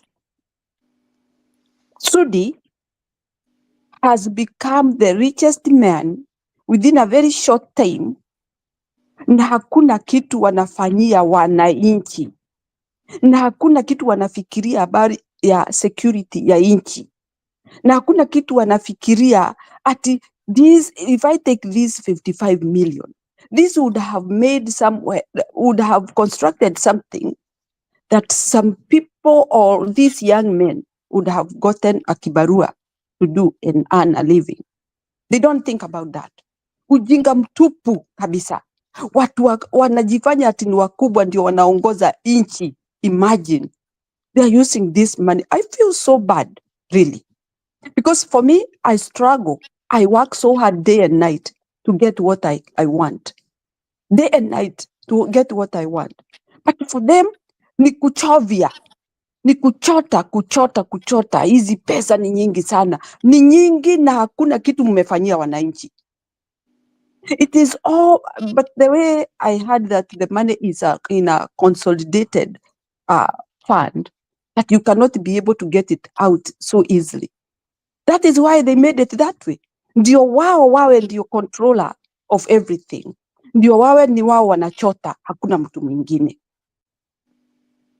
Nchi imezorota na bado hawa wanafanya mambo ya aina. Na ninajiuliza, Ruto anajua ati huyo Sudi amechukua 55 million ya kununua gari. Anajua alilipia 4.2 million ya kuship na ndege. What is all this? Na lazima Ruto anajua, because he is the one controlling the consolidated fund.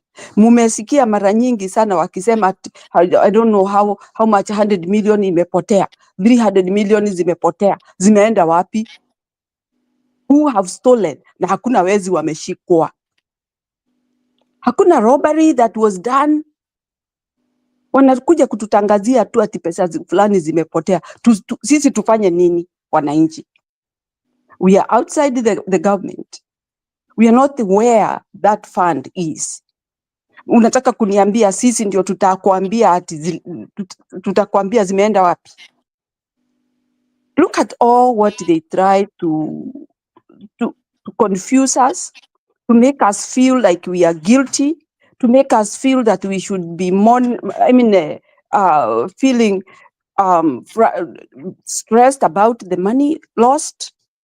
We are not involved with all those monies that have been lost. You guys know where it is, because you're gonna pay for it. Sisi hatujawahi kuguza, sisi ni maisha mbaya tuko nayo, tumeumia, mtu akienda hospitali hakuna dawa, and you expect us to answer consequences which you have caused? We are not. All those things that you have done, know that you are going to pay. We are not forgiving you, and we are not going to listen any excuse. What you have to do, please be ready to pay the money. And we are telling you in advance, whichever country you run away to, we will come for you. Because the country cannot be destroyed by you few people, and then you run away, meaning that ati tumetoroka sisi huko hatutarudi. That exile you'll be going, we will come for you. We will have a way of getting you. So Ruto, wacha kutudilia hapo ama kutuambia ati we give you a chance. There is no chance. The chance you are given, it was the chance that when you are elected to go in that office. But now there is no chance. Ile maongeo yote uliongea, hiyo ndio tunafuatilia. na kwa sababu hujatimiza yoyote, I don't see the reason why. Even you should be very much ashamed. You don't have to come and tell us we give you a chance. You need to give yourself a chance by doing what you promised. But since you have not done it, wananchi hawana hata 1 minute, 1 second saying that we are giving you a chance. There is no chance for a criminal like you. There is no chance for a murderer who have never stopped killing people, abducting people, disappearing people. Those are things that even it looks more awful that you can stand there and tell us to give you a chance. Uendelee kutuua, uendelee kutuabduct. What are you talking about? It's time to stop you doing all these evil things to us. And remember, all those people who have been buried, we will never forgive you unless otherwise. They are not here to listen to you. They can't even hear you. And you expect you being alive the way you are. We listen to you while we have seen the bad, evil deeds that you have done to Kenyans. We are not ready for that. We want you out. Na hiyo kusema ati mnataka niende aje, we don't want even to know how you will go. We are not even bothered of how you are going. The only thing that remains is you to get out. We don't care whether you go down your feet, down your knees, or your head. You get out. And you know, when we say you get out, you see like it's a joke. Because what you are believing is that you are untouchable. And that is the wrong idea that you have.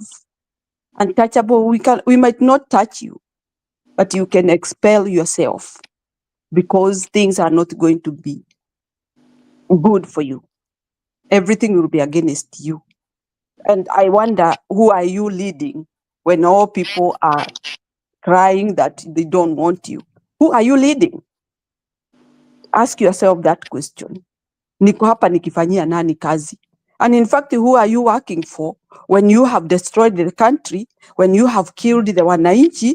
Who are you leading? Labda sasa ni wanyama utaenda kulead kwa sababu Wakenya umewaua.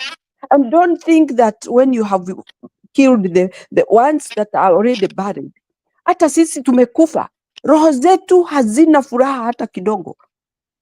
We are also dead alive. And that is what we want you to think. Hiyo kuua umeua, that is the terrible thing that you have ever done in such a country.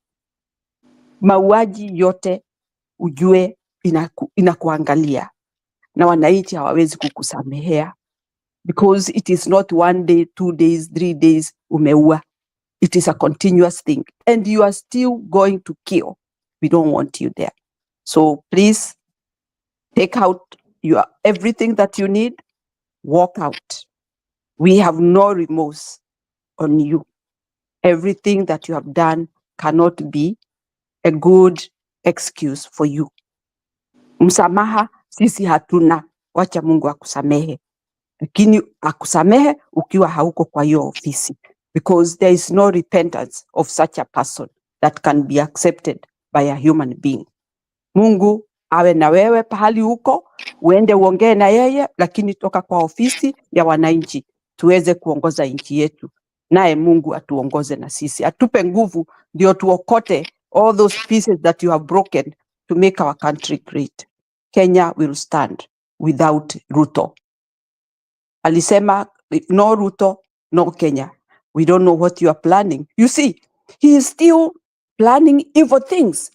Where do you want to take us if you are not in the government? What do you mean by saying if no Ruto, no Kenya? What do you mean? He is still threatening Kenyans. He is still planning for evil deeds, evil things that he is going to do to Kenyans. And the earlier the better. We have to prevent this. Thank you for listening to me. Wakenya, tushikane, tuchukue votes. Everybody be ready to go and vote. We don't care how he's gonna go home.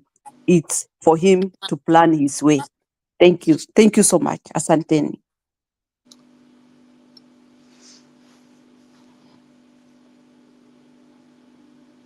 Kwani RB umelala?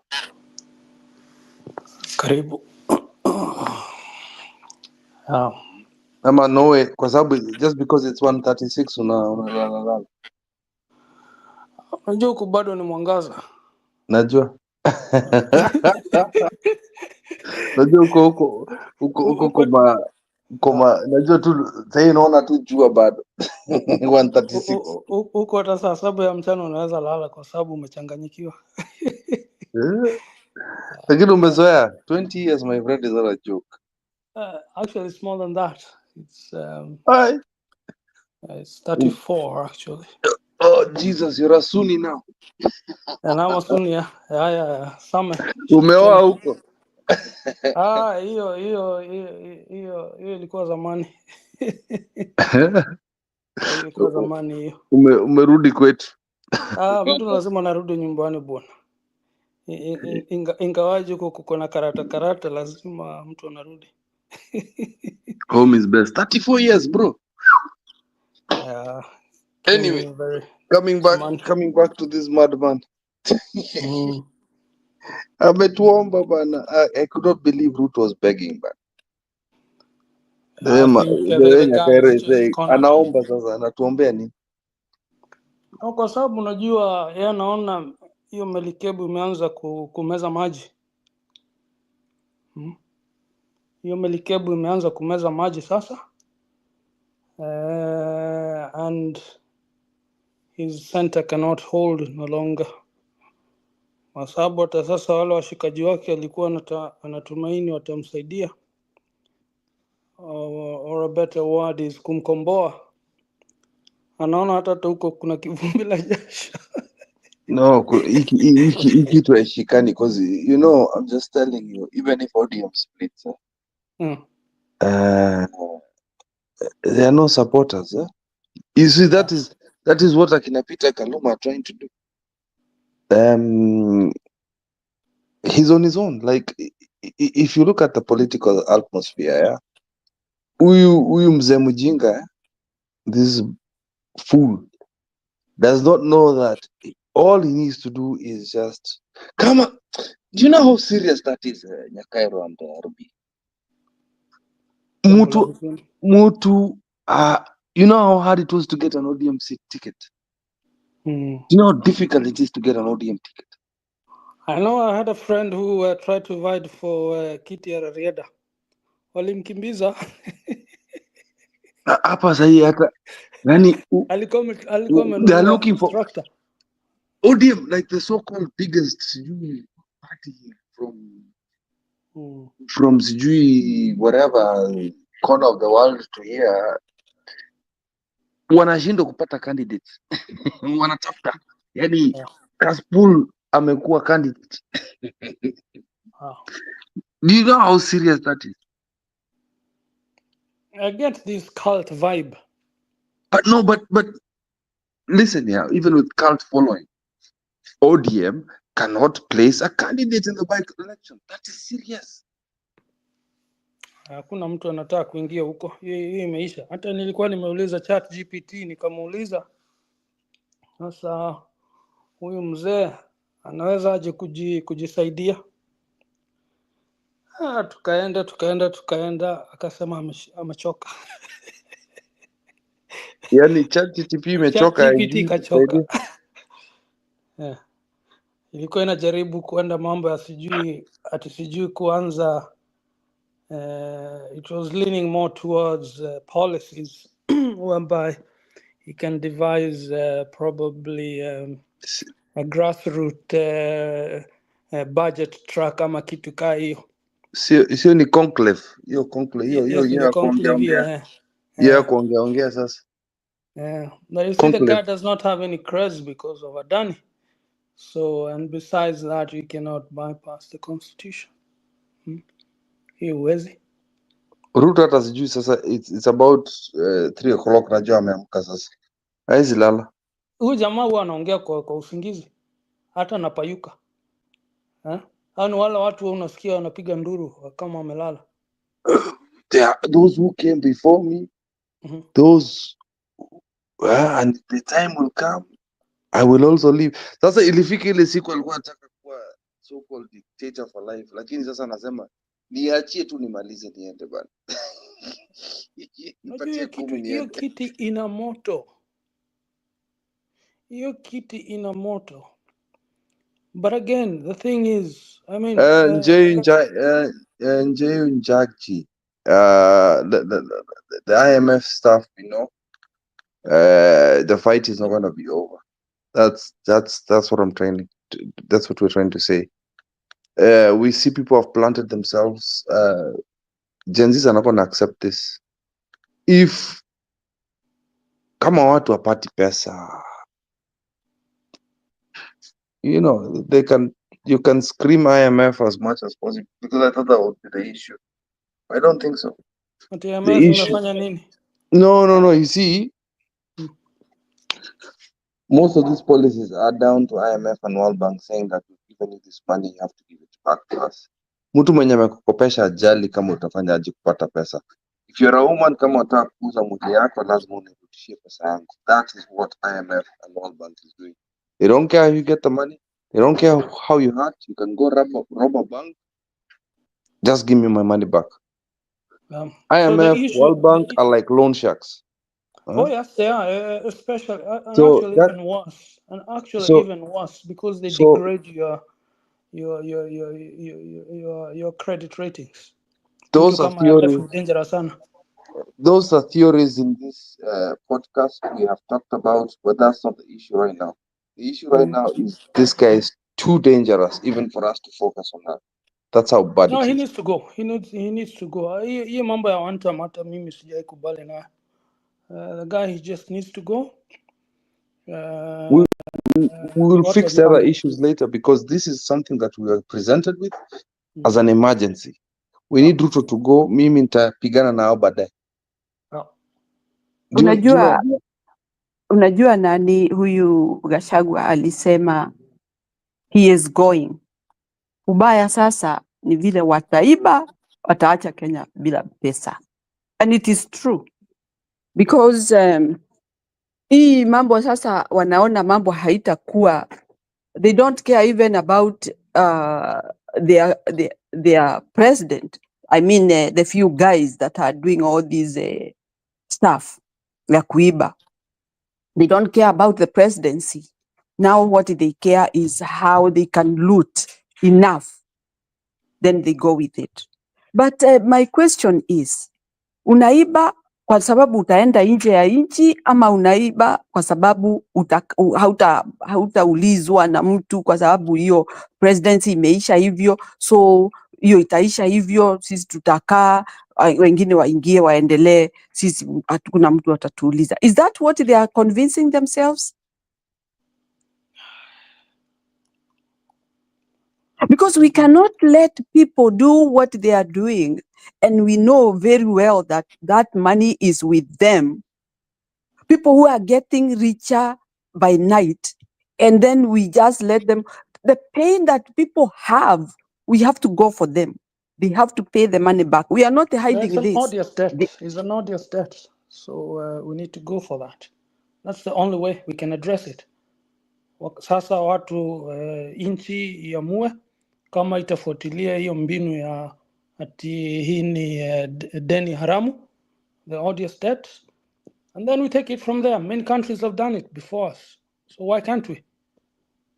Kwa sababu evidence iko kutokana na katiba yetu, na katiba yetu iko na it's very clear, and I'm sorry to cut you on that. It's very clear on the premises on how you can secure these loans and where this money should be deposited to. And now that will touch everybody, including Uhuru, kwa sababu hapo ndipo ilianzia. Anyway, I'm sorry to cut you off. No, there is no problem, Mr. Arbi. The issue is that we are talking about what these people have really driven the country to such a ditch, whereby alikuwa anaongea hapo mbeleni ati hatutachimba shimo, tutajaribu kuziba. Na sasa yeye ndiye amechimbia Kenya shimo akaiacha vile iko, ataiacha vile sasa iko na shimo kubwa. So we want to know, hizo pesa umechukua, umesafirisha vijana wetu wakafanye kazi kwa nchi kama slaves. Wale wengine wako Kenya hawana makao, hawana kazi na pesa hakuna, ambazo tunaweza sema basi kama ameondoka, pesa ziko, tutengeneze kiwanda fulani, tutengeneze ile ingine, yani iwe tu alikuwa lazy, hakufanya kazi ya kutengeneza viwanda, lakini pesa ziko. Imagine there is no viwanda and there is no money. It's a consumer economy. It's a consumer economy. Unakumbuka, acha mwanzo nikuulize. Sasa kabla mzungu akuje Afrika, si tulikuwa na panga na mishale na vyombo kama hivyo? Didn't we have that? Yeah. We used to have blacksmiths, didn't we? Haya. So my point is, ukiangalia sasa kitu kama hii titanium ya Kwale, it's not a very hard thing to mine. It's not a very hard thing to market. And once you have the mining and the marketing, these two departments, already there you have created a lot of jobs. Lakini hawawezi, waliona tu ile mbinu ambao watatumia ya chorochoro, wakapatia mzungu hii kitu. Mzee wa zamani wa Kiafrika alikuwa anatembea na vijana wadogo wawili. Kijana moja yeye ndiye amebeba hivi vyombo vya kuchimba, na mwingine alikuwa amebeba ako kajiko kama makaa.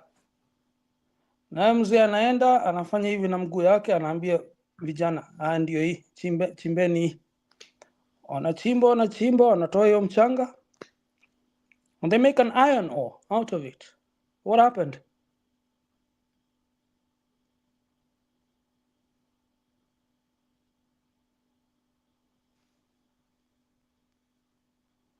Unajua ilipotelea wapi?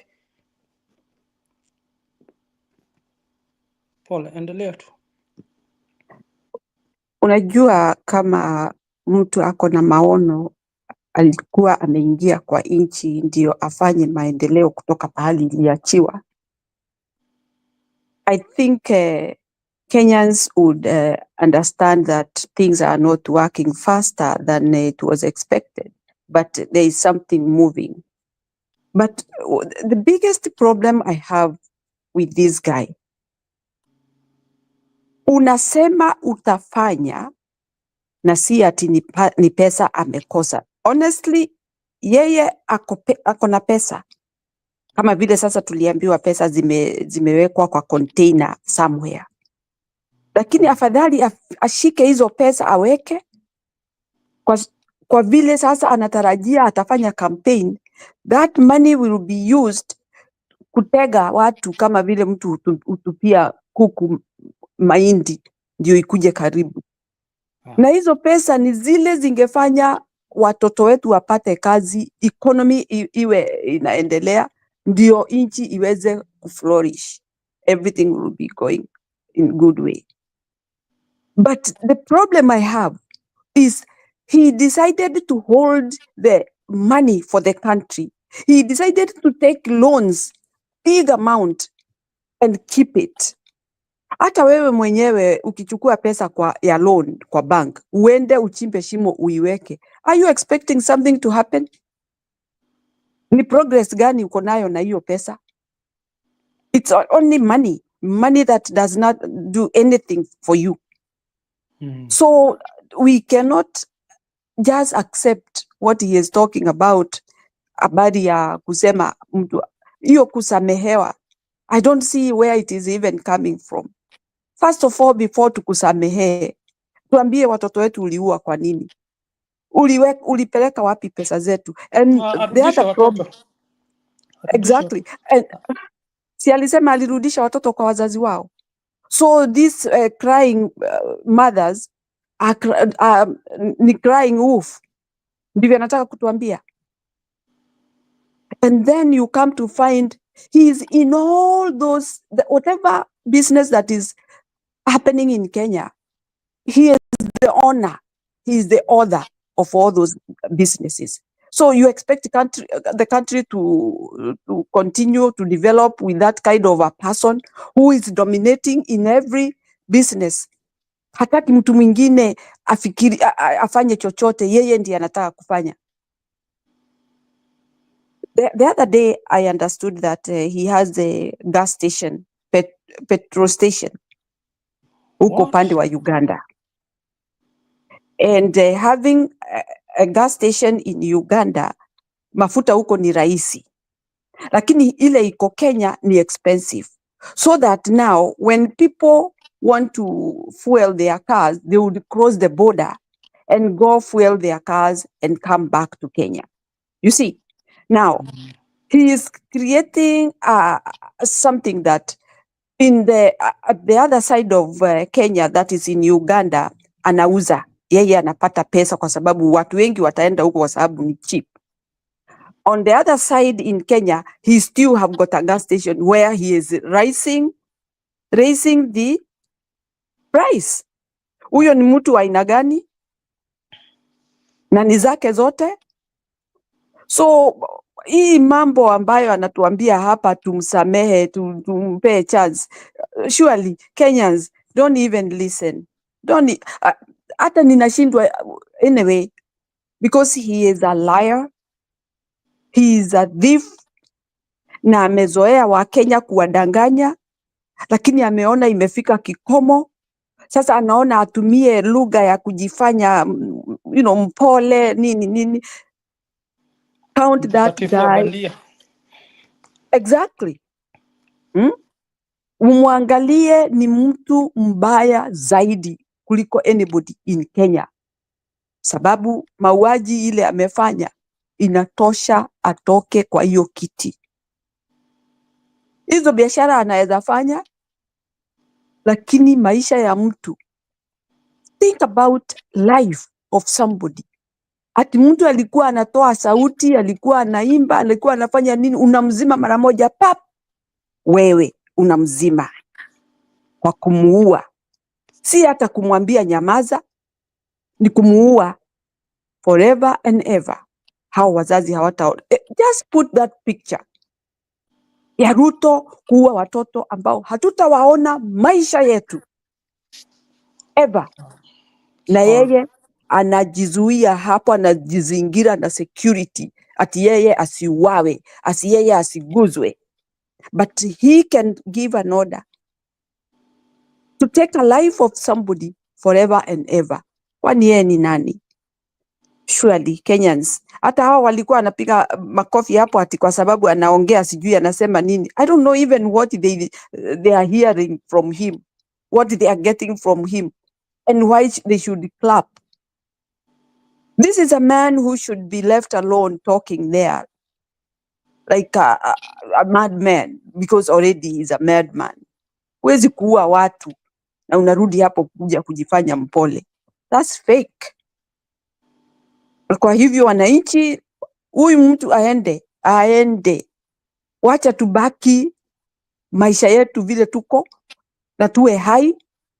Tutaviringika huko kwa nchi mpaka tutaisimamisha. Hatujali habari ya mtu kama yeye. What are we expecting him to do? Nothing. And so Ruto has to go. He must go. Sababu hakuna raha itakuwa nchi yetu. Leo ako hivi, ako warm, ako cold, ako warm, ako cold. No. He better be who he is. And he is a crazy madman, a murderer, a thief. That's all what he is. And we cannot live with that. Go ahead. Naona Belfast ameingia. Wacha niwape video moja. Okay.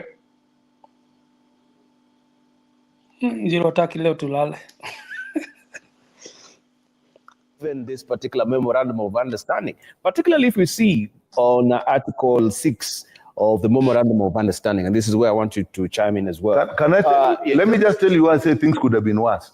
There's a country I observed which moved almost in exactly the same way.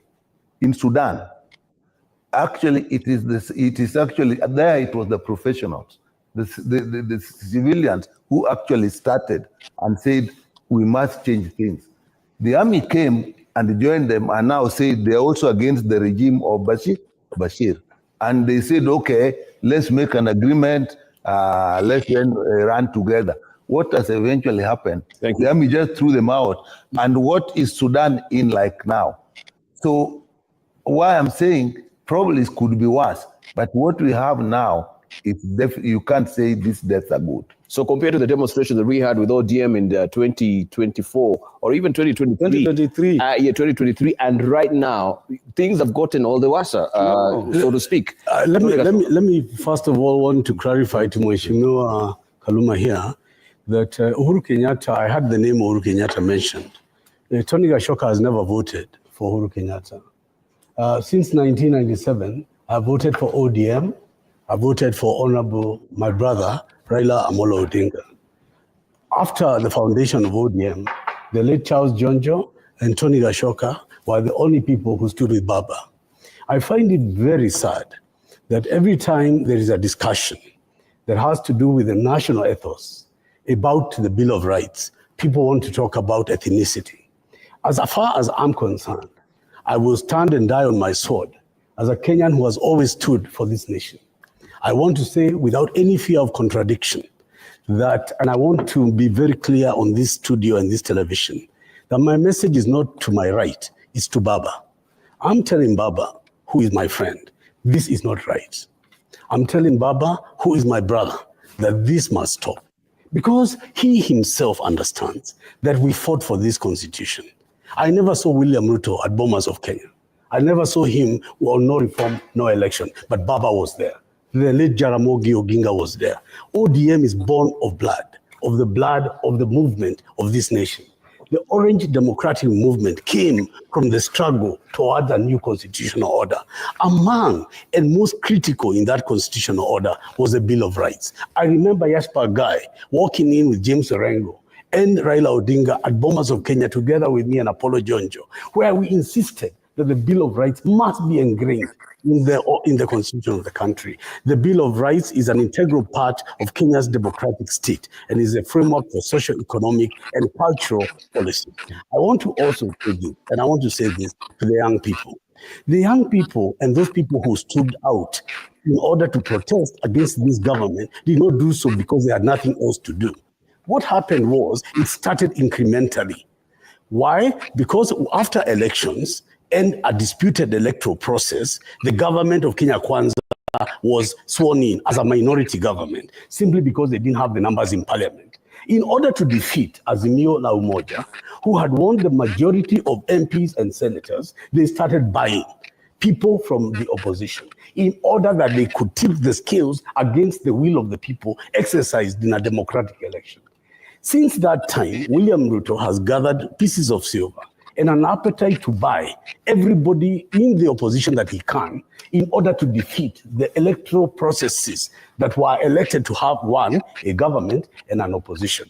And the reason this constitution creates a multi-party democracy is because the opposition is meant to oppose the government of the day in order that people get a better government. My problem with the ODM decision of broad-based government is not about the policies or the economics. It's because there is no policeman. There is no watchdog in Parliament or in the Senate that can be able to hold to account the government for the people. And that is a constitutional nightmare, because once the people have done an election after 5 years, they have nothing else other than a recall of MPs or waiting for the next general election.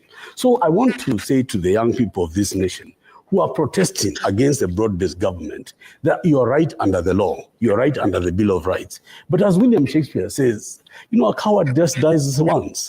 So if death must be the price, it's not going to be the first time. Tom Mboya, yes. Degama Pinto, they have been so many gallant sons of this nation. Robert Ouko, and many who have shed blood in order that this country becomes accountable to the rule of law and better governance, the killing of corruption and so forth. So let there be a Rex Masai. So yes, let there be another person from another place, but let this not descend that all of a sudden there is one part of Mount Kenya against the nation because young people are rising up. Let us say, first of all, that any killing of any young person, any abduction of any young person is immoral, it is wrong, it is unlawful, it's unconstitutional. If we begin to agree that there are certain basic rights and wrongs, that there are certain things which we must uphold, the dignity of how we live with each other, that dignity is what is going to allow us to be able to aspire to take this country further. So I want to end by saying, you know, Frank Fanon said this about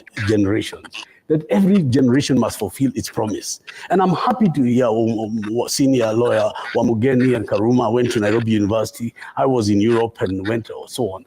But we have had our time. Made mistakes or not, we had our time to fulfill our aspirations and live our dreams. We cannot be the people who sit on our children's future. We cannot be the people that kill their hopes, right or wrong. Let them dream, but let them be at peace, and let them not fear their government. Let them not fear their president. Let them not fear that, you know, in fact, I remember when the ICC came, 4 people were charged, a sitting president, Uhuru Kenyatta, a police commissioner, Muhammad Ali, a head of civil service, Mudaura, and William Ruto were taken to the ICC by a letter written by the Orange Democratic Party, in part my brother Anyang' Nyong'o, raising the questions about the killings that happened in Naivasha and parts of the Rift Valley following the disputed 2007. So ODM has a history of raising in the international order the question of human rights. In fact, it was because of the letter of ODM that the ICC proceedings went ahead without objection from Mwai Kibaki. And in fact, a sitting president had to resign from office or retire from office for the period of the trial in order to be held to account. So I'm telling this president, I'm telling this commissioner of police, I'm telling this head of the civil service, kuna njia uko Hague, and you are not going to go that way. And I'm telling Karuma, whether he wishes it or he does not, there will be an end to the regime of William Ruto. But the question will not end because of me and you, but the law will never die. This constitution and the rights of those who died will never die. I pray that shooting our children is no solution to the ODM coalition with William Ruto. South Belfast, go ahead.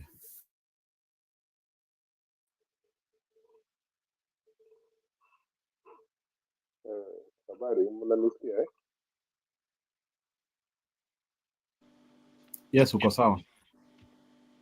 Nilikuwa nataka kusema mingi sana lakini hiyo video has been a shocker to me because Tony Gashoka has a history of Uko mbali sana. Unanisikia sasa eh? Uko mbali sana. Ngoja nitoe hiyo headphone. Use a Bluetooth.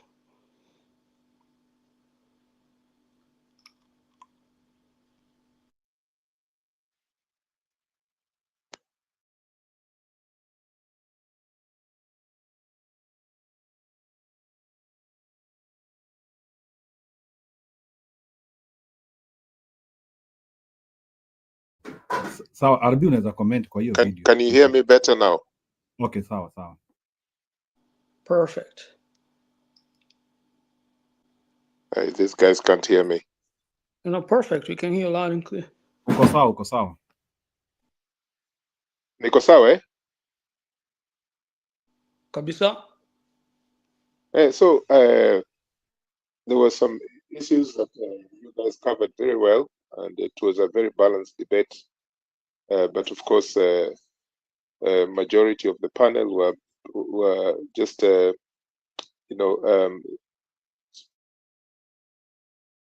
speaking about how to remove Ruto without giving any practical solutions.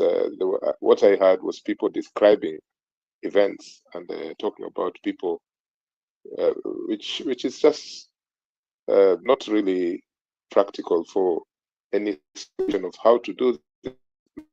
Now, when I heard Tony Gachoka speaking there in that, Tony Gashoka, sorry, has a history of supporting a horrible status. Gashoka behaved, he would invite that David Masanga from Uganda, that guy who used to drum up for the Hague 6, kina Uhuru Kenyatta, mpaka huyu Ruto huyu. Tony Gashoka was one of those people who supported Ruto kabisa. He can't, you see, this is a problem with our politics. A lot of these politicians and broadcasters like Gashoka, they tend to think that Kenyans don't have a memory, or that we have a memory of a goldfish, and that to say those things in forums. That Tony Gashoka has contributed, yes, as he said, towards the framing of a better constitution, as a commentator and all that. But I don't think that Tony Gashoka is the right person to tell us who Ruto is, because he was part of the problem during Uhuru 1 and Uhuru 2, and even Martha Karua, and he knows Martha Karua very personally, and we won't get into that. You see, if you listen to someone like Joachim Simiyu, who is a brilliant young politician, Joachim Simiyu, and he recently made comments about Martha Karua, for example.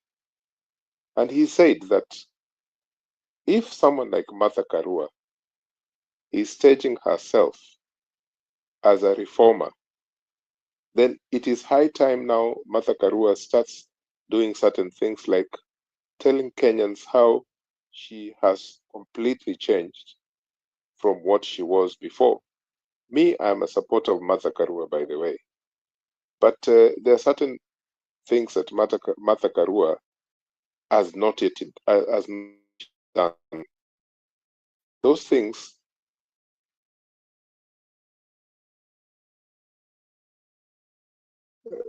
Matiangi, all those people who were involved in this or that government, people like Gachagua, there are things they haven't done in order for Kenyans to say, these are the people we can listen to. So at one point, I was thinking that Martha Karua actually is someone we should listen to, because she resigned from Kibaki's government, but she's also stood up and said, look, the only reason why I stood up in defense of Kibaki in 2007 is because I was in Kibaki's political party. But what she did not say is the role she played in the post-election violence, and why she thinks that she should be forgiven for the role she played in the post-election violence.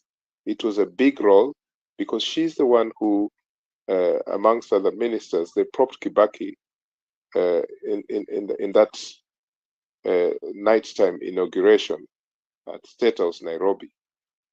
And she knows the impact of what they did to the rest of the country. So I think that Martha Karua at one point should have just come out, same way Matiangi, and say, look, this is what we want to do to the country. Please listen to us. We're ready to say what we actually did that has affected this great nation, and please forgive us. Matiangi wants to say it, but he's playing with our minds. He's saying things like, we have a court system that will be there to judge whether I did something wrong or not, a captured court. So this is, for me, the only reason why I put my support. I will not vote, but I think that the young generation, majority, they want Maraga, because when they see all these people who are now do-gooders, the only person they can see who can achieve their goals, their objectives, is Maraga. That is the truth. People are saying, like I heard Alex saying yesterday, at Maraga is worse than my grandfather. He can't even make a speech. Sijui is like what? I don't know what he's talking about. Imagine that's what Kenyans are looking at. Someone who has, who is so articulate, like Alex, coming here yesterday and propping us to believe that David Maraga cannot command a huge following or is a waste of time because he has speech problems. He speaks like an old man in the village. How can we reduce someone in Maraga to that kind of description? What do we want? Do we want just someone who is charismatic but makes false promises? Ama do we want someone who can come in and change the country that doesn't make false promises? So this is where I'm coming from. I am saying that it does not matter which person, which tribal origin that person comes from. Actually, it does matter. Sorry. I need to take that back. It matters. Because for me, I don't want a person from Central or Rift Valley loading it over Kenyans again. And that is not tribalism. That is open speech. Uhuru Kenyatta said it for 2 years leading up to 2022. He said enough. Other communities can lead Kenya as well if you're interested in presidential elections. So for many Kenyans, that's the situation. In fact, even for many Kikuyus,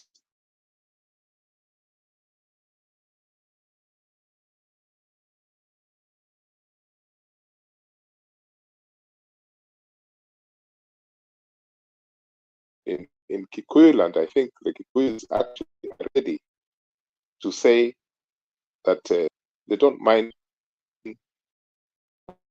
third parts of the country because they're demonstrating now they not stand and they would not be demonized because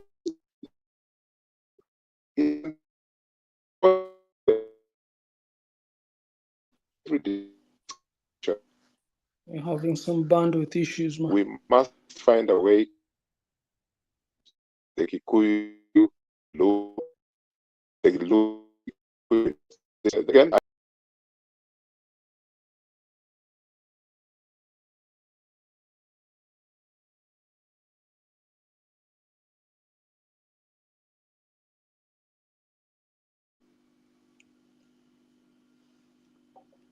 think you're having some bandwidth issues.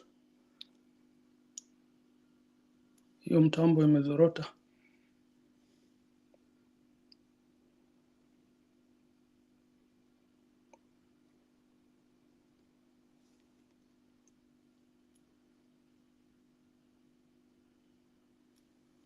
Njiro huko.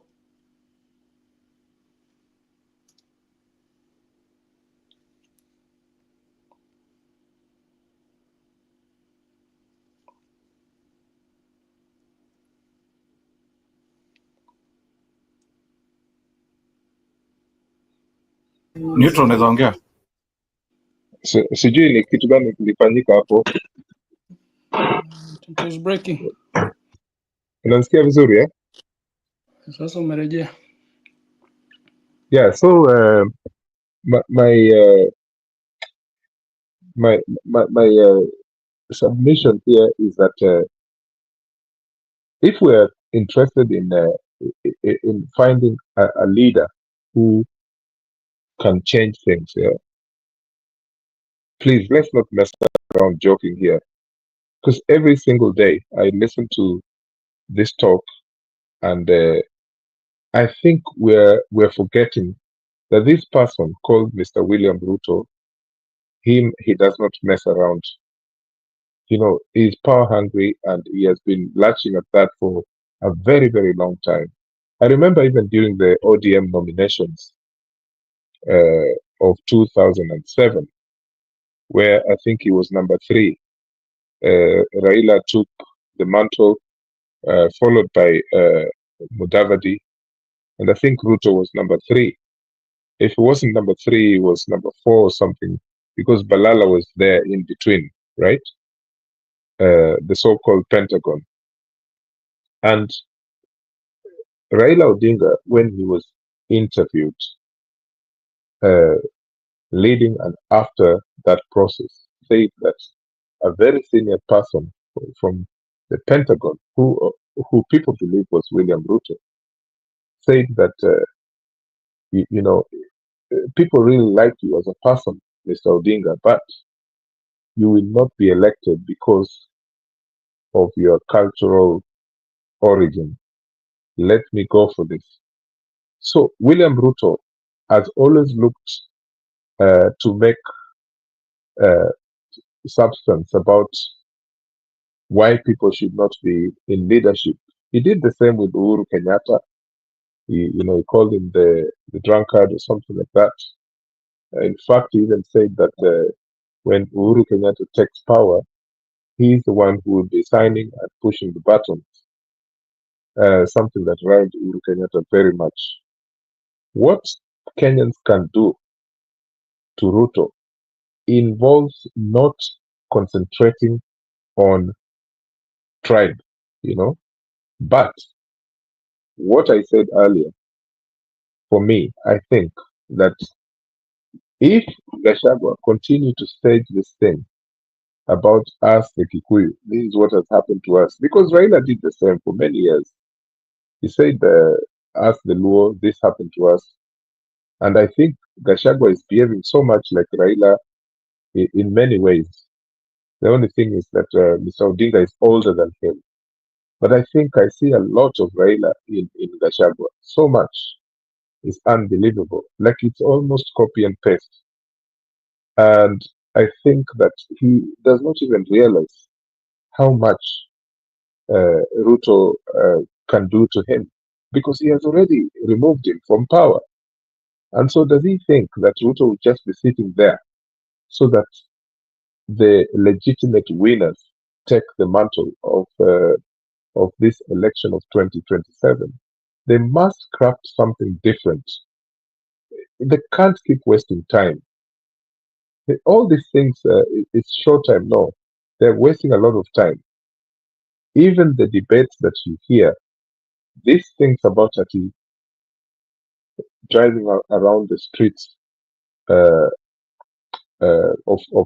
different towns and expecting people to bow down to them and close shop or close their businesses to listen to stupid speeches. Any politician who is still living like that is living a lie. Why can't they do those town halls, which actually Kenyans have started doing at the appropriate time?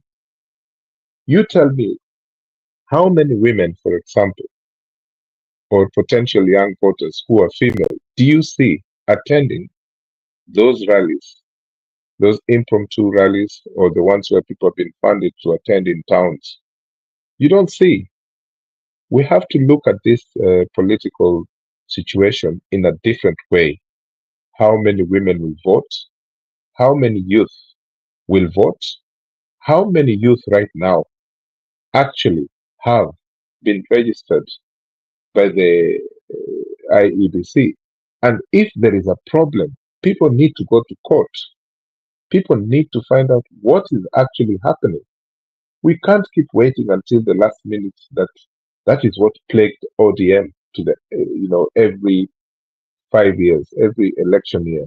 They were waiting. It's almost like makes me believe what sometimes people say, that Raila did not want to take power.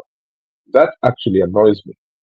What I actually believe has happened in Lowland since 2017 is that many people in Nyanza decided to forgo voting. It was not so much that the people were wasting time attending rallies and not voting. They did not want to vote.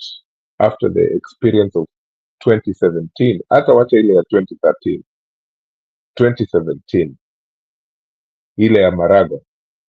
So it's very disappointing that we see what is happening in our country. We know how to fix it, but we don't want to fix it. It's a problem, I think, that needs to be solved. Even on these political forums that we attend here, for the average of 3 times a week, every one of us, it's difficult to attend every single day. Even the host cannot do this every day. But for the moment that we take our time to attend, we need to sit down and think, really, what is it that what is the result of what we discussed today? Are we joking? And in these things, we have people who are coming from Ruto's side. You like it or not, they are here with us. Yeah, you know what happened in Mutembei channel years ago. For those of you who remember, the people you did not expect to be on the other side were on the other side. So, without making accusations or allegations, but we know what we are talking about, Jiru, that these particular discussions that we are having, we need to look at it in terms of results. Are we saying things just out of saying things, or do we want results? For me, if we do not achieve, getting a credible candidate, the youth generation especially cannot get a credible candidate by early next year, we're wasting time. We're really wasting time. I'm telling you.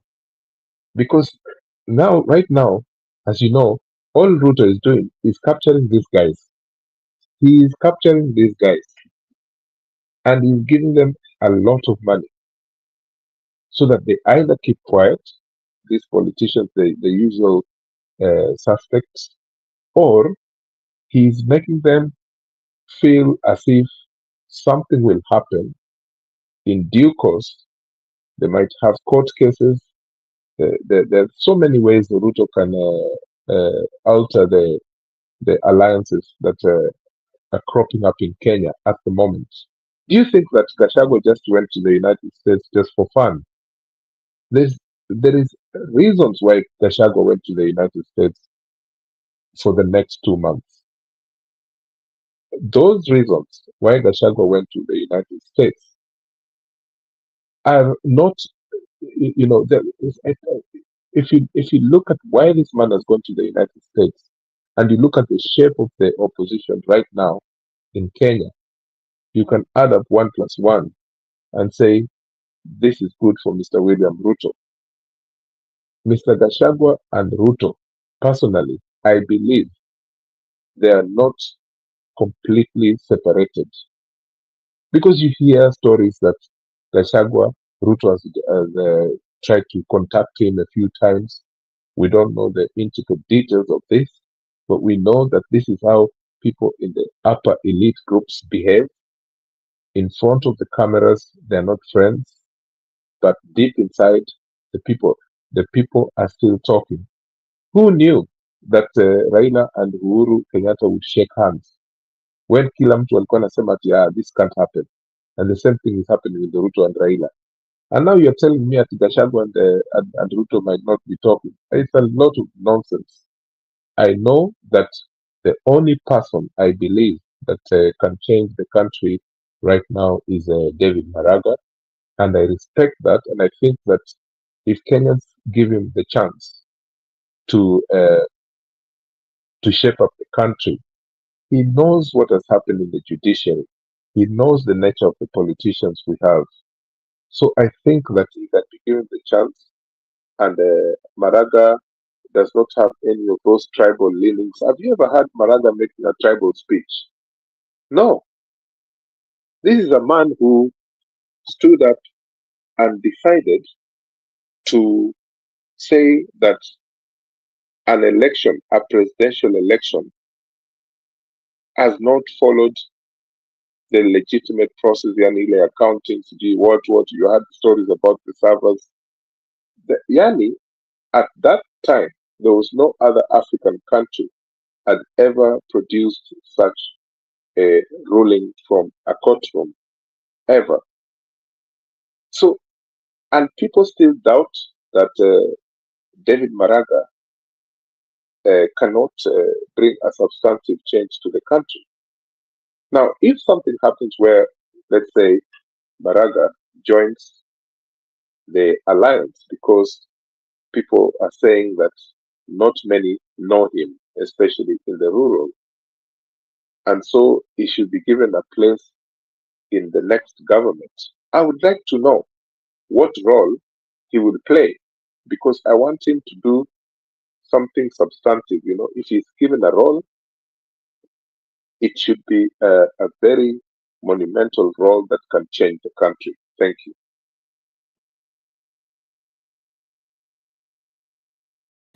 Okay. So I don't know why you don't believe in Gashoka.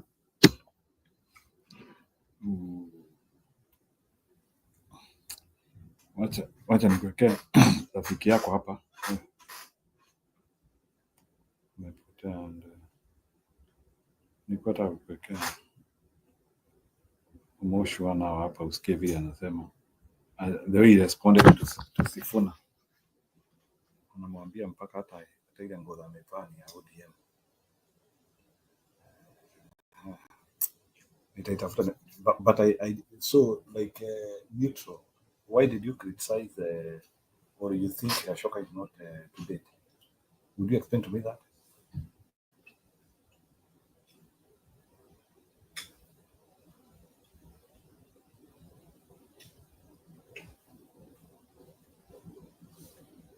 Neutral, unaweza nielezea hiyo? Why you think Ashoka is not okay? In explanation. I think the question you're asking me in a Kenyan way is, why are you talking about a person from my community? Is that what you're asking me? I have not asked that to you. I have nothing against attacking him, but I'm asking you, why do you think he is not serious? Where's Tony Gachoka from? Is he a Meru or an Embu? I don't know where he comes from, but I think just respond to me. Niambie, why do you think Gashoka is not okay? Meanwhile, wacha nikuwekea Moshi wana wa hivi. Haya, sawa. Na ana alikuwa ameitisha nani? Alikuwa ameitisha huyu mke. I don't know kama ndio ile video nataka ama nyingine. Wacha niweke Mkenya Marekani ni ya huyu jamaa venye nyumba yake ilichomeka. This is what Ivy League universities you can get into with a 3.6 GPA. 90%. So ladies and gentlemen, karibuni ndani ya Mkenya Marekani. Tuko Federal na nimeshangaa kuona bwana yangu Kenyatta. Bwana Kenyatta mwenyewe. Namna gani Kenyatta? Nzuri bwana. Kunaendelea nini? Mbona unavuta mabag hapa hivi? Bwana, nilipatwa na mkasa wa moto. Wa moto? Pale ninapoishi paliungua. Na mimi sikuwa huko. Ilikuwa Jumapili ile ya sio hii, ile ingine. Na hii pale ndio ulikuwa unaishi pale? Pale sikuwa naishi hapa kwenye hii pale, unaona moto hapo nyuma yake kuna trailer. Nyuma yake kuna trailer hiyo, hapo ndio nilikuwa naishi. Na moto ili affect mpaka trailer kila mahali. Ilikuwa kila mahali. Kila mahali. Pande zote mbili, pande hii na pande ile nyingine. Trailer yako iko hapo bado? Iko. Tunaweza enda tukaona kwanza kidogo. Tuweke hii, Tunaweza iacha hiyo. So wewe unakaa kwa hiyo bag. Hii ndio bag yako, hiyo ndio nyumba yako, kila kitu. Hii ndio kila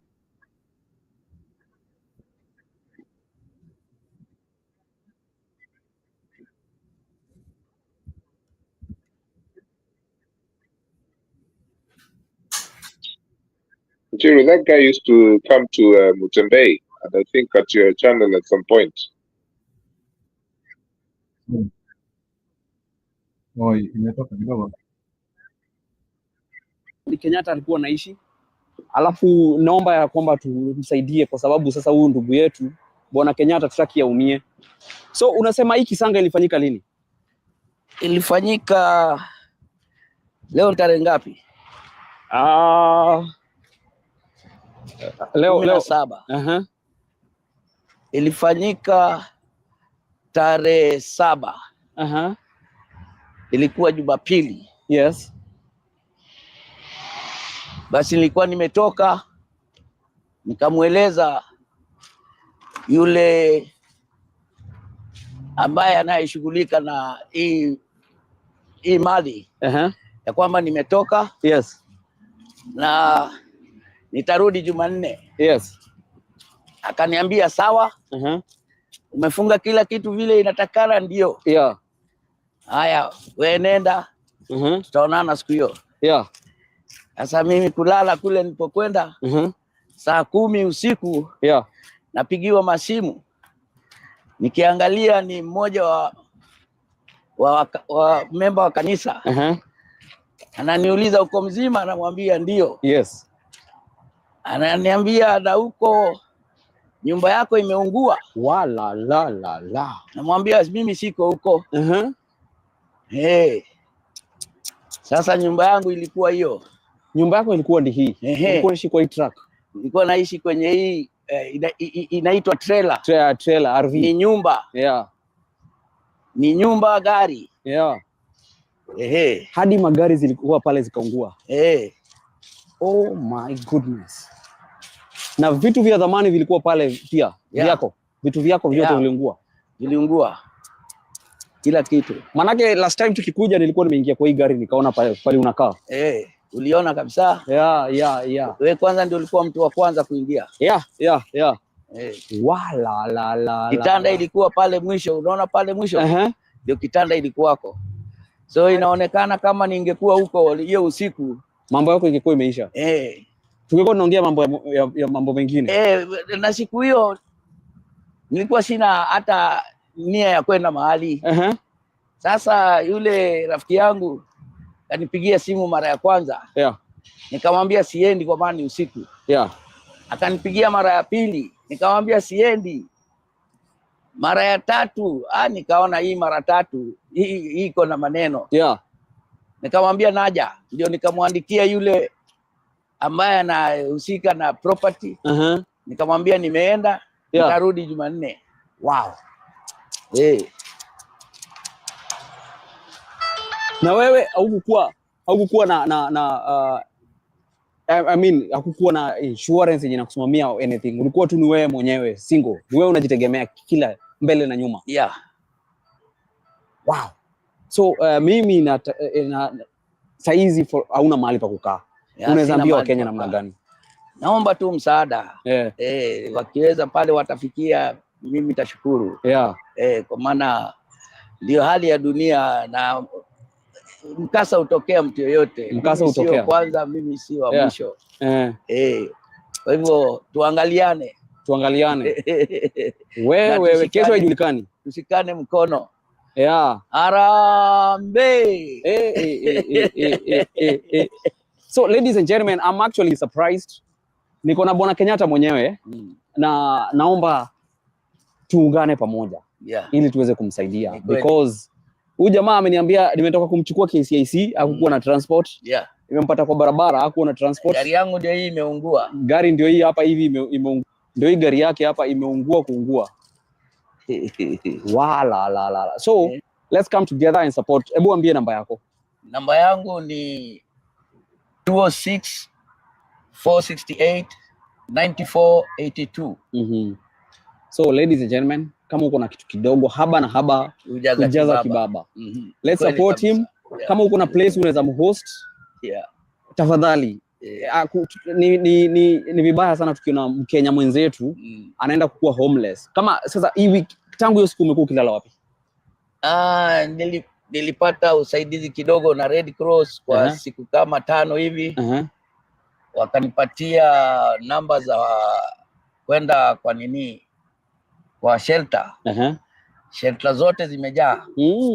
Hakuna shelter iliyoko haina watu. Zimejaa zote. Wow. So iko shida hapa, na hapa Seattle kuna homelessness kubwa sana. Yeah. Kushinda states zote America.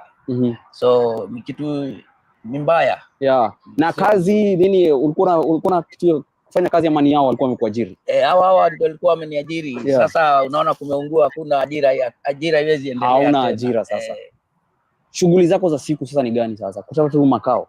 Kutafuta makao kwa saa hii si haujishughulishi na chochote. Makao tu. So ladies and gentlemen, let's stand with one of us. This is his car. This was once his beautiful house. I actually, in my previous video with him, we were here inside. So we toured his house. This is his car, is all in ashes. This is a church that once we all used to gather over here. That's the hall. This is like, wow. I can't even know what to say, but let's support him. He's one of us. Chochote kile kenye mtu anapata, let's just share some support hapa na pale ili ndugu yetu aweze kusimama. Yeah, hatuwezi taka. Nimetoka kumchukua KCIC bana na bag kubwa sana. Alikuwa ana nini? Ana hata nini transport. So na saizi unaelekea wapi? Saizi nataka tu kupiga maround kidogo. Yeah. Ifika usiku nijitulize mahali. Yeah.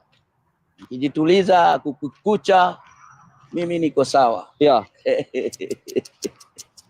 Ni hali ya dunia. Hali ya dunia. So haba na haba ujaza kidogo kibaba. Ile kitu ya maana ni kwamba mimi niko hai. Wewe uko hai. Kwa maana kama ningekuwa huko siku hizo simu 3 nilipigiwa ziliniokoa. Unaelewa? Tungekuwa tunaongea mambo mengine. Tungekuwa tunaongea mambo mengine saa hizi. Wala. Guys, let's come through for him. His number. Sema namba yako tena one more time. Namba yangu ni 206 468 9482. Yeah, I'll put the number below here. 206. Yeah, say in English, yes. 206 468 94.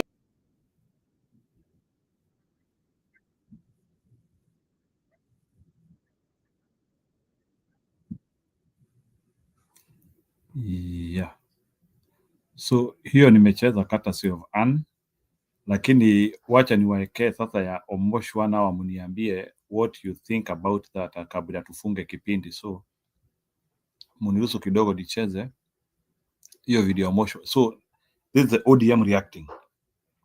So Ann, sijui kama uko hapo. Hii ni ODM reacting. Jiondowe. Tuwa mbio mbaya sana. Sufuna enda. Umekuja ODM juzi tu. Kama tusana hapa na bana.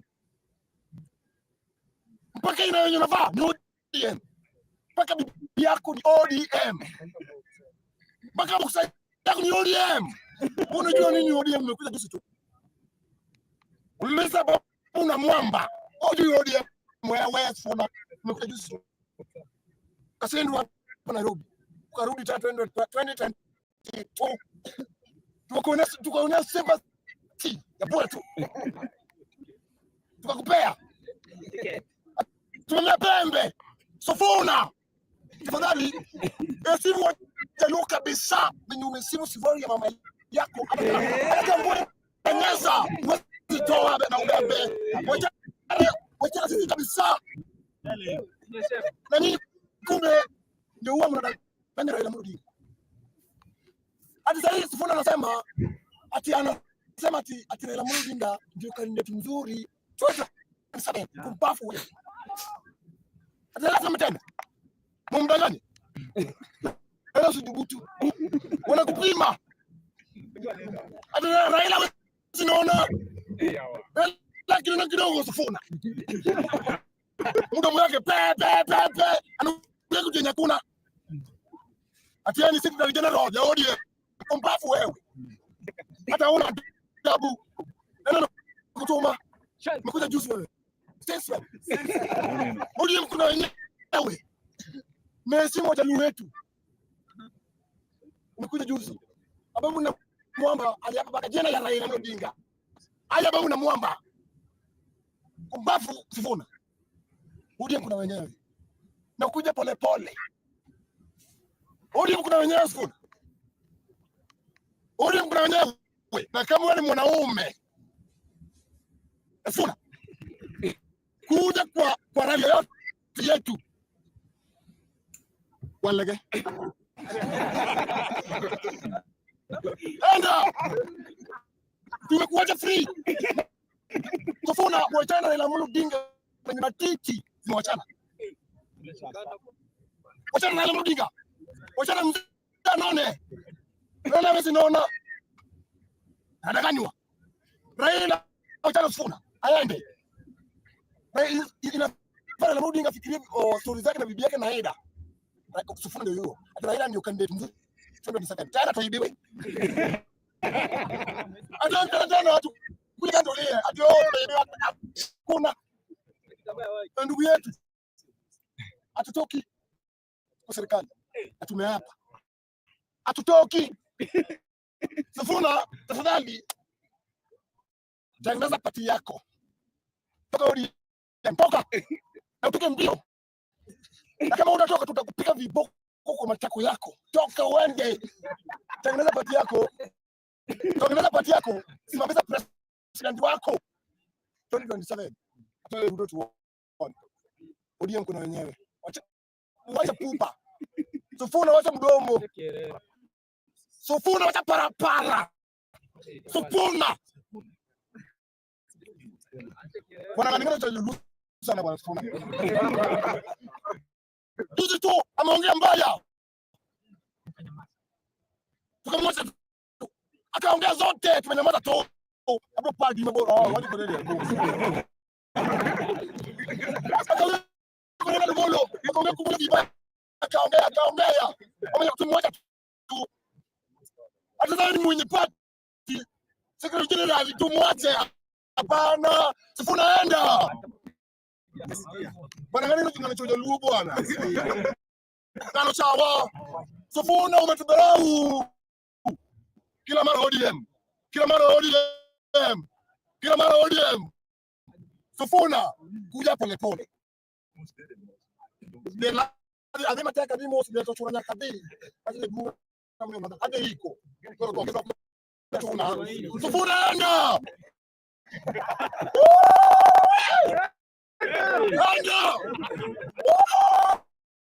Sunanga. Wacha Raila Odinga. Raila hawezi naona. Unataka Raila Odinga atasimama tena. Tena ibiwe. Usisimame Raila hapana. Sifuna tengeneza pati yako. Tumekufeel free. Toka enda. Kila mara mbali. Kila mara walo. Kila mara molo. Unajua peke yako wanaongelea. Kwendeni huko. Watu wa Kenya. Fanyeni hizo vitu ninafanya na huko mbali. Sasa hii ndio tunabudu Mungu yetu hii. Vile mseme Ruto. Mlipigia kura mkimpenda sana. Tunabudu pamoja na tuko tayari kumwacha sasa hivi. Na tumemshika. Na Ruto wewe ukisema watu wani jenzi ongea tu kila mtu na wewe fikiria tu kama Raila Odinga anaongea mbaya kwa Moi alimshika na akamweka ndani akaishi 8 years. Raila Odinga alikuwa mtoto ya Jaramogi Odinga na sasa wewe mtoto ya nobody. Nakwambia Kiswahili ingia kwa sali yoyote wamejaa hivi. Sali yoyote ingia wamejaa na watoki na watatoka. Hata mkuja na bili 1 million watoki. Kama Raila alisema kama ndani. Ana mrudi nyuma ni wewe. Enda maana wendi. Wanatuma watoto wa watu. Leo natuambia hapa ati 2027 mwenye natoa ile mwenye anaweza toa William Samuel Ruto. Ni Kalonzo. Hata Kalonzo mwenyewe ni muoga au kwa nyumba. Lazima anaomba kwa nyumba hawezi. Na unajua watu wa Mount Kenya wanataka mtu weak.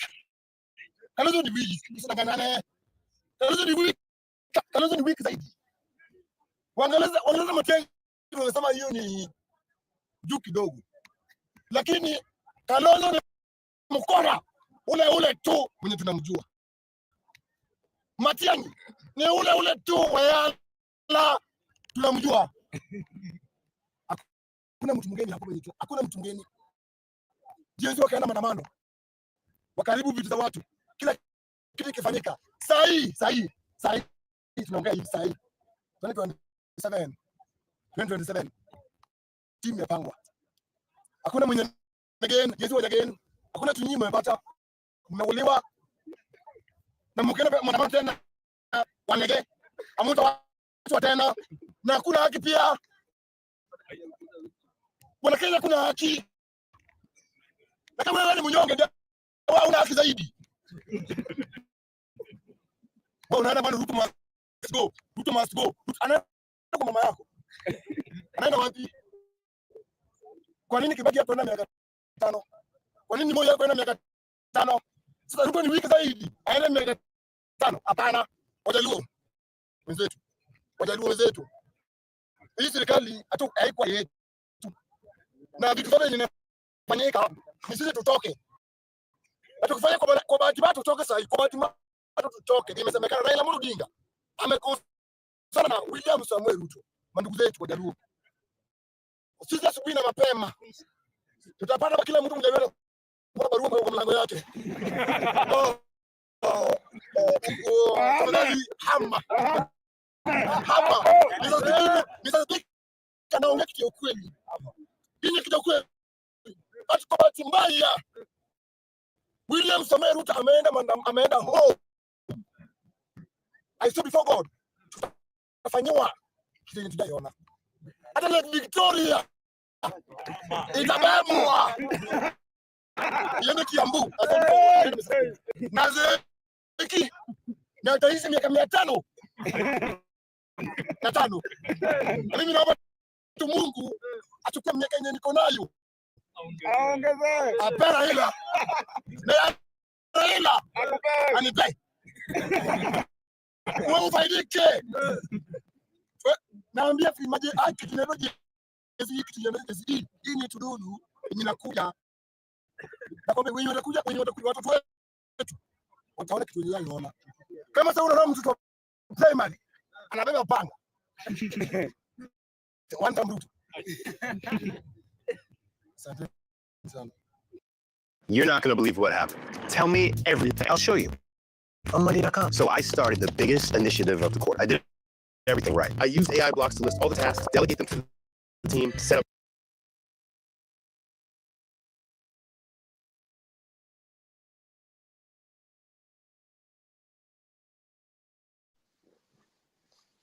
Jiro. Yes, go ahead. Mimi nimekupea video sasa. You have a lot to react to. Can you react to that Indians? Sasa unajua hawa watu hawana sera zozote. It's all about tribe. Kuna kitu kingine. I don't sugarcoat.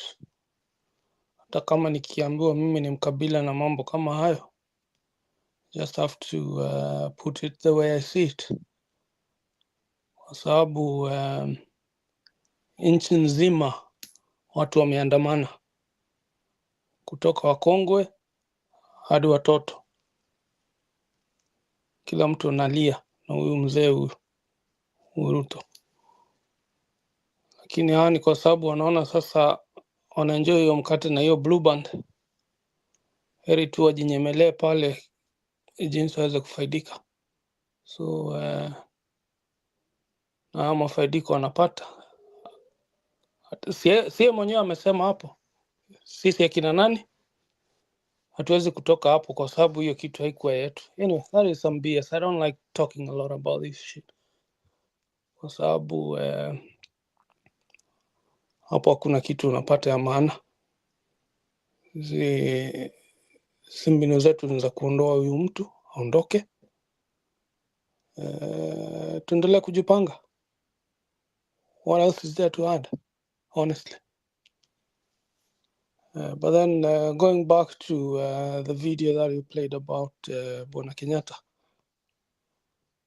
well, hiyo ilikuwa ni kali, pole sana, lakini hiyo namba ni yake, tutamwekea. Ni ya kitambo ama ni ya majuzi?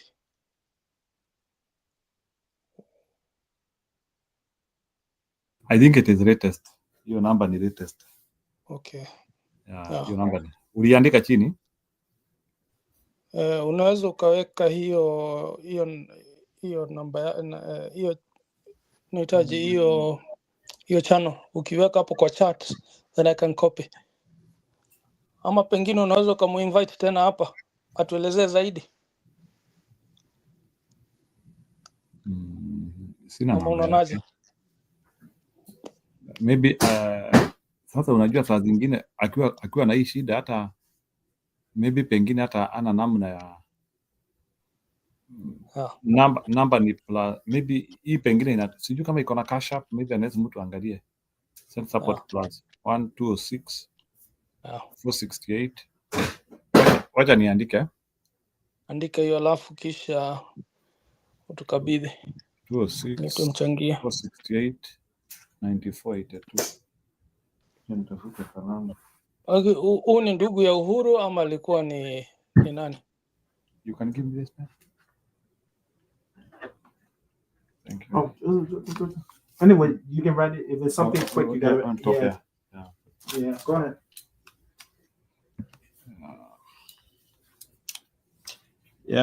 Kunasemekananga ni kama ni wao. Na sura tu ni hiyo. Kunasemekananga ni wao, lakini watu hufanana hilo Watu hufanana, lakini hiyo ni muhuri. Unajua hata hapo Oslo pa kuna huyu mtoto wa Nyerere. Wanafanana kabisa. Ana shida sana na madawa. Sijui madawa na kulewa. Very sad. Very, very sad.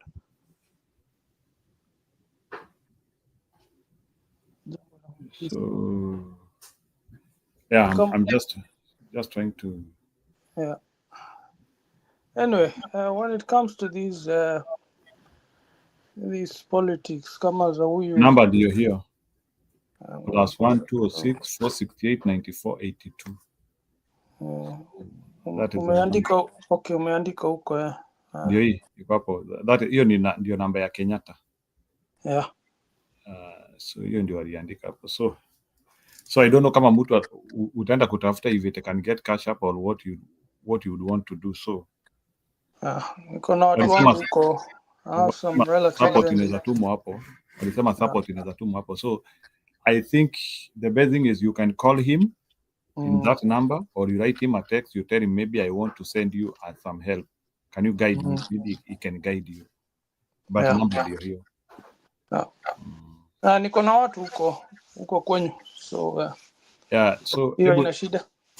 Wacha nikuwekee kafoko hapa, you comment sitaki to comment so much about huyu jamaa anaitwa nani. Sitaki to comment about huyu jamaa anaitwa aje.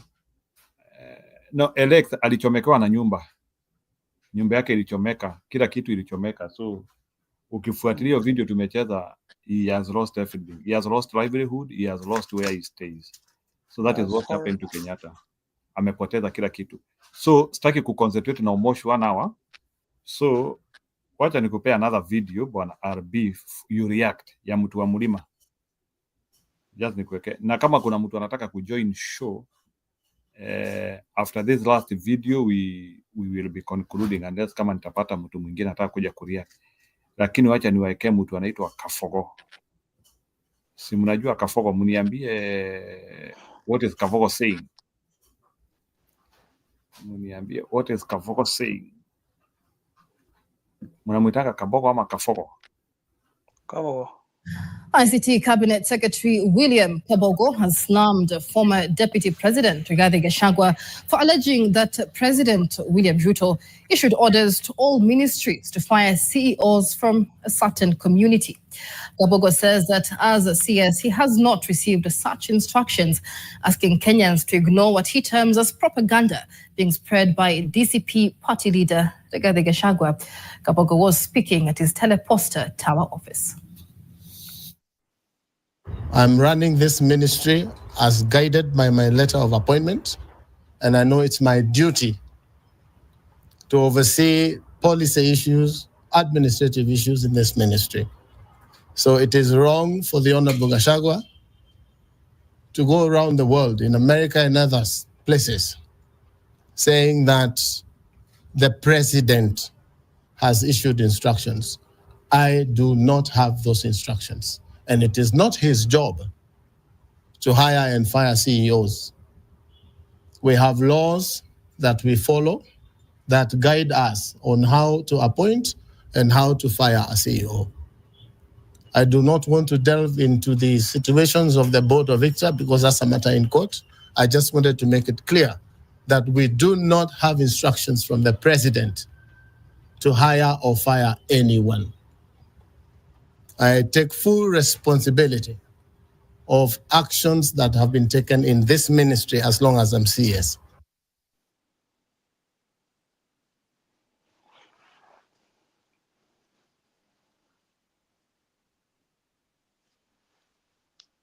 I wanted we take a deep dive on that. Kabogo is trying to defend Ruto. Kabogo is trying to say that some of the problems which are happening, si Ruto anafanya, meaning that in wao. So ile wakati anaitwa sijui wale wa Kikuyu ambao wanasemekananga ni wanaitangwa nini wale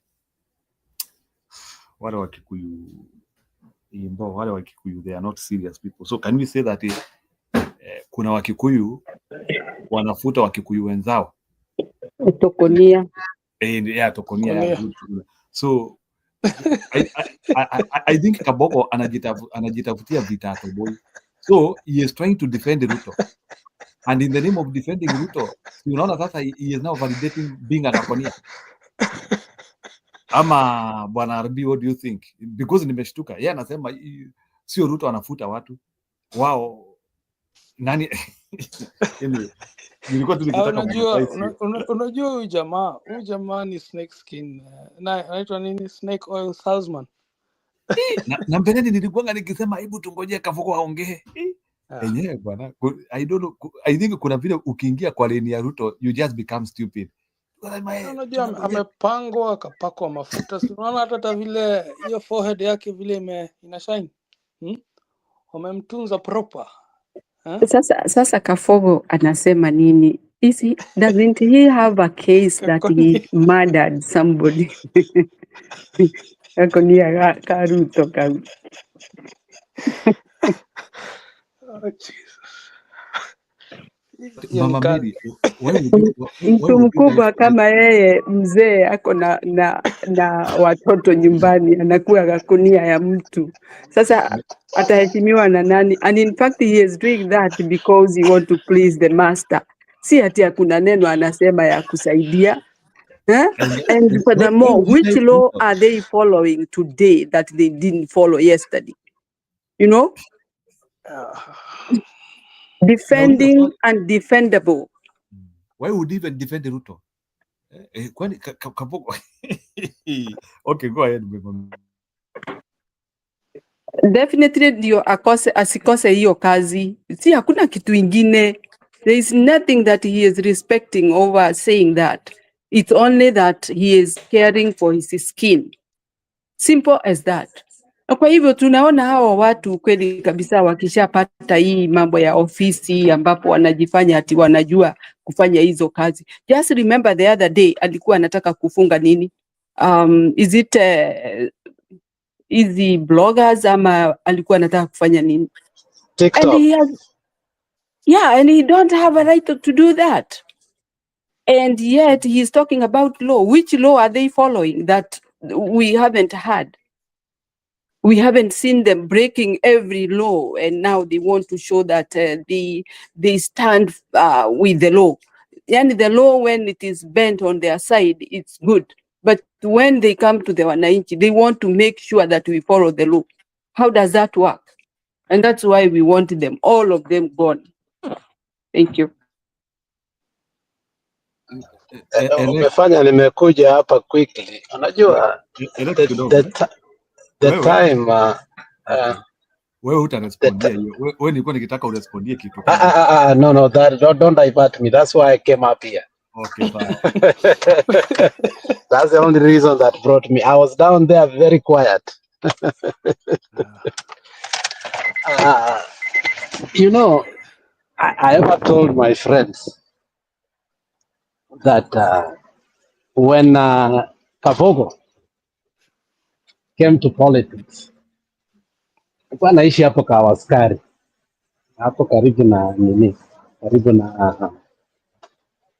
na KU. I used to work in Nairobi then. And in those times, when the guy died,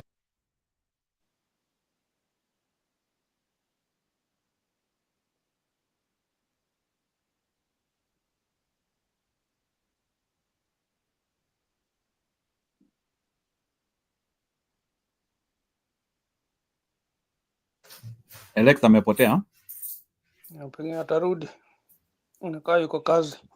Haya, ni sawa, ni sawa. Hebu niwekee video ingine sasa. Okay.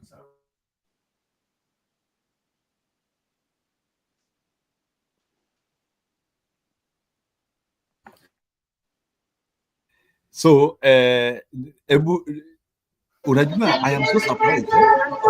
Okay, nimerudi. Yeah. Sorry for that. I think my Wi-Fi. So that by election in Juja, it was called Hope Up versus Chopper. I saw money being used. Not only money, it was a brutal, it was a death throw campaign. And Kabogo became an MP. And over the years, Kabogo has been one of the most dangerous, politicians that Kikuyus never truly understood that it was a big mistake. Now, Kabogo was the first man to criticize William Samoei Ruto. And you know what he said? He said, you alternatively don't take after 10 years. You have to come back to us and tell us your agenda before we elect you. The guy paid the price for saying so. Imagine losing a nomination to a councillor who never went to school, who never even took a plane to India, who lied to the people that he went to India to school. Waitito never went to school. Waitito never flied out of the country. Waitito never had a passport.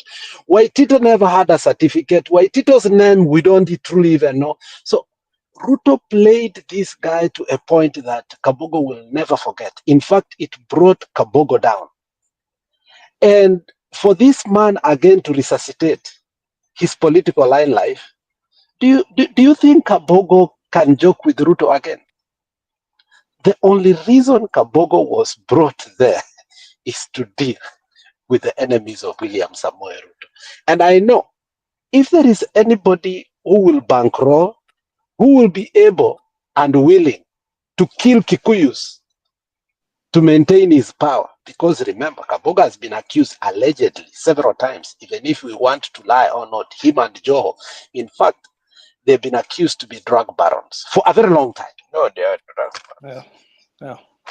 So what I will say is this, don't put a video of Kabogo defending Ruto for us to decipher it. He is doing what he was appointed to do. What I'm surprised actually is the fact that he is not doing it as good as I expected him to do.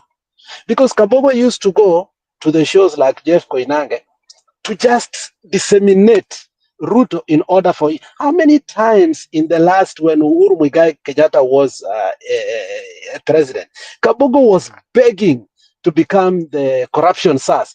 He really wanted a job from Uhuru Muigai government, after he lost his gubernatorial seat. So I am actually surprised that this guy is not doing his job as he should have, because the only reason that he came to this government is, first of all, to bring the money from the drugs, and also to be brutal and lethal towards anybody criticizing William Samoei Ruto. But you know what? Alipata dawa yake. You cannot do that to Rigathi Gachagua. So I think he's failing in his duties that he was hired for, and probably he's losing the mojo that William Samoei. So very soon he might also be fired, because if you don't deliver to Ruto, Ruto does not think twice. Thank you. Arabio, do you have a response? Kabla niweke sasa ile video nataka mu-react sasa muniambie, because naona pia watu wa, so Bwana Budi, something funny. Can you imagine watu wa ODM wameanzia kufunnel the same narrative UDA used to funnel about empty coffers? So Arabio, could you react to hiyo Kabogo, alafu niweke hiyo ya Karuma musikie? Karuma anaongea kama ni kama tu vile nimesema, huyu jamaa sasa unajua yeye amepatiwa lifeline. Ndio kusema ukweli, unajua hata alikuwa ilisemekana alikuwa ameua mtoto wa wenyewe. So birds of a feather, you know, they flock together. Hao ni wauaji wote, na mtu kama Kabogo yuko hapo tu kusaidia huyu mtu aendelee na mbinu zake za kuiba na kumaliza watu. So there's actually nothing much to add on that, because Kabogo is a finished man. Hakuna mahali anaweza kurudi kwa hii formation huyu mtu akianguka. Hakuna. So cheza tu hiyo video. Mimi nataka kwenda kulala bwana. Aya, ngojeni nicheze hiyo video moja alafu muende mulale musikie maajabu. Unajua huko kwenye ni asubuhi.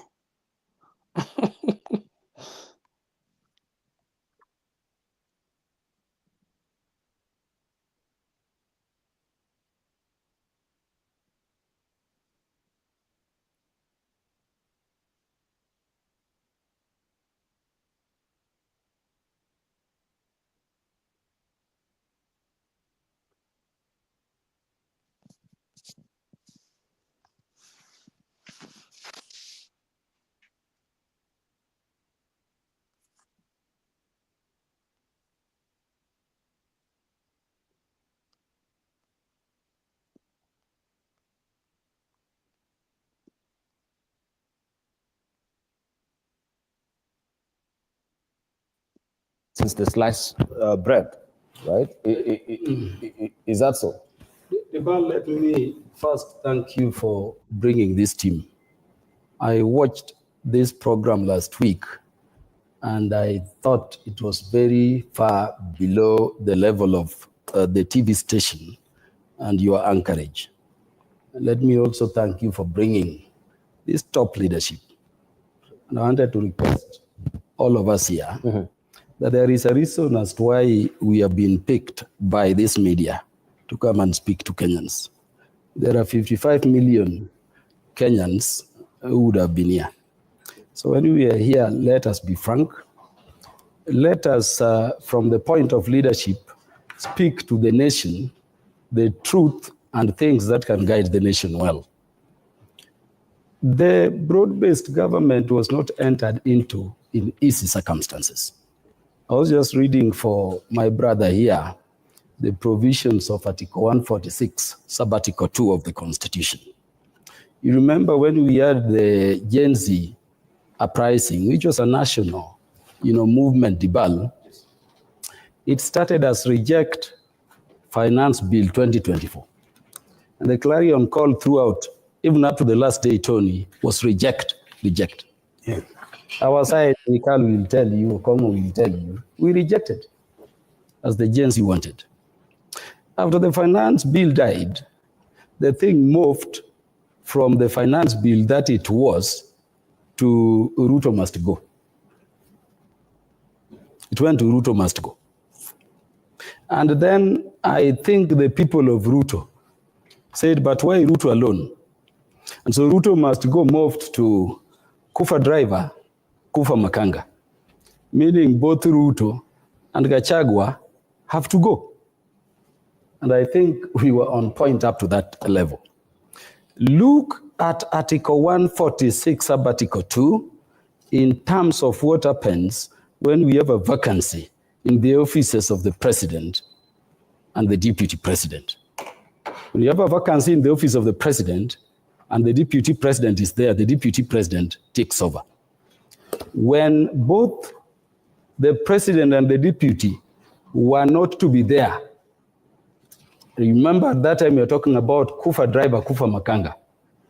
Then the Constitution says at the provision I've told you, the Speaker of the National Assembly takes over for 60 days. Within those 60 days, there must be an election. Did we have IEBC? It was just constituted the other day.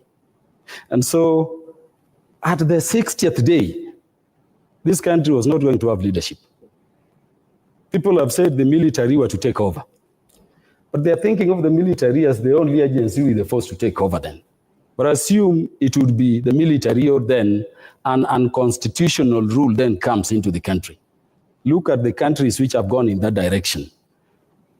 My brother Dibal, Somalia taped in 1991. It has not reset and gotten back to the rail 35 years later. Look at countries which have gone from constitutional rule to a rule other than by the Constitution. It will confirm to you across the world and across Africa that they take virtually our whole generation is wiped before we would come back and have this beautiful document. And about that is the context in which we sat as a political party and later you remember as a coalition. It was not an easy decision, but I believe it was a difficult yet the most patriotic decision. Let me tell Kenyans, if we allowed military rule, see the situation where they have even taken over and allowed something called democracy to come back. They just change uniforms, they control the elections, and they have term limits. The other day we were celebrating West Africa Dibal. What is the president of Niger now saying? There is no term limit. He will rule for as long as he wants. Let me tell our people that when there is a rule other than by the Constitution, today any retiree would not be claiming money anywhere. All our schools, I guess, would still be shut. There would be no MP, there would be no police officer, everybody would be a civilian. I imagine most of us would be going out of the country seeking refuge and other situations. And that is why we sat as a party and we made the difficult decision to say that we may talk of human rights and fundamental freedoms, but without Kenya, you cannot enjoy those rights. And so that is what birthed the broad-based government after the Gen Z uprising. And I wanted to request the young people, I've seen so many of them shouting, ODM betrayed us, Baba betrayed us. I'm telling you, in his lifetime, I hope we'll be awake and we will thank Raila and the ODM party for intervening to secure that the state is there instead of going away. Let me come straight to the MOU. If you read that MOU, and it was read by the respective Secretary Generals, Sifuna on behalf of the ODM party, and remember it was Hassan Omar because I was there at KICC. It's a public thing. Read the preamble. It says Kenya has socio, economic, and political problems which are destabilizing the state each time. And then it goes point by point to identify the issues arising from those tensions and how they can be addressed. I wanted to confirm that at the first point, you see NADCO. Up to yesterday, we were debating the Elections Act Amendment law, the Registrar of Political Parties Amendment, I think we debated, before we went on recess, and the things which we committed under that first part of the memorandum to deal with are being dealt with. I can tell you, we had the issue of inclusivity, devolution. We have the issue of, compensation for people injured enjoying their Article 37 rights. We have all those issues. I can look at Kenyans in the face and tell them we are in the right trajectory. The challenge we are facing, Dibal, is on point number 2. of the MOU that is calling for inclusivity in all spheres of life. In all spheres of life. And remember, Dibal, we founded that thing as the second point on the principle that in a nation, you cannot have a nation when all people equally own and equally share in the resources. Dibal, if you follow me on X, yesterday I just posted the roads department, one community, from PS to down. And that is the case. You go to the AG's office, you go to the critical departments of government, so there is a resistance because, you know, to bring inclusivity, some people have to go, some people have to come in, so that we live the life of Article 232 of the Constitution here, which says there will be ethnic and regional balance at all levels of government, which says that the minorities will be catered for, which says that, people who have been marginalized will be integrated, persons with disability will be integrated. For you to reach to a level where we have the face of Kenya as contemplated by Article 232, Dibal, some people have to go. Let me tell you, and Okongo will confirm and Nyikal, when we had the last election, 2022 election, we had a meeting, and you remember we were supported by the last president, the previous president, President Uhuru Kenyatta. So they came, and you remember the Masai Lodge meeting. What did President Uhuru Kenyatta tell us? I'm going to hand over to President Ruto, but prepare for elections in 6 months. This is so because President Uhuru knew the economy had been wrecked under his administration. Thank you. No. Allow me to conclude this. Yes, just conclude briefly so that we can go to Okongo. I want to tell you that 1 month before President Kenyatta, I'm just concluding on inclusivity, left office. He contracted 1,500 kilometers of roads in Mount Kenya alone. And so when you hear people saying, complete the ongoing projects before you can start any other, it is work only on our projects. And if you are dealing with 1,500 kilometers of roads, at the current appropriation, my colleague Nikalia will tell you, for 7 up to 10 years, you will be only completing those roads. You will not be doing roads anywhere. So inclusivity in terms of sharing national resources, inclusivity in terms of reorganizing the public service is affecting us. Let me conclude by saying, Dibala, that let us not be unfair to President Ruto. If you want to say that where a police officer commits a mistake and shoots a person, it is Ruto we blame, then how many people died under Uhuru Kenyatta? I've served in the security committee for now 13 years continuously. Gachoka, do you know the number of people who are being carried in tapers and dumped into River Yala? How many people were being taken from Kilimani police station and shot in the head at Ngong Forest? When was Chris Musando executed? Where was baby Pendo, bludgeoned by the police in whose reign? If we are to talk about everybody who dies in your reign, it is you to blame. How many people died under Kibaki? So let us not, blame leadership as if we don't know the law. Let me conclude by saying... No, you've been concluding for the... Yes. Let me just try and butt in right now.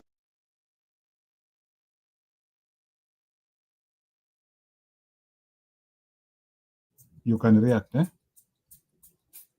Bwana Arbi and Budi. That's powerful.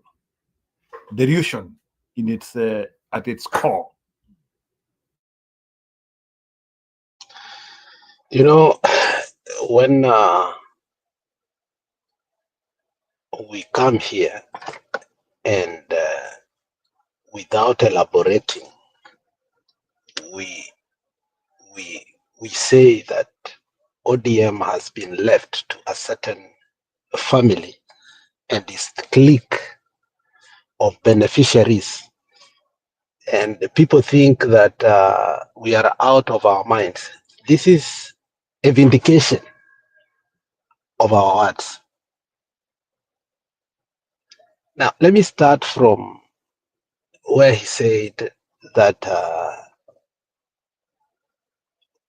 where he started lying, the issue of Kufa Makanga, Kufa Dereva, Kufa Makanga. Who told us to go to the streets? Who used to say this is a day with destiny? Who used to call, do we have short memories of the people that used to call that? Were we being used as ping pong so that they can get and create a situation that will be relevant for them to get into government and remove other people so that the issue of inclusivity start talking? When you lie that last government, this is what happened, kilometers, money, so on and so forth, the question now comes, were you not part of that government? Didn't your own people say they were part of the deep state and therefore the election will not be stolen? Where did all that stop? At what particular time did it? Who was the second most powerful person in that country in the last regime? So I think these are people who are drunk with power. And not only are they drunk with power, these are people who over the years have used every other community to get into power in whichever ways they want to for one purpose. And the purpose has been to deal with the Kikuyu as a community. When I come here and I say that Raila is the biggest tribalist that hid in his skin without our knowledge for years, I am not just opening my mouth to talk. These are his peace mouthers that come here and start criticizing the larger mountain community that it envisaged only to build roads for the next 7 to 10 years so that they can whap up our emotions that, the Kikuyus, the Kikuyus. The whole idea of Kaluma is his hatred towards Kikuyu. When he talks about his ex, he wrote it very clearly. And this is what he said. It is so sweet when you vote for a president and now we are the ones enjoying it. Was it an issue of inclusivity or exclusivity? Yes, you want to be included, but we want to exclude you. I'm telling you, these are tribal chauvinists who cannot hide it totally. Every time they open their mouths, this is what makes me so afraid. And I go back in 2007 when we were warned by Nyachai, when the thing of Madoadoa came in, and we refused to listen to him. We totally refused to listen to him. And what did we do? We voted for Raila Amolo Odinga. Finally, what happened? When the issue of Madoadoa came in, we were collateral damage. And right now, if you hear the rhetoric they use, and this is something that we have refused even to bring on board, to the point whereby they started bringing the Kikuyus that these are only the Kikuyus doing this.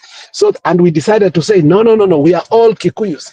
This is all what they sit down and they talk about.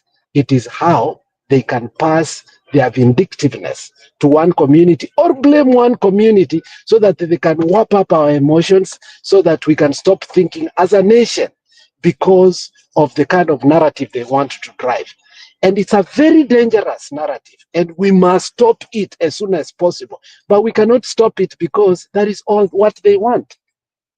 But it is good that we know what they want. They want to eliminate the Kikuyus from, and some people have to come in, some people have to go. Why don't you just say openly that the Kikuyus have to go? Why is he hiding that some people, inclusivity means some people have to come in, some people have to go? Why don't he just say the Kikuyus must go? What was he trying to say? That's what he was saying. Call it by the name. These are Kikuyu haters.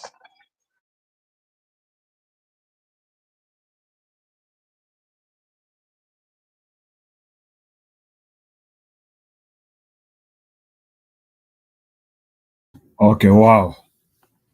I think Alex Budi, we have elaborated. So, RB, react to that. Yeah, I mean, vile Alex amesema, is there really anything else to add? Because this is how they hivyo ndivyo wanajipanga. It's always and I hate this tribal thing, because I have even been called out here as a tribalist. But I like to be point on. It's so easy. It's so easy to create havoc, and it's so hard to create peace. Ndio naona wanatumia hizi njia just to wipe up emotions on people. Because once they do that, it's so easy to mobilize. It's an easy currency. Hate is a very easy currency.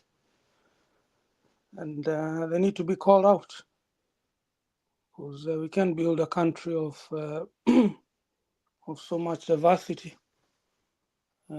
under such a philosophy. Mara wanataka kutengeneza ati ni mambo ya sera, hakuna sera iko hapo.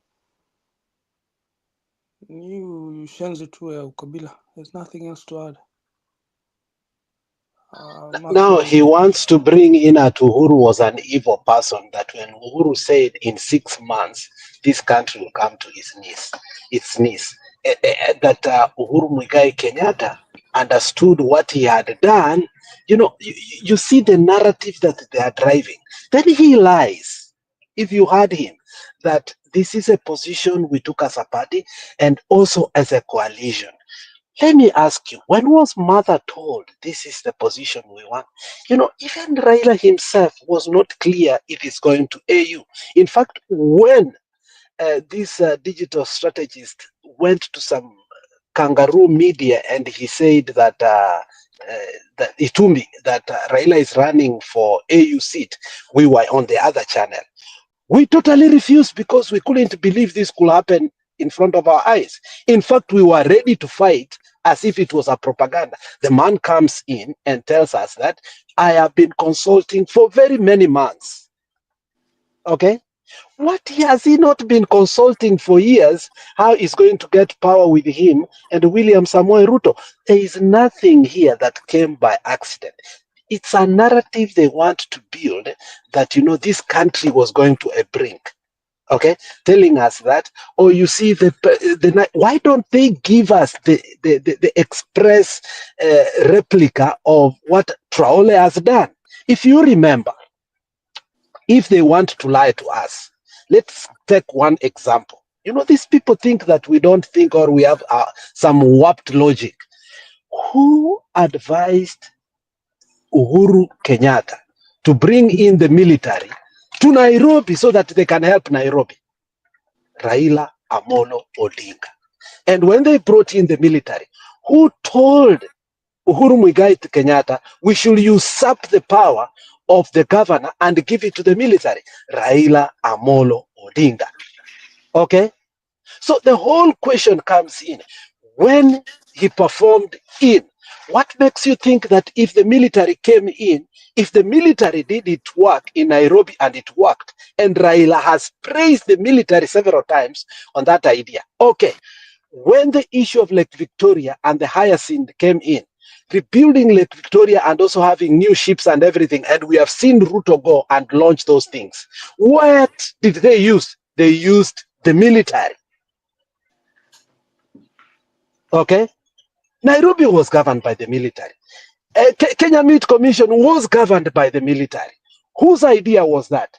Raila Amolo Odinga. Now they are sitting in front of us trying to lie to us that, oh, you know, we wouldn't have retirees. I wouldn't be having a job right now.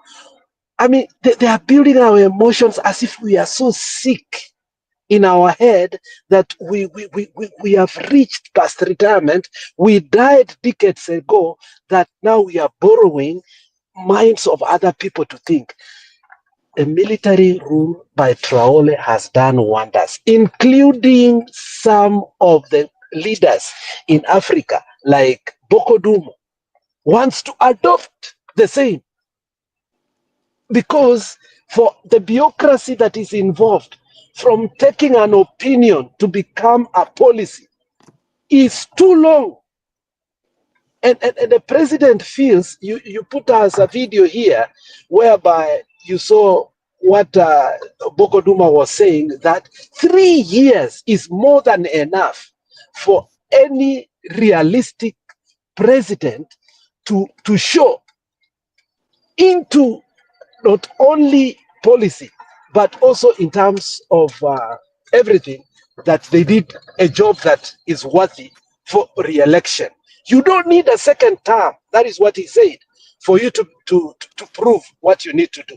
So all these things that they are bringing out is a distraction from the truth and the reality. And that is why they fear Edwin Sifuna, they fear Boniface Mwangi, they fear Martha Karua, they fear a people that do not thrive in fear, who will say the truth no matter what. Kaluma has not hidden, not once, not twice. Kaluma is an internet of Moses Kuria, to the extreme of Moses Kuria hating the Luos, but I have never found a person who hates Kikuyus. Both Kaluma and the MCA for Kilimani, Nani, what is Alai. These two are venoms who are lying throughout by believing that we cannot remember some of Raila's, philosophies when it comes to 1 or 2, 3 things. When we were saying one county, one industry, he even went further by saying that if it cannot work, we can use the same replica that we tried in Kenya Meat Commission. And we were ready for that, so that our institutions can start working. We have been ready for even counties to be taken over by military, so that things will work. One of the reasons why actually Matiang'i is admired is his military style when it came to the education sector, because he said enough is enough. We cannot have the stealing of election.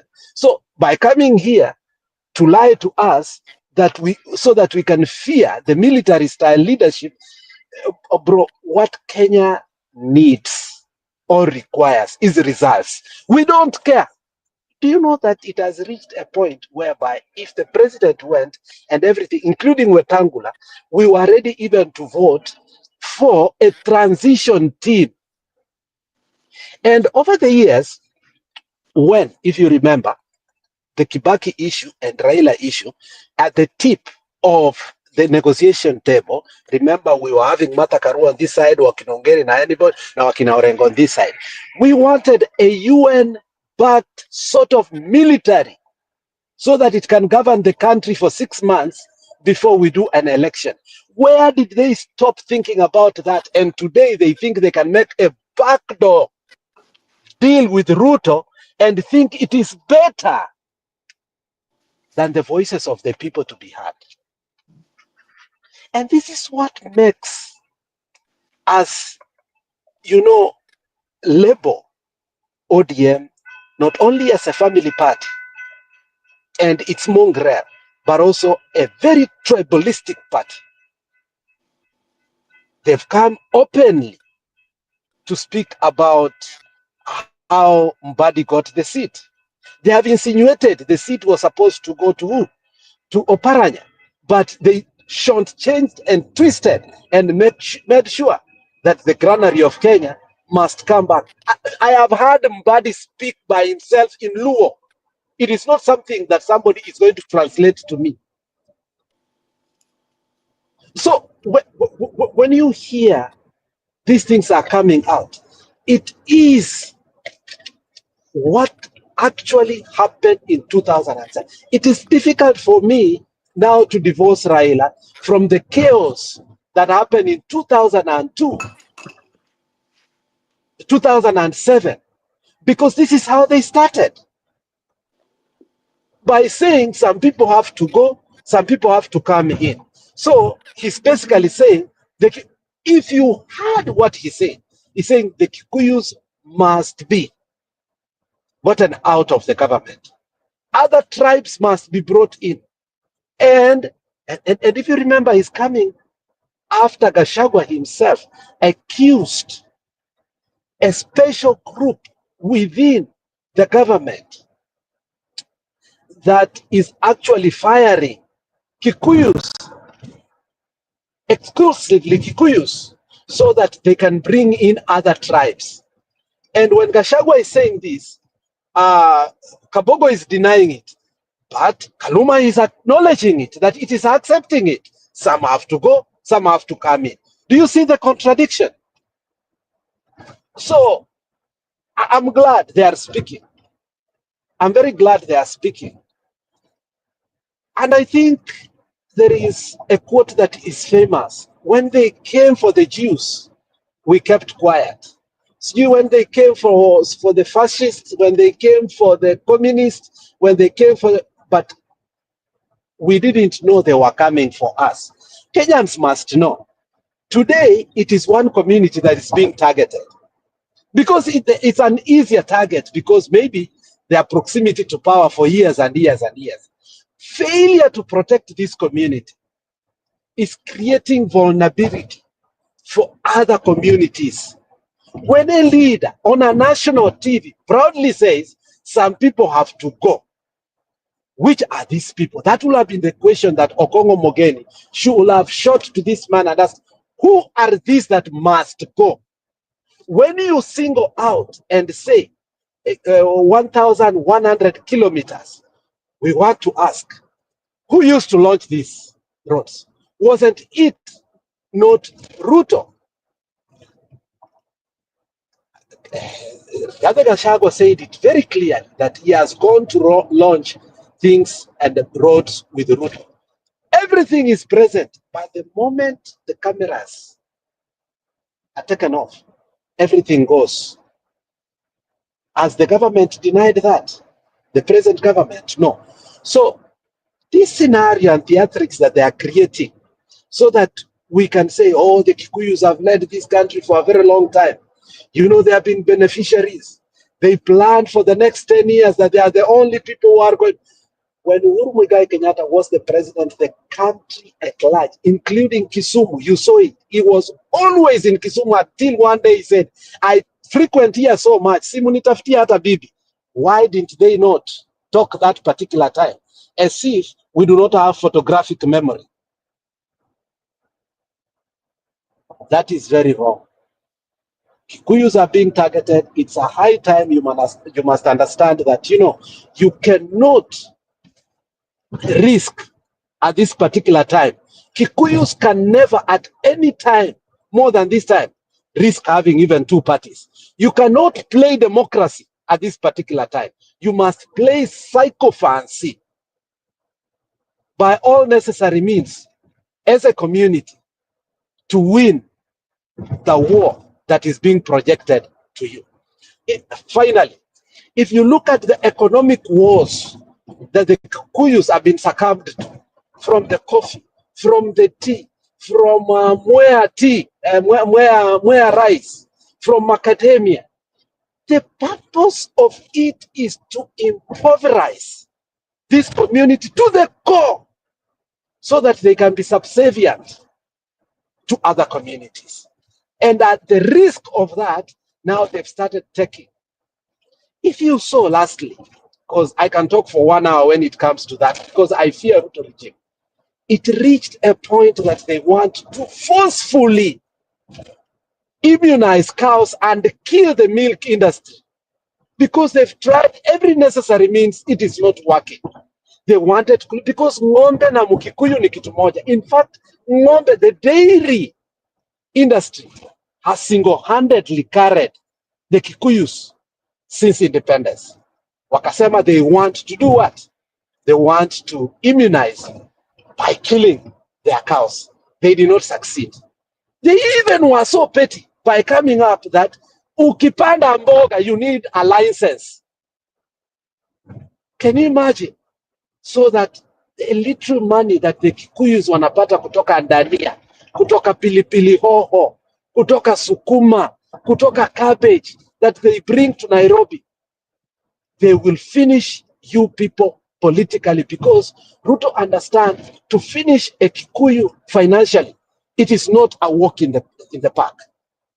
So he will use every tactic to do that. Bro, wake up. These people are openly telling you that we are dealing with you. And this is what we tried to say in last election. Are you forgetting?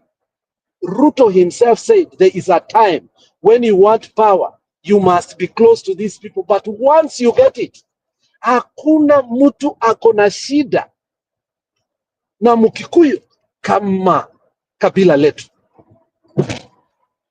You get what you want. But before it goes too late, he hasn't gotten it in totality. Yes, he has the position, but the mechanism to do that must involve other people. That is where the problem is. But some communities are ready to be used to exterminate one community. And we see it right in front of our eyes. And we want to act as if it's not true. And maybe we are misquoting the guy. The guy just said we need to annihilate this community. That is what basically he said. The premonition in his mind is the Kikuyus must be curtailed. It's only that he didn't say the name. Thank you, guys. Okay, Mama Nyakairo, you can react to the same. Tuna react kwa hiyo video ya Karuma. He said a lot when it comes to like the reason why. Yani delusion yake. I don't know why. Maybe Budu tatusaidia hiyo Mama Nyakairo akimaliza. Why as ODM na akina Karuma decided to actually go a more further step than even Ruto himself? Because I can see like akina Karuma, they are far much ahead in terms of wanting to do the wrong thing even more than Ruto. I don't know, like Nyakairo, go ahead.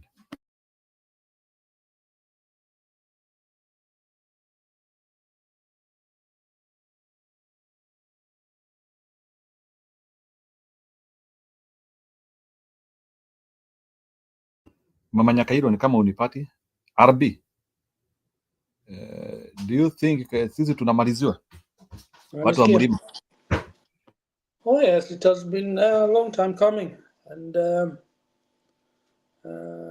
for starters, it's very unfortunate kwa sababu hata ukiangalia the goodwill of mlima, it has always been a place that has been open to everybody. Anybody can come and thrive there. Na hutawahi sikia ati huyu amesimama huku ati kwa sababu yeye ni kabila fulani. Hapana, we don't have that. Of course, we will have some elements, but again, it's not as ingrained in as much hate kama hao wengine. And it's unfortunate kwa sababu nchi ni yetu sote na ni kama hata vile tu nilikuwa nimesema hapo awali, hata ukitoka nje, si wewe unaishi nje Njiro, ukiwa huko kwenye huko kwa makauboy, wakikuuliza kule umetoka, unaambia umetoka wapi? Unaambia umetoka huko Runyenje, so whatever, you tell them you're from Kenya because that's who you are. But taking this as an agenda, as a political agenda, I think that the next government should be decisive in addressing this issue, and in fact going as far as putting these people behind bars, because hiyo ndio ilitufanya tukue hapo kwa 2007, as I said 4 weeks ago. I hate the feeling of saying tunaonewa.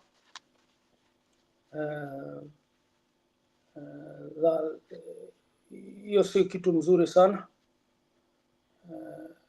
kwa sababu inakufanya upate hii kitu inaitwa victim mentality. But the reality is there already.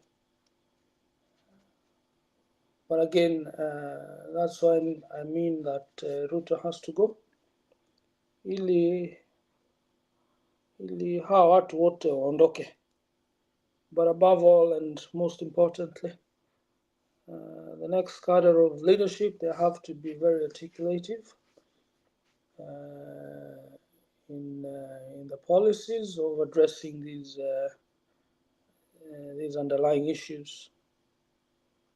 Kwa sababu the entire country is not in a good place at all, because Kenya is not 100% when we don't have our El Molos, when we don't have our Samburus, when we don't have our Masai, when we don't have our Digo. Ukiondoa moja tu, then it's not Kenya, it's ni mfano tu, kwa sababu sote tuko chini ya hii social construct tunaita Kenya. I'm sorry to say this, I see like in the next 100 years, I don't think this country of ours will be in existence. I think it will be divided into 3 parts. That's how I see it. The issue of Ruto allowing foreigners to come and assume national identity cards, this undermines the integrity of our nationhood at all levels. It's so dangerous. Nakumbuke mimi nimeishi na hawa watu, nimeishi na wao, nimekuwa na wao, and I was more accepted because my mother is a Borana. Kwa hivyo wananiona ni kama mimi ni mtu wao, and they were very, very comfortable in expressing their deepest convictions. Na kusema ukweli, hakuna mtu ambaye anatutakia mabaya kama hiyo nchi. Hakuna. Because they believe that from the colonial times, they have this sort of superiority complex. And it puzzles them. It really puzzles them how watu weusi vile wameweza kufaulu na sisi hatuwezi kufaulu, and we are superior to them. So there is that thing. Alafu nayo kiherehere anakwenda kupatiana kitambulisho. So there is a huge discontentment in Northeastern Province. There's an underground movement which is going on there, because people, they feel that they've been sidelined by not only this government, even the other governments, the preceding governments. Wakati hawa tunaita Mogadishu Mafia, hao ndio wamepatiwa nafasi ya kujitengeneza. Tunadanganywa ati unaona hata vile tunainua Northeastern, lakini kusema ukweli hao sio Wasomali wetu. Wasomali wetu bado wanaangamia. You have some areas, man, you can walk for days. Unaona hata huwezi ona hospitali huko. Huwezi ona hizi sera ambazo sisi tunasikia, well, ndio tumejengewa barabara nzuri, But it's only a handful of our people who can afford a vehicle to drive. But of course, that also mirrors to the rest of the country. Naona hata watoto siku hizi wanaingia kwa YouTube wanaanza kujivunia hiyo concrete slab wametengeneza hapo kutoka JKA, kuonyesha vile Kenya ati ni nchi imeendelea. Na ukweli ni kwamba very few of these kids they will ever enjoy the benefits of driving their own families in their own vehicles on that concrete slab. So again, we need a solid leadership which can elevate us from this dog-eat-dog culture of hate and balkanization along ethnic lines. It's jambo la huzuni kwa sababu hata ndio nilikuwa nakuambia juzi hapa, huyu rafiki yako umesema umekaa naye kwa miaka mingi, ni mtu tunajua yeye pia kwa miaka mingi pia. The gospel they've been preaching out there, it's so cringe and divisive. Ndio naona it's about time we need leadership which can be articulate on these matters and arrest these issues once and for all, because you can't build a nation along such philosophies, such destructive philosophies. It's about time. We're in 2025. I don't know how you see it, but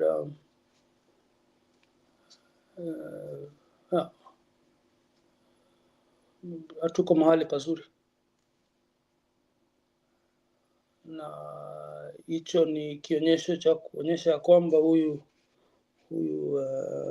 Ruto he has failed as a leader, because the greatest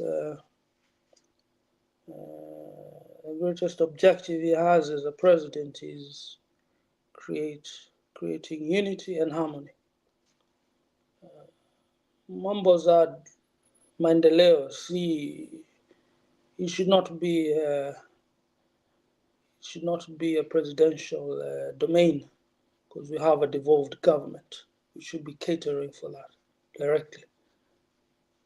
Lakini kwa sababu wote ni wezi, hawataki kutengeneza mbinu ya kwamba eti vile county zitakuwa zikipata rasilimali zao kutoka kwa serikali kuu through creation of county development bank, which should be facilitating these funds directly to the counties without kissing the ring of whoever the powers that be. But anyway, ndivyo hivyo. Mimi siko ubaya, mimi naumwa na koo kidogo, na pia tena ni usiku sana hapa. It's almost 4 o'clock actually. So I will end up there. Mwashukuru, mbarikiwe, and continue doing the Lord's work. Ndivyo hivyo tu, sina ubaya.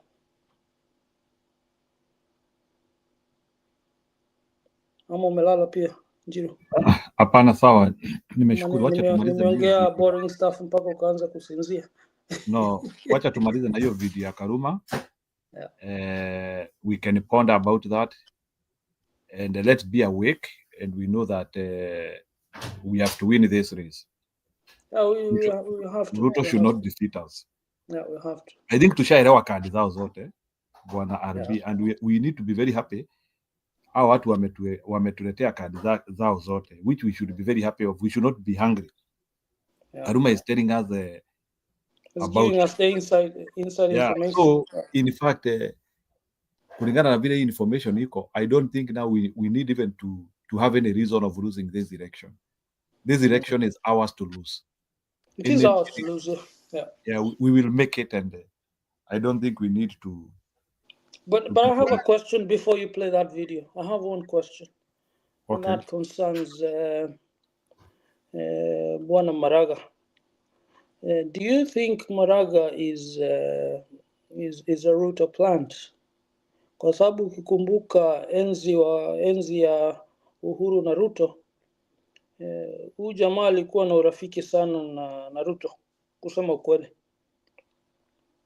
And that's how I see it. Mimi namuona ni kama amewekwa hapo tu kugawana hizo kura, kunyang'anya upande huu kura za Gen Z. Mimi ndio naona.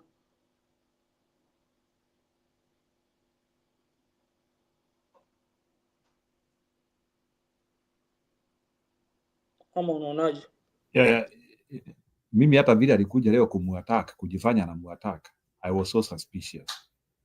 Yeah. Me, story ya Maraga, I need more information than what I'm seeing now. I don't see an aggressive person. I don't see somebody who is like having that unajua ili ukuwe rais kuna kuanga na hiyo desire. You really want to be the leader, eh? Fire. I don't see that desire with him. I don't know why. I don't see that desire. It could be the plant. Sawa? Could be, yeah. Appreciate it. Yeah, round 2. Okay, tuonane kesho. Thank you. Thank you. So please team by, kesho ni siku. Ann, Bundi, Roof, and all Rough. Yeah. Oh, okay. Yeah, Rough. To me, Tip Point. So many people. Kesho ni siku. Thank you. Good night, everybody. Good night.